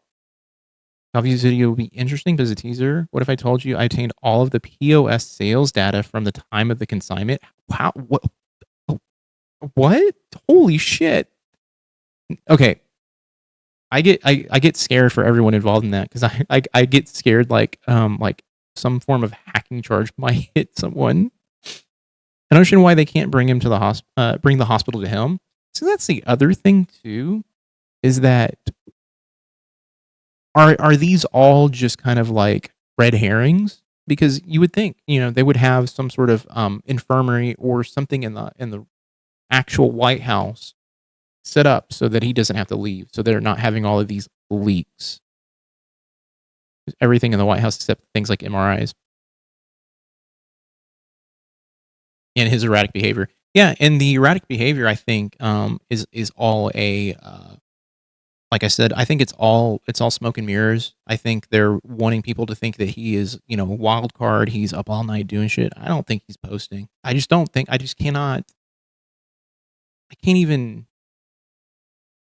I can't even just like fathom like there's this many like just like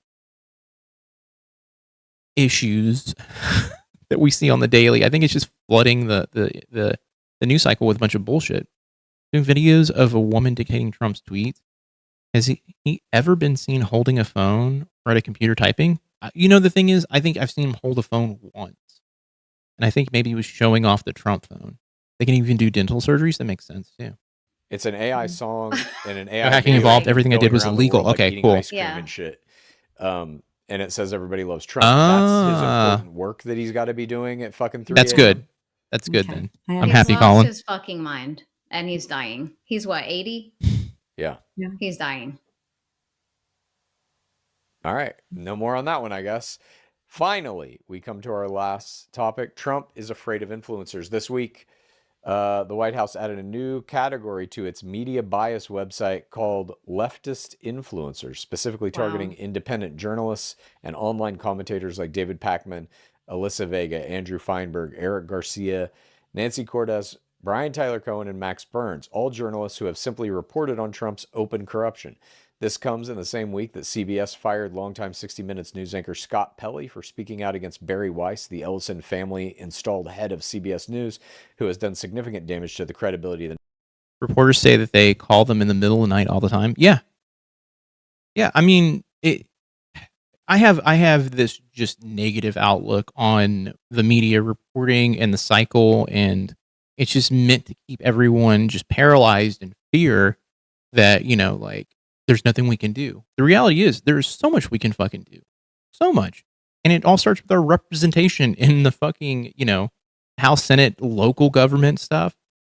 And, we need to be holding all the people who are in these seats who are taking money from lobbyists fucking accountable. Because this shit would stop the moment lobbyists stop being a thing. I'm serious. Like, you get the corruption out, it's fucking done. Everyone's like, I know people are like, oh, that's easier said than done. And it is. But the reality is, like, that is the basic, like, hey, well, how do we fix this? Fucking lobbyists. Get the fucking lobbyist out of here. Fix the tax laws. Get the lobbyist out of here. Do all of that shit. And a lot of this stuff would get just sorted out. The news department by withholding news pieces and removing staff who are not Trump loyalists. Mom, do you think our tax money should be spent to make websites targeting YouTubers? Hang on. Also, might I add, I'm pretty sure your boy Hassan Piker made that list. I was wondering that. That was going to be my first question. I hope not. I'm pretty sure he did. I hope not. Look, Google it really quick. I swear to God. He better not put him in the clinker. He's going after your boy. He's not going down.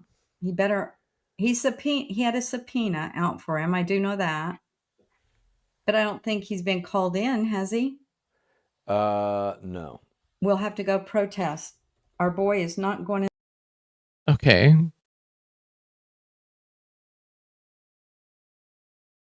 Is it just to get supporters to bring more of a target on people they don't like? I think it is literally setting up the idea, the concept of like, here's a targeted list of all the people who have opposed us. These are our enemies. It's literally like a Nazi-esque sort of like, targeted sort of like, hey, it's intimidation. Exactly what it is. It is a way to say, stop doing what you're doing. Follow orders and report the news the way we want you to report the news. So essentially, it's an anti-First Amendment list, is what it is. He needs everything printed out. Why do you need a human printer? It's because he really can't see the dang phone anymore. No, I honestly don't think he's ever touched the phone to begin with. I don't think anyone. I think the last time he probably touched the phone was maybe like 8 years ago. Why use some legal loophole to get around Citizens United? Yeah, and other states are going to follow, hopefully. Yeah, I saw that too. Let's hope. Let's hope they figure it out. This would be like the first time I've seen the actual government go, you know what, we're gonna step in and fix this. In the clinker. So wait, who's more important, Donald Trump or Hassan Piker? That says no. That he was not on the list? Even if he's not on the list, he's on the list. Like, I hate to say it, Hassan is the biggest fucking target from both the Democratic side and the Republican side. He's on everyone's fucking list. The only people who have no issue with him are literally the hardcore socialist progressive realm. I've seen so many leftist streamers, YouTubers, independent people who fall into this realm, like reporters, just fucking try to tear him a new one, and it's just not like. It just goes to show you that there's funny business going on. It's so fucking annoying. Yeah, because voting is a state thing, and they now have a state law that kills dark money out of voting. It will kill. I used to watch Forge and Fire way too much. Good. I don't even own a knife. Right now, we like Hassan Piker pretty good. Oh, just right now, until he says something that upsets her, probably, right? Maybe not even. Maybe you know what? Maybe not. Because I think she thinks he's attractive. Well, then this thing says the White House has now listed Hassan Piker on their website under left-wing lunacy media offenders. Okay, there you go. Oh gosh, no. Yeah. So who are you going with? Yeah, bashing Hassan is not working. The fucking European media is finding out that that's not working either. Israel's finding out it's not working, which is good. I'm happy. There's so many things, like, I see people say about him, and I have been around, like, watching Hassan for at least the last 5 or 6 years. Well before he was doing like the H3 thing, which H3 to me is turned into a fucking shit show of a fucking group at this point. I consider everyone on the podcast to be fucked. I wonder if Haley went to Ireland to find some place to move to. Possibly. She's picking Hassan over Trump. It does seem like that. I mean, Hassan is a lot more attractive than Trump is, like 1,000 times more. I'm going with Hassan Piker on that one. Okay. On that one. But the Okay. question was, do you think it's a good use of taxpayer money to have somebody building out these websites that are attacking? He's picking Hassan over Bob 100%. No, I don't. No. But I also think Bob would pick Hassan over Mary Lou too. Mm-hmm. Do you think reporters who report on what Trump is doing should be fired from their job, like Scott Pelley? Absolutely not. So you're against it? Yeah, it's ridiculous. Okay. So when are you just going to say that Donald Trump is ridiculous?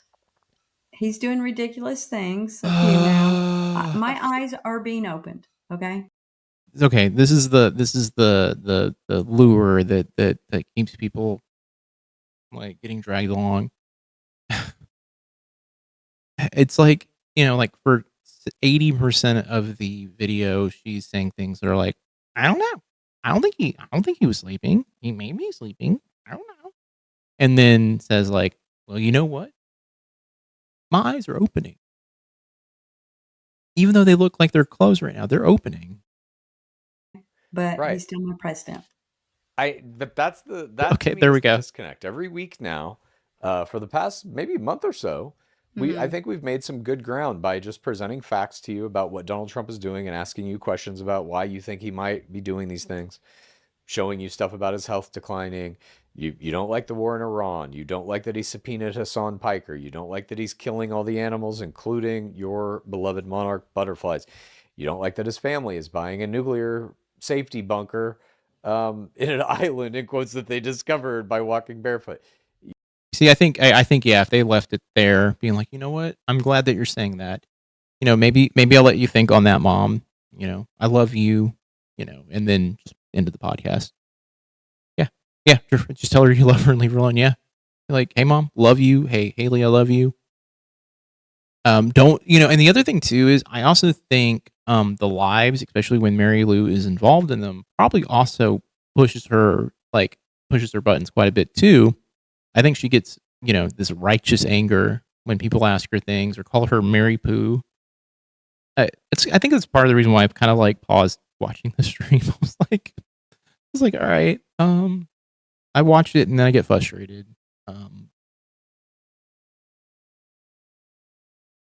That island has no fresh water source? Wait. Are we talking about which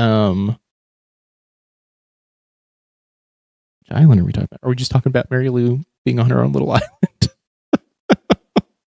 You don't like all the insider trading. You don't like the UFC at the White House. There's so many things. I'm probably leaving some off. This is on? Oh, she's kicking people off WIC right now, which is basically like mothers and children. I don't think Mom cares about that. You don't care about food assistance for kids that need it? You were a teacher. You saw this shit. Well, and so you know that people need WIC. You guys put words in my mouth every week. Yeah. She says that too. And that is frustrating because she said so many things that are so antithetical to WIC over the last, like, I would say, like, several years. They said they live in, they don't bring up the fact they are joining, Israel because she wouldn't care. You know that. Okay. And they have cut, I think it's like 400,000 people off WIC. It's terrible. Yeah. So at what point can you? I need to bring okay. Every week you bring topics that are always against him. Let me. Okay.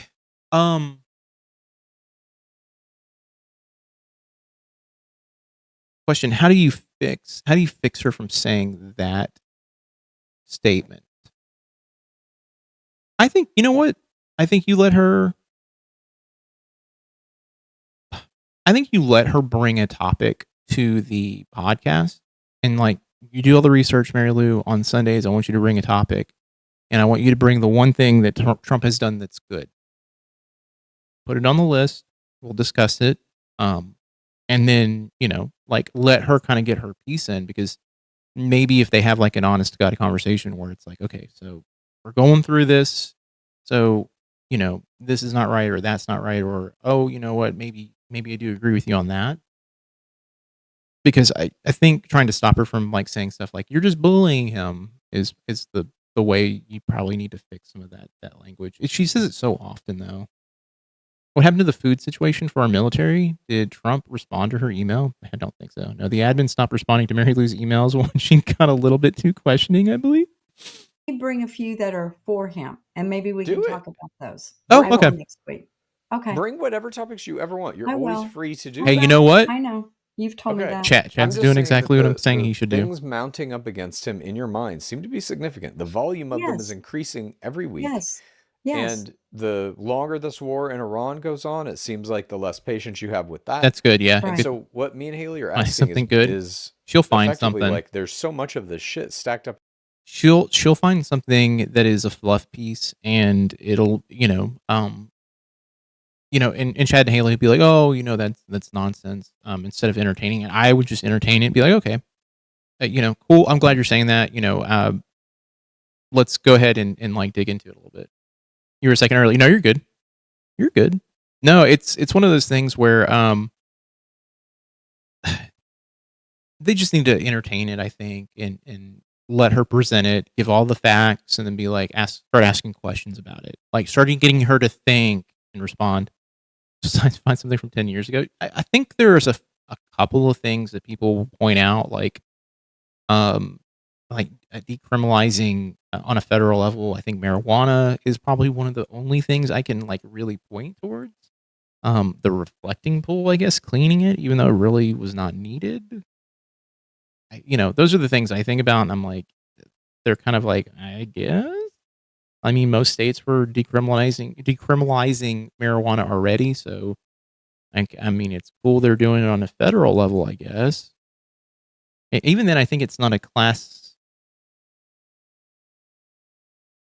Well, no, did they? I think they. It's not a class. What is it? Class A felony for marijuana? What was it?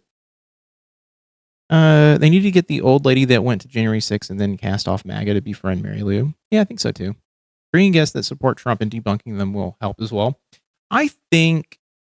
Okay, so the only thing that I find off about bringing someone who is a pundit or someone who is a talking head for Trump or the Conservative Party is they have talking points memorized.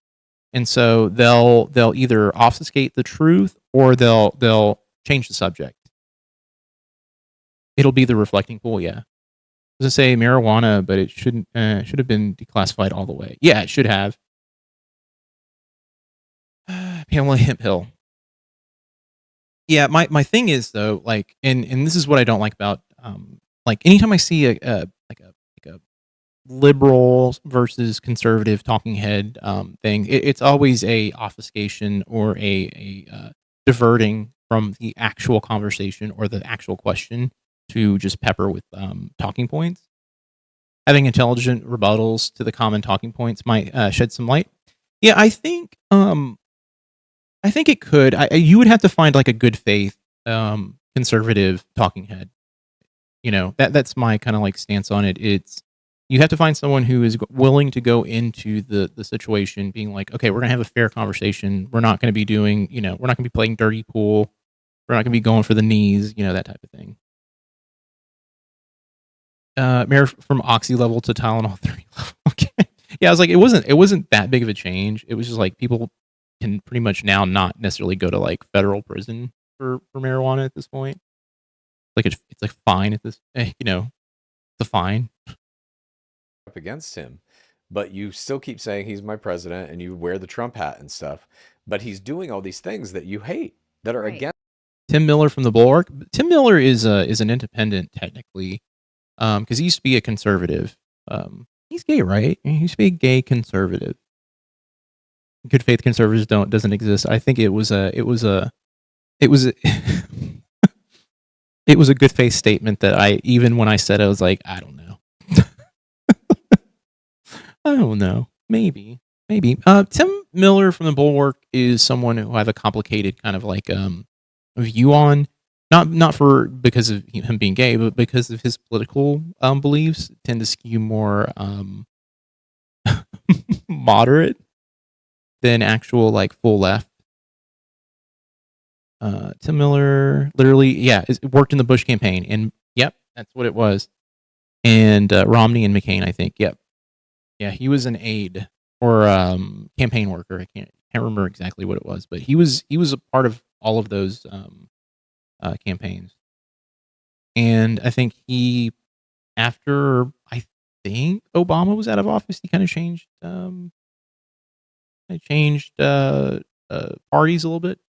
And then he did the thing with Joe Rogan that fast tracked research psychedelics for PTSD. Yeah, that was the other thing too, which I'm a little bit more kind of like grossed out by Joe Rogan being the head of anything, or spearheading the head of anything, because Joe Rogan is a con artist. Not even in my opinion. He just is a con artist. He fucking pushed ivermectin so fucking hard, and that was a terrible thing. Tim has definitely changed over the years, though. He worked for Jeb Bush. That's what it was. It was Jeb Bush. Isn't it crazy that the year of our Lord 2026, all you need for FDA approval is a cool podcast? Exactly. 100%. And I think this is my thing. It's like none of these people should have any sort of power in anything that is happening. I said this to someone back when Trump first got elected. I said, these individuals, were part of an art collective I was a part of. And I pointedly said, like, Joe Rogan is the reason Trump got elected. You know that, right? And he will get elected again if they keep pushing him this way. And I said this back in literally 2016. And I was pissed. I was pissed at the time. I was like, this is fucked. These motherfuckers made this guy look good. You know, it didn't help that even back then, Trump was or not Trump, but Joe Rogan was pushing the narrative that you know, like Trump is like, you know, Trump is a wild card. Like he's the exact change we need. And this person literally just was mocking me the entire time. And I was like, you're joking, and I know you think it's funny, but this is fucked. This is fucked. A podcaster helped get someone elected. And they just continued to keep mocking me, and I was like, I'm out, dude. Like, you guys can fucking have your fucking little circle jerk here, but Joe Rogan's a piece of shit. And then they all started fucking producing AI art. Like, and I was like, no, I'm out. Like, you guys are fucked. And then, you know, years later, this caught on that, like, oh yeah, the podcasters got Trump elected the second time. I was like, no. No. I think Joe has got too starstruck by Elon. Yeah. Joe has even stated that he only endorsed when Elon Musk asked him why he hadn't. I miss 2016 Joe Rogan. That's the thing, though, is that he was pushing the narrative. Because I remember I was heated. It was just during the Hillary Trump debates, and he was talking. He's like, Trump knew exactly what he was doing. Like, he was on it. Hillary was struggling, and I was like, this motherfucker is hyping up fucking Trump. Like, these people actually listen to Joe Rogan and take him seriously. And then he just went fucking full loon when fucking COVID happened, and I was just like, bro, these people are fucking, like, they're too rich, they're vapid, and they're awful. Have we all seen the Elephant Graveyards video on Joe Rogan? It's fire. I have. I watched most of it. It's pretty good. And with hindsight we have now, you got to remember Joe picked Bernie as his pick. Yeah. Yeah, and the DNC fucked Bernie. And I was right there with everyone else. And here's the thing. I was pissed. During the primary, I voted for Bernie. I wanted Bernie again when he went up against Joe Biden and all those motherfuckers. And I, realized that the game is rigged. This is why I'm pushing for like an absolute fucking change. Elon is a genius is being a grifter, knowing how to get people to give him money. Yeah, PayPal, when he was part of it, they paid him to leave because he was fucking shit up. If Elon had stayed at PayPal would not be a thing. They literally gave him, I think, a percentage of the company and then paid him to be like, do not, you're persona non grata around here. Don't fucking be involved, Like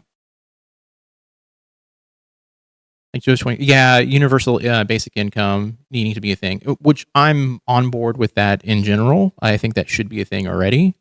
The way the economy is going, it's going to have to be a thing. Social structure is going to have to fucking change. Against your personal interests and against what you think is in the best interests of the American people. And so at what point does it it's got to snap for you at some point that it's okay. I just need a little bit more time. I need some more time to think through this all. All right. You have as much time as you want. I also want to say, that Pride Month has started, right? Yeah. Oh, I want to hear what she's got to say about this. Yes. The White House has said nothing about Pride. Not a singular thing. Like during Obama era, they lit the White House up like in rainbow colors. Okay, and on the previous episode, she then brought up that Joe Biden had a person who was transsexual, who was flashing people, and she does not like. She doesn't like people who are LGBTQ. At least that's what I think. He came out on by accident. He just happened to be in the building at the time with them. Oh yeah. Trump doesn't give a fuck. Yeah, you're talking about PayPal, right? They're like, trying to counteract like anything that's LGBTQ plus. How do you feel about that? I didn't know anything about that they haven't done anything. Have you seen anything on the White House official about it being Pride? I don't look at White House official every day. It's just not being celebrated. Okay. How do you feel about it? Give it time. Let's see what There happens. isn't time. It's Pride Month right now. Yeah, the time. It's Pride Month right now. But and this is in a long list of things like this. Like he tried to get rid of Martin Luther King Day as an official holiday. Yeah, they had a topless trans party. Yeah, you know, took down those plaques. She said that last week, and I was like, okay. Like, and then I looked it up, and I was like, that's not true. They actually banned that person from being at the White House. They'll call Michelle, Mike, but faked liking Peppermint. So the thing is, I actually proved that wrong. Like what she was saying that like, Obama slipped up and called Michelle Mike. And I found the footage that they were referring to. And that's not what happened. He was relaying a story. A woman who was supposed to be there had told him. And, literally the right-wing media clipped it. So it sounded like he said, me and Mike. And it was like, no, he was basically quoting someone else. ML's so annoyed. It's very interesting. She's always looks like this, though. About slavery. They are systematically trying to dismantle any government involvement or acknowledgement of any marginalized Yeah, she does look annoyed here in America. I'm going to Google. I'm going to look tonight for pride stuff at the White House. Okay. There isn't any. Yeah, you're not going to find it. Okay. I'm just reminding you again that you are against basically everything that we ever talk about that Trump does, but you're still for Trump. Lately, yes. Okay. Yeah, lately, fine, whatever. But it's only lately because this has been a mounting kind of like... I would argue this episode she pushed back quite a bit. She only started pushing back towards the middle of the episode where she was like, well, I don't like that, but, trudge through all this shit. Right. And every week there seems to be at least one or two new things, like Bill Pulte this week, throwing that guy on the pile as the head of our national intelligence community. He has no clearance. He has never worked in national intelligence. He is a real estate investor who is just going to do whatever Trump wants. Throwing that guy onto the pile. Throwing the fact that he fell asleep again. The fact that we're in the 15th week of the war in Iran. The fact that his family's trying to buy this fucking island from a government so that they could survive the nuclear Like I said, war let me bring a few things maybe next week if I can find some things. Please do it. Please. Also, I'm pretty sure we just had like 3 mass shootings back to back in the span of like a 5-day period. It's nowhere even mentioned by the presidency. It didn't even make the news. So like notion that you think he cares about the American people, he simply does not. He's said as much. We talked about that on this show where he's like, I'm not thinking about the financial burden of any American. Remember? He doesn't care. I just saw a thing on like CNN or something where it said groceries prior to Donald Trump, like for a basket of like X, Y, and Z was $45. Today it's $72. So like we are hit. See, I think those are the things that like you do have to kind of like point out, like, bomb, like we're looking at, the fact that groceries right now, they're really high. Like let's do a direct comparison to literally, like a year and a half ago, like at the beginning of Trump's, administration, like second term, and then look at him now and see the increase and point that out. Talk about the fact that beef prices are going to go up because of the screwworm. Like, make it all connect. Make it like this palatable thing where it's like, hey, yeah, let's, like here's some things that are going on. Do it without any sort of like inflection or emotion, so she can absorb it without the sting of being accused of liking this quote unquote dictator. Hitting a time where people who need food assistance aren't getting it, and people who didn't even need it now like can't afford groceries. So it's like there are a lot more people now who are food insecure. What are we supposed to do about that? The government is stealing money from us.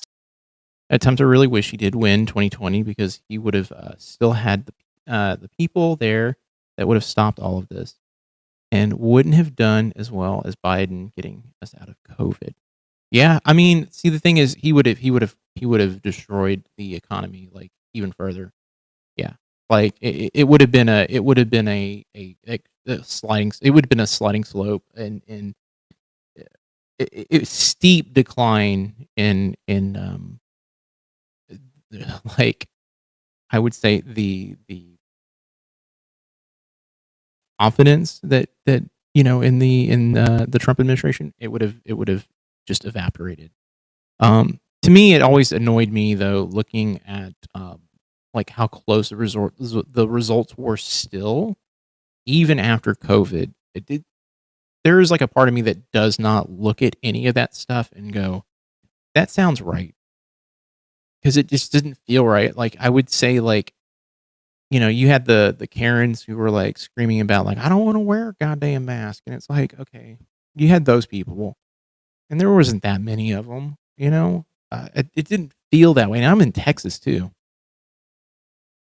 He wouldn't have made so much money out of it. I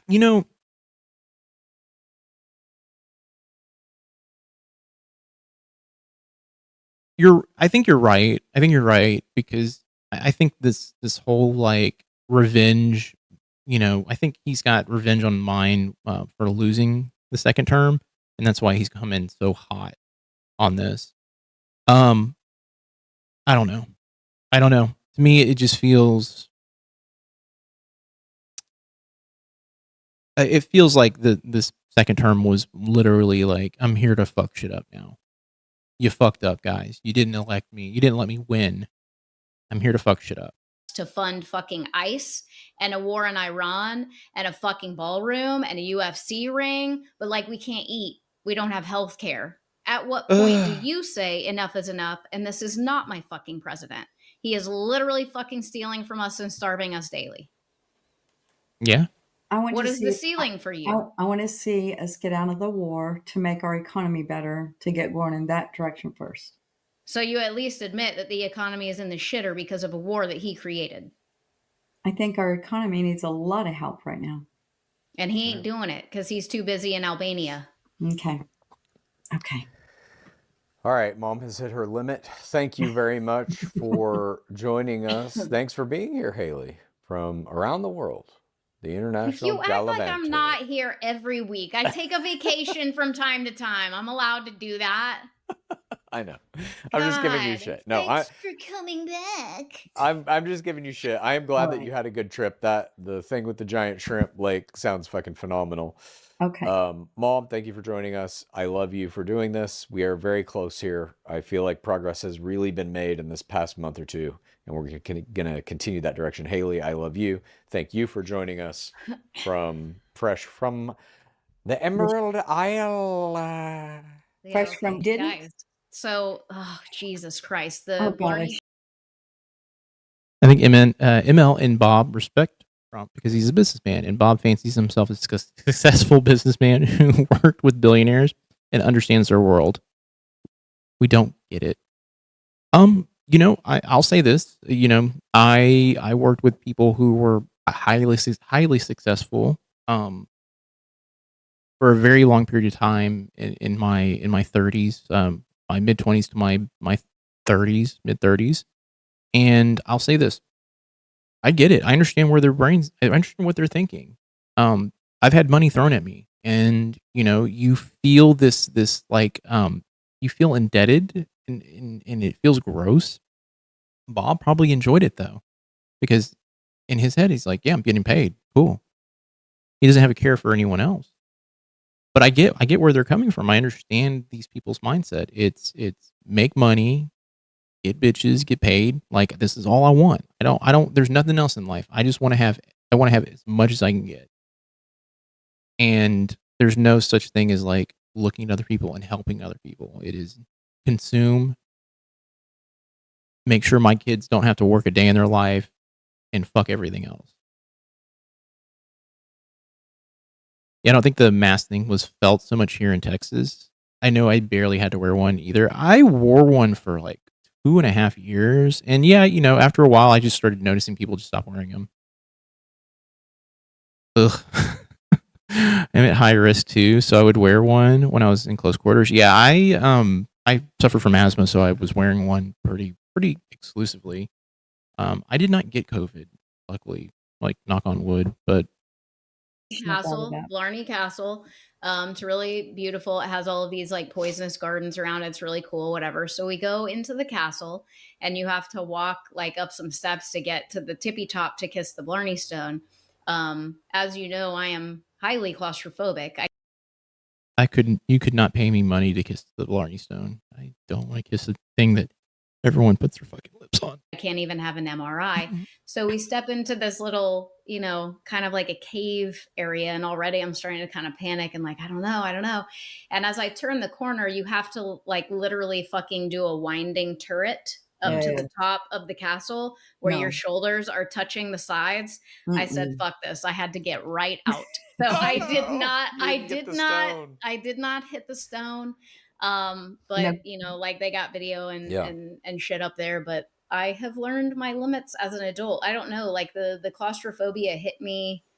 Interesting. Maybe like 2 or 3 years ago, where I have like literal panic attacks and can't breathe. And so I have hit like this wall where I wanted to go scuba diving and like, do all these things that require like tight spaces. I have realized I can never do those things. Interesting. When I was going through cancer, I had to get MRIs all the time. I kind of liked them. I'd go to sleep. I actually, I have issues with confined spaces, but I found out my issues are more with being like wrapped and being unable to move. I got an MRI, God, like 5 years ago, and I fucking napped. When I got mine, I went out. I know we don't make much money. I'm on SSI, Social Security. My husband works with rich men and gets his attitude from them. Yeah. That's the thing. It's like I was taught at a very young age, if you want to make money, you have to have the attitude of someone who wants to make money. You need to be cutthroat. You need to be ruthless. You need to be mean. And, I honestly did not have it in me as a human being. Like, I worried, I wanted people to be happy. And then I found out like the people who worked for me, were more interested in fucking, progressing their career too. And that was at odds with how I felt about like work in general, which is like, I just want to have like a core group of people who want to have like, take care of people, have a good time. And eventually I kind of like realized, I was like, yeah, this is just soul sucking for me. Like I need time off. I need all this stuff. There was like this point where I knew I had to leave when I took a trip and it was like my goal trip for my entire life. Like the only place I've ever wanted to go since I was like 13, and it was Japan. And I got to Japan and was getting phone calls, and I was like, I knew I was gonna get some phone calls here and there. But because I didn't have cell service there, the phone calls would just go to voicemail, and I'd hear them through like Wi-Fi, and I'd hop into email and figure out what was going on. Well, I get back and I find out the person I reported to was literally having closed door meetings with my team to basically do a essentially what was the equivalent of a review of my performance. And I got back, and I think literally within like a day or two of being there, it was a conversation. It was like, so I had a conversation, and it was literally it literally just reinforced like I'm not allowed to leave.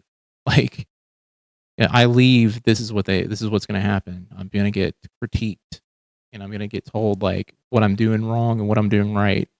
And it was just like, I don't like this. This is awful. Like, I worked myself to the bone, and then I felt just completely just broken as a human being. Then COVID happened, and I was just like, oh, fuck, I got to get out of here. Use my husband's narcissism against him with my soft heart because he wants to be seen as the hero.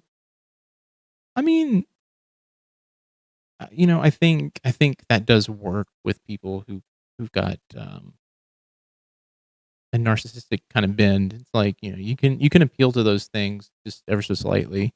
I grew up with a set of narcissists as parents, and it sucks. What type of work? I was in IT, like I ran an IT department for a very long time. Eventually I got so burnt out, like 8 years into it, I can't. I got so burnt I out. can't even get in there. Yeah. Okay. Well, thank you everybody for joining us. I will be back. Are you guys going to join me for the live? I don't think I can. Haley, you Haley? got to do it. Haley, you got to do it this time. Haley. I guess it's just going to be me. Fine. I'll do it. What o'clock? 8 o'clock? No. I'm going to do it Early. at 4 p.m. PST. It'll be 6 p.m. your time. Please join me here. We Okay, have I'll to move the hours up. All right. I think we're good. That's terrible. Did you love Japan though? Yeah, Japan is literally my, like, if I had all the money in the world and, you know, like there was nothing stopping me from like doing it, I would move to Japan like immediately. Like it would literally be the place I would like just stay, because I've never been in a place that has been so you know, I was in Shibuya. We went to Nara, and we took the bullet train, and we went all around Tokyo. And the city to me was like exactly what I thought it would be, and then some. It's clean. It's just beautiful, and everyone there was so accommodating and so nice. It just felt like, you know, there was nothing there that felt just off. Like even when we were in Shibuya in the red light district, like you would think like, oh, you're getting like assaulted, and no, like go to the arcade anytime you wanted. It was just a fun time. And then when I came back, like it just felt like in my head, like the thing that always goes through it is like I just want to redo that like once, you know. Thanks for your time, Joel. I enjoyed the convo with like-minded people. Yeah, you know, I want to try and do these with everybody, and you know, and by the way, thank you so much for the super chat. That is really sweet of you to do that. You know, I have a hard time talking about politics. I used to have a really hard time talking about politics on stream because you know, I'd be very much in my head about like trying to be like on point, but you know, I've kind of just taken the approach right now of just staying with the mindset of like, okay, I know what I believe, I know how I feel about things. I'm gonna just push for that type of stuff, and you know, I'm gonna admit when I don't know everything, because you know, when you have ADHD and you have ADHD, you probably know this, but thoughts becoming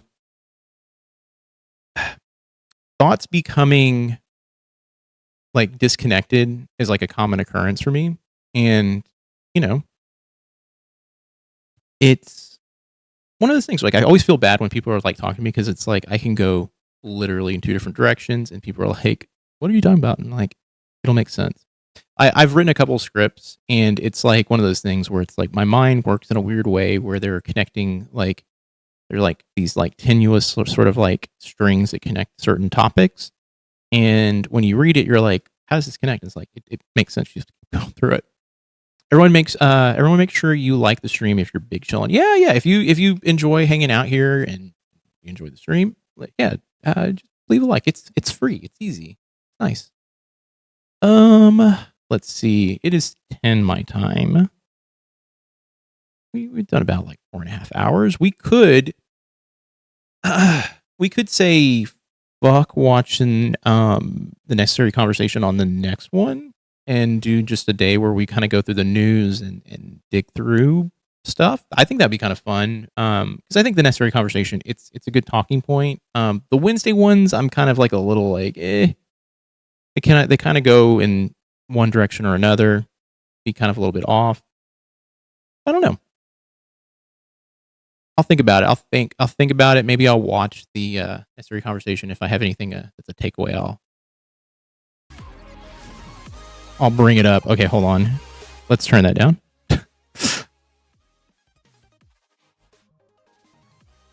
Show the the tantrum. That's actually something I said I was going to do. Yeah, we can do that. Let me grab it.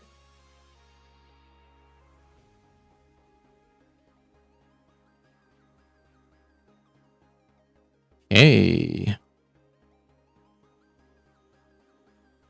Okay, I hate the fact that like Google like literally serves up Facebook instead of their own like platform.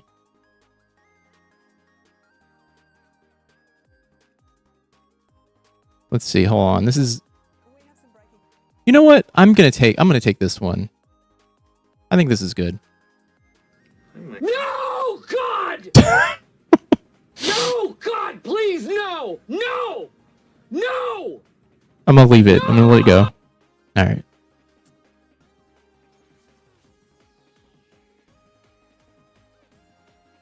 Okay, there we go.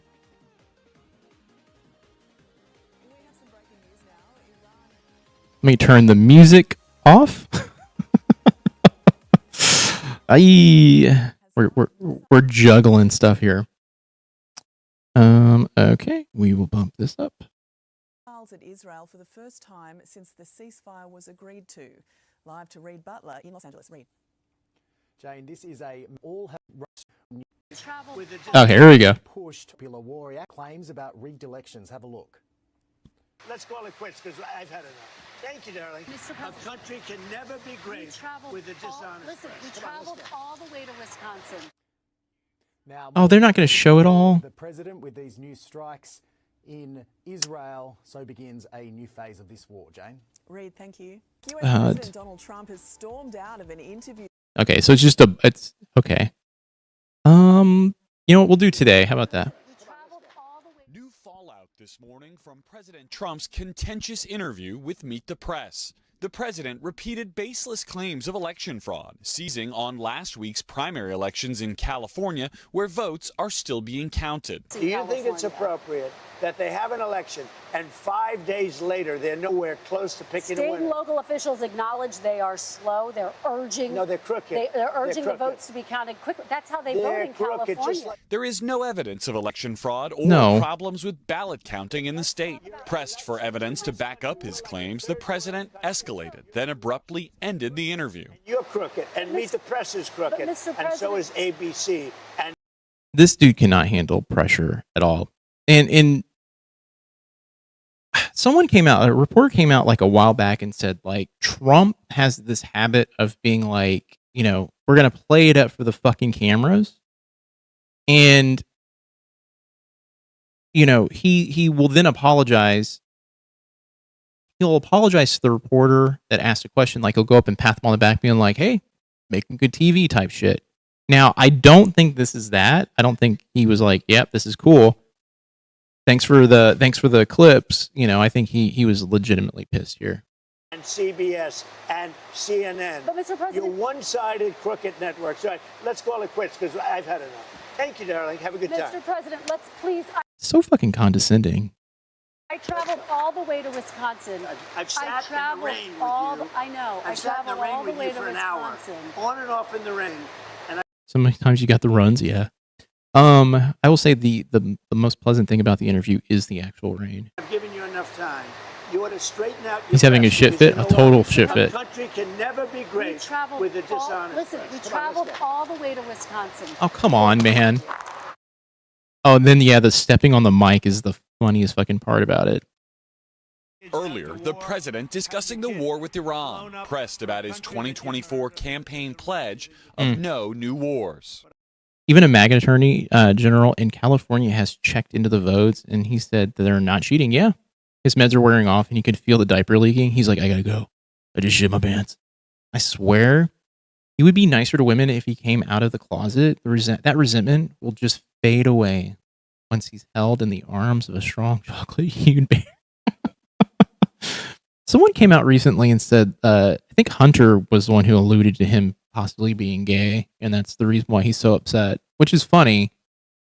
I know he's trying to fuck with him a little bit, but it is kind of funny. I will not send you to fight and die in a foolish, never-ending foreign war. What changed? Because you insisted no new wars. He fell in love with the farmer that was sitting next to him. Jesus. Why would I have built the strongest military in the world? I built our military. The president also defending his did blow Bubba. administration's controversial $1.8 billion anti-weaponization fund, declining to rule out the proposed taxpayer. I like how, like, I know they were talking about it today in the Necessary Conversation podcast, being like, I think it's done. I'm like, if Trump is still talking about it. It's not done. He's going to try and push something through. Funded compensation for January 6th rioters who attacked the Capitol and police officers. Even after the Justice Department told a court last week the fund is, quote, not going forward. So are you looking for a way to revive it? Well, look, if it was up to me, I'd pay them the kind of money that they deserve. People have been destroyed. Lives have been destroyed. Okay. I hate it when he said he built the military straight cope. It is straight cope. I get why people don't know Trump is gay. Even he doesn't get it. Just hating on women, rubbing up on men, fetishizing BBC. Yeah. And listening to CNC Music Factory pump up with the jam. I mean, look, and I don't want to throw this out there and be mean, but he's also a huge musical theater fan of the opera. I think is his favorite one too, which, you know, by all means, if you like theater, it doesn't mean you're gay, but it does add to the list of things that you can go, he's kind of a little bit, you know. What's the rally roundtable, whatever you want to call it. He loves the YMCA too. Yeah. Massive fan of musicals. Like that's his jam. As for the subject that ended that interview, the president posted repeatedly overnight about what he calls crooked and rigged elections in California. His evidence for those claims may have to come in another interview. Well, he loves gaudy interior design, like gold. Gold interior design is so tacky, first of all. Like, it's extraordinarily tacky. So I'll just say this. I don't think any gay man in his right mind would be like, gold everywhere. Love it. The gays won't claim him, though. No, they won't. With Meet the Press, Kristen reported Sunday that she spoke with President Trump over the weekend, and he agreed to come back for another sit-down. Craig? Our Chief White House correspondent, Garrett Haight. Okay, now, very gaudy. Okay, I'm going to say this. If they're saying that she's going to come back in, or he's going to come back in and have another interview, then maybe this is all fucking political theater at this point.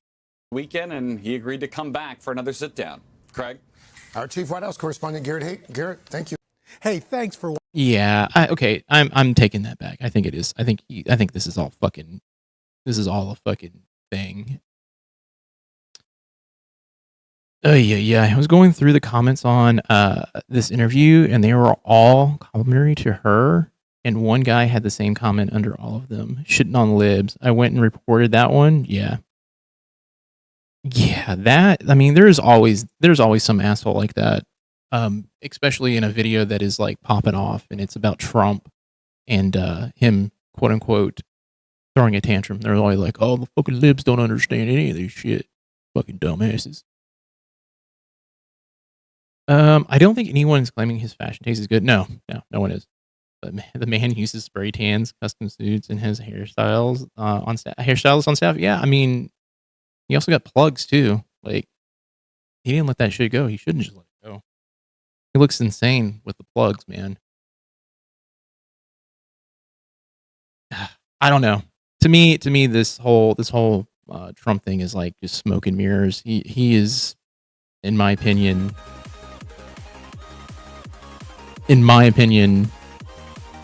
literally just a fucking crazy person. You got anything else to say? But it was it was copy and paste. Yeah, I mean, look, I'll just say this: like,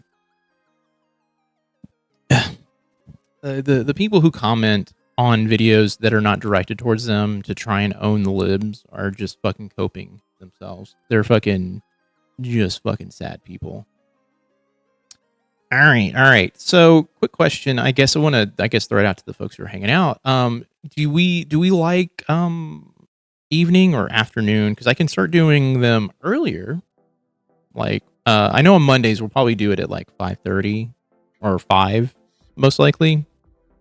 But can do them earlier on Thursday or Wednesday. We're gonna do it on Wednesday this week.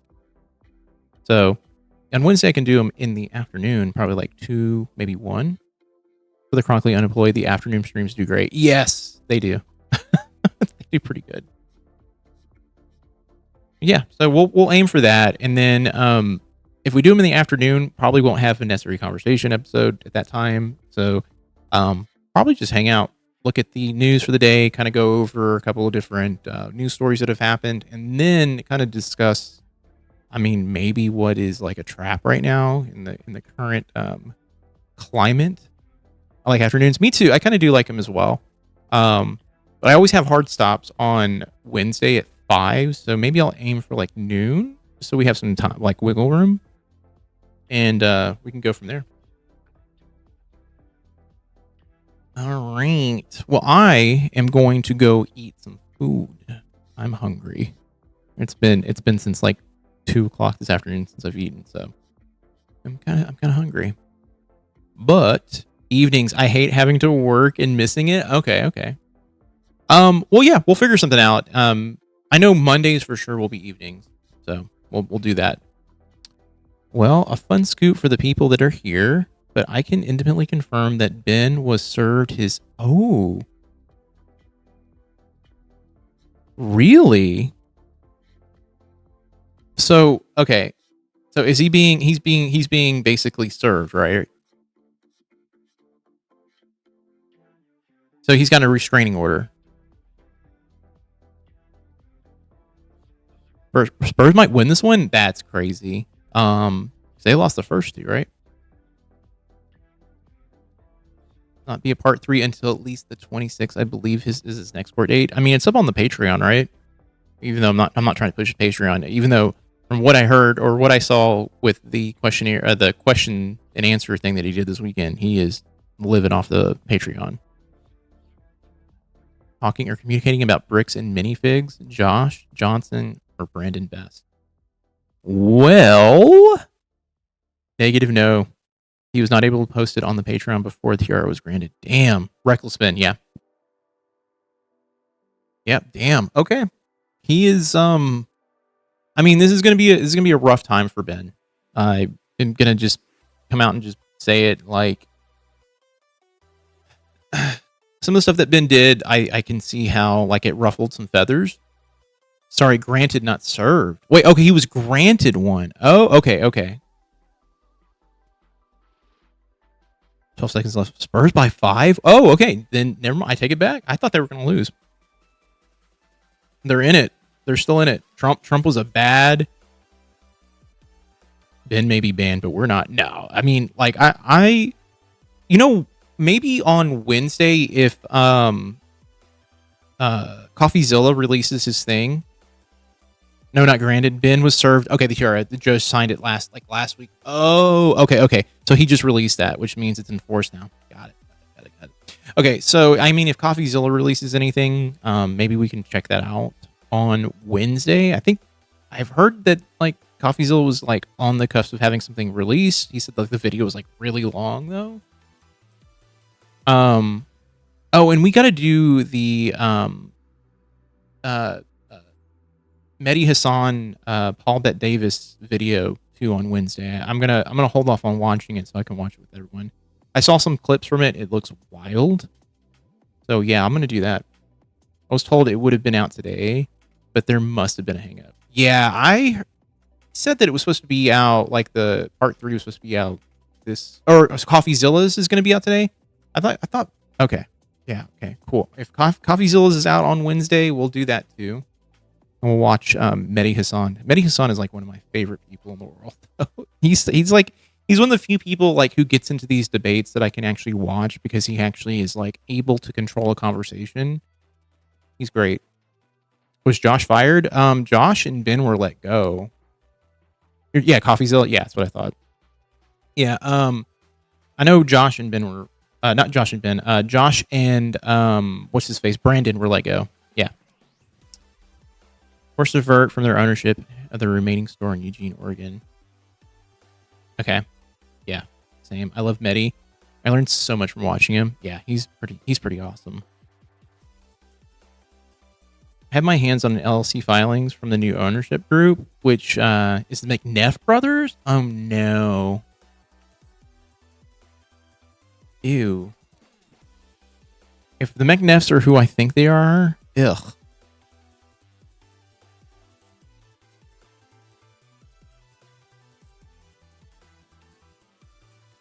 Okay.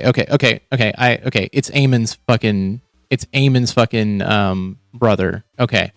Fucking gross. Okay. Fucking gross. All right. Nasty.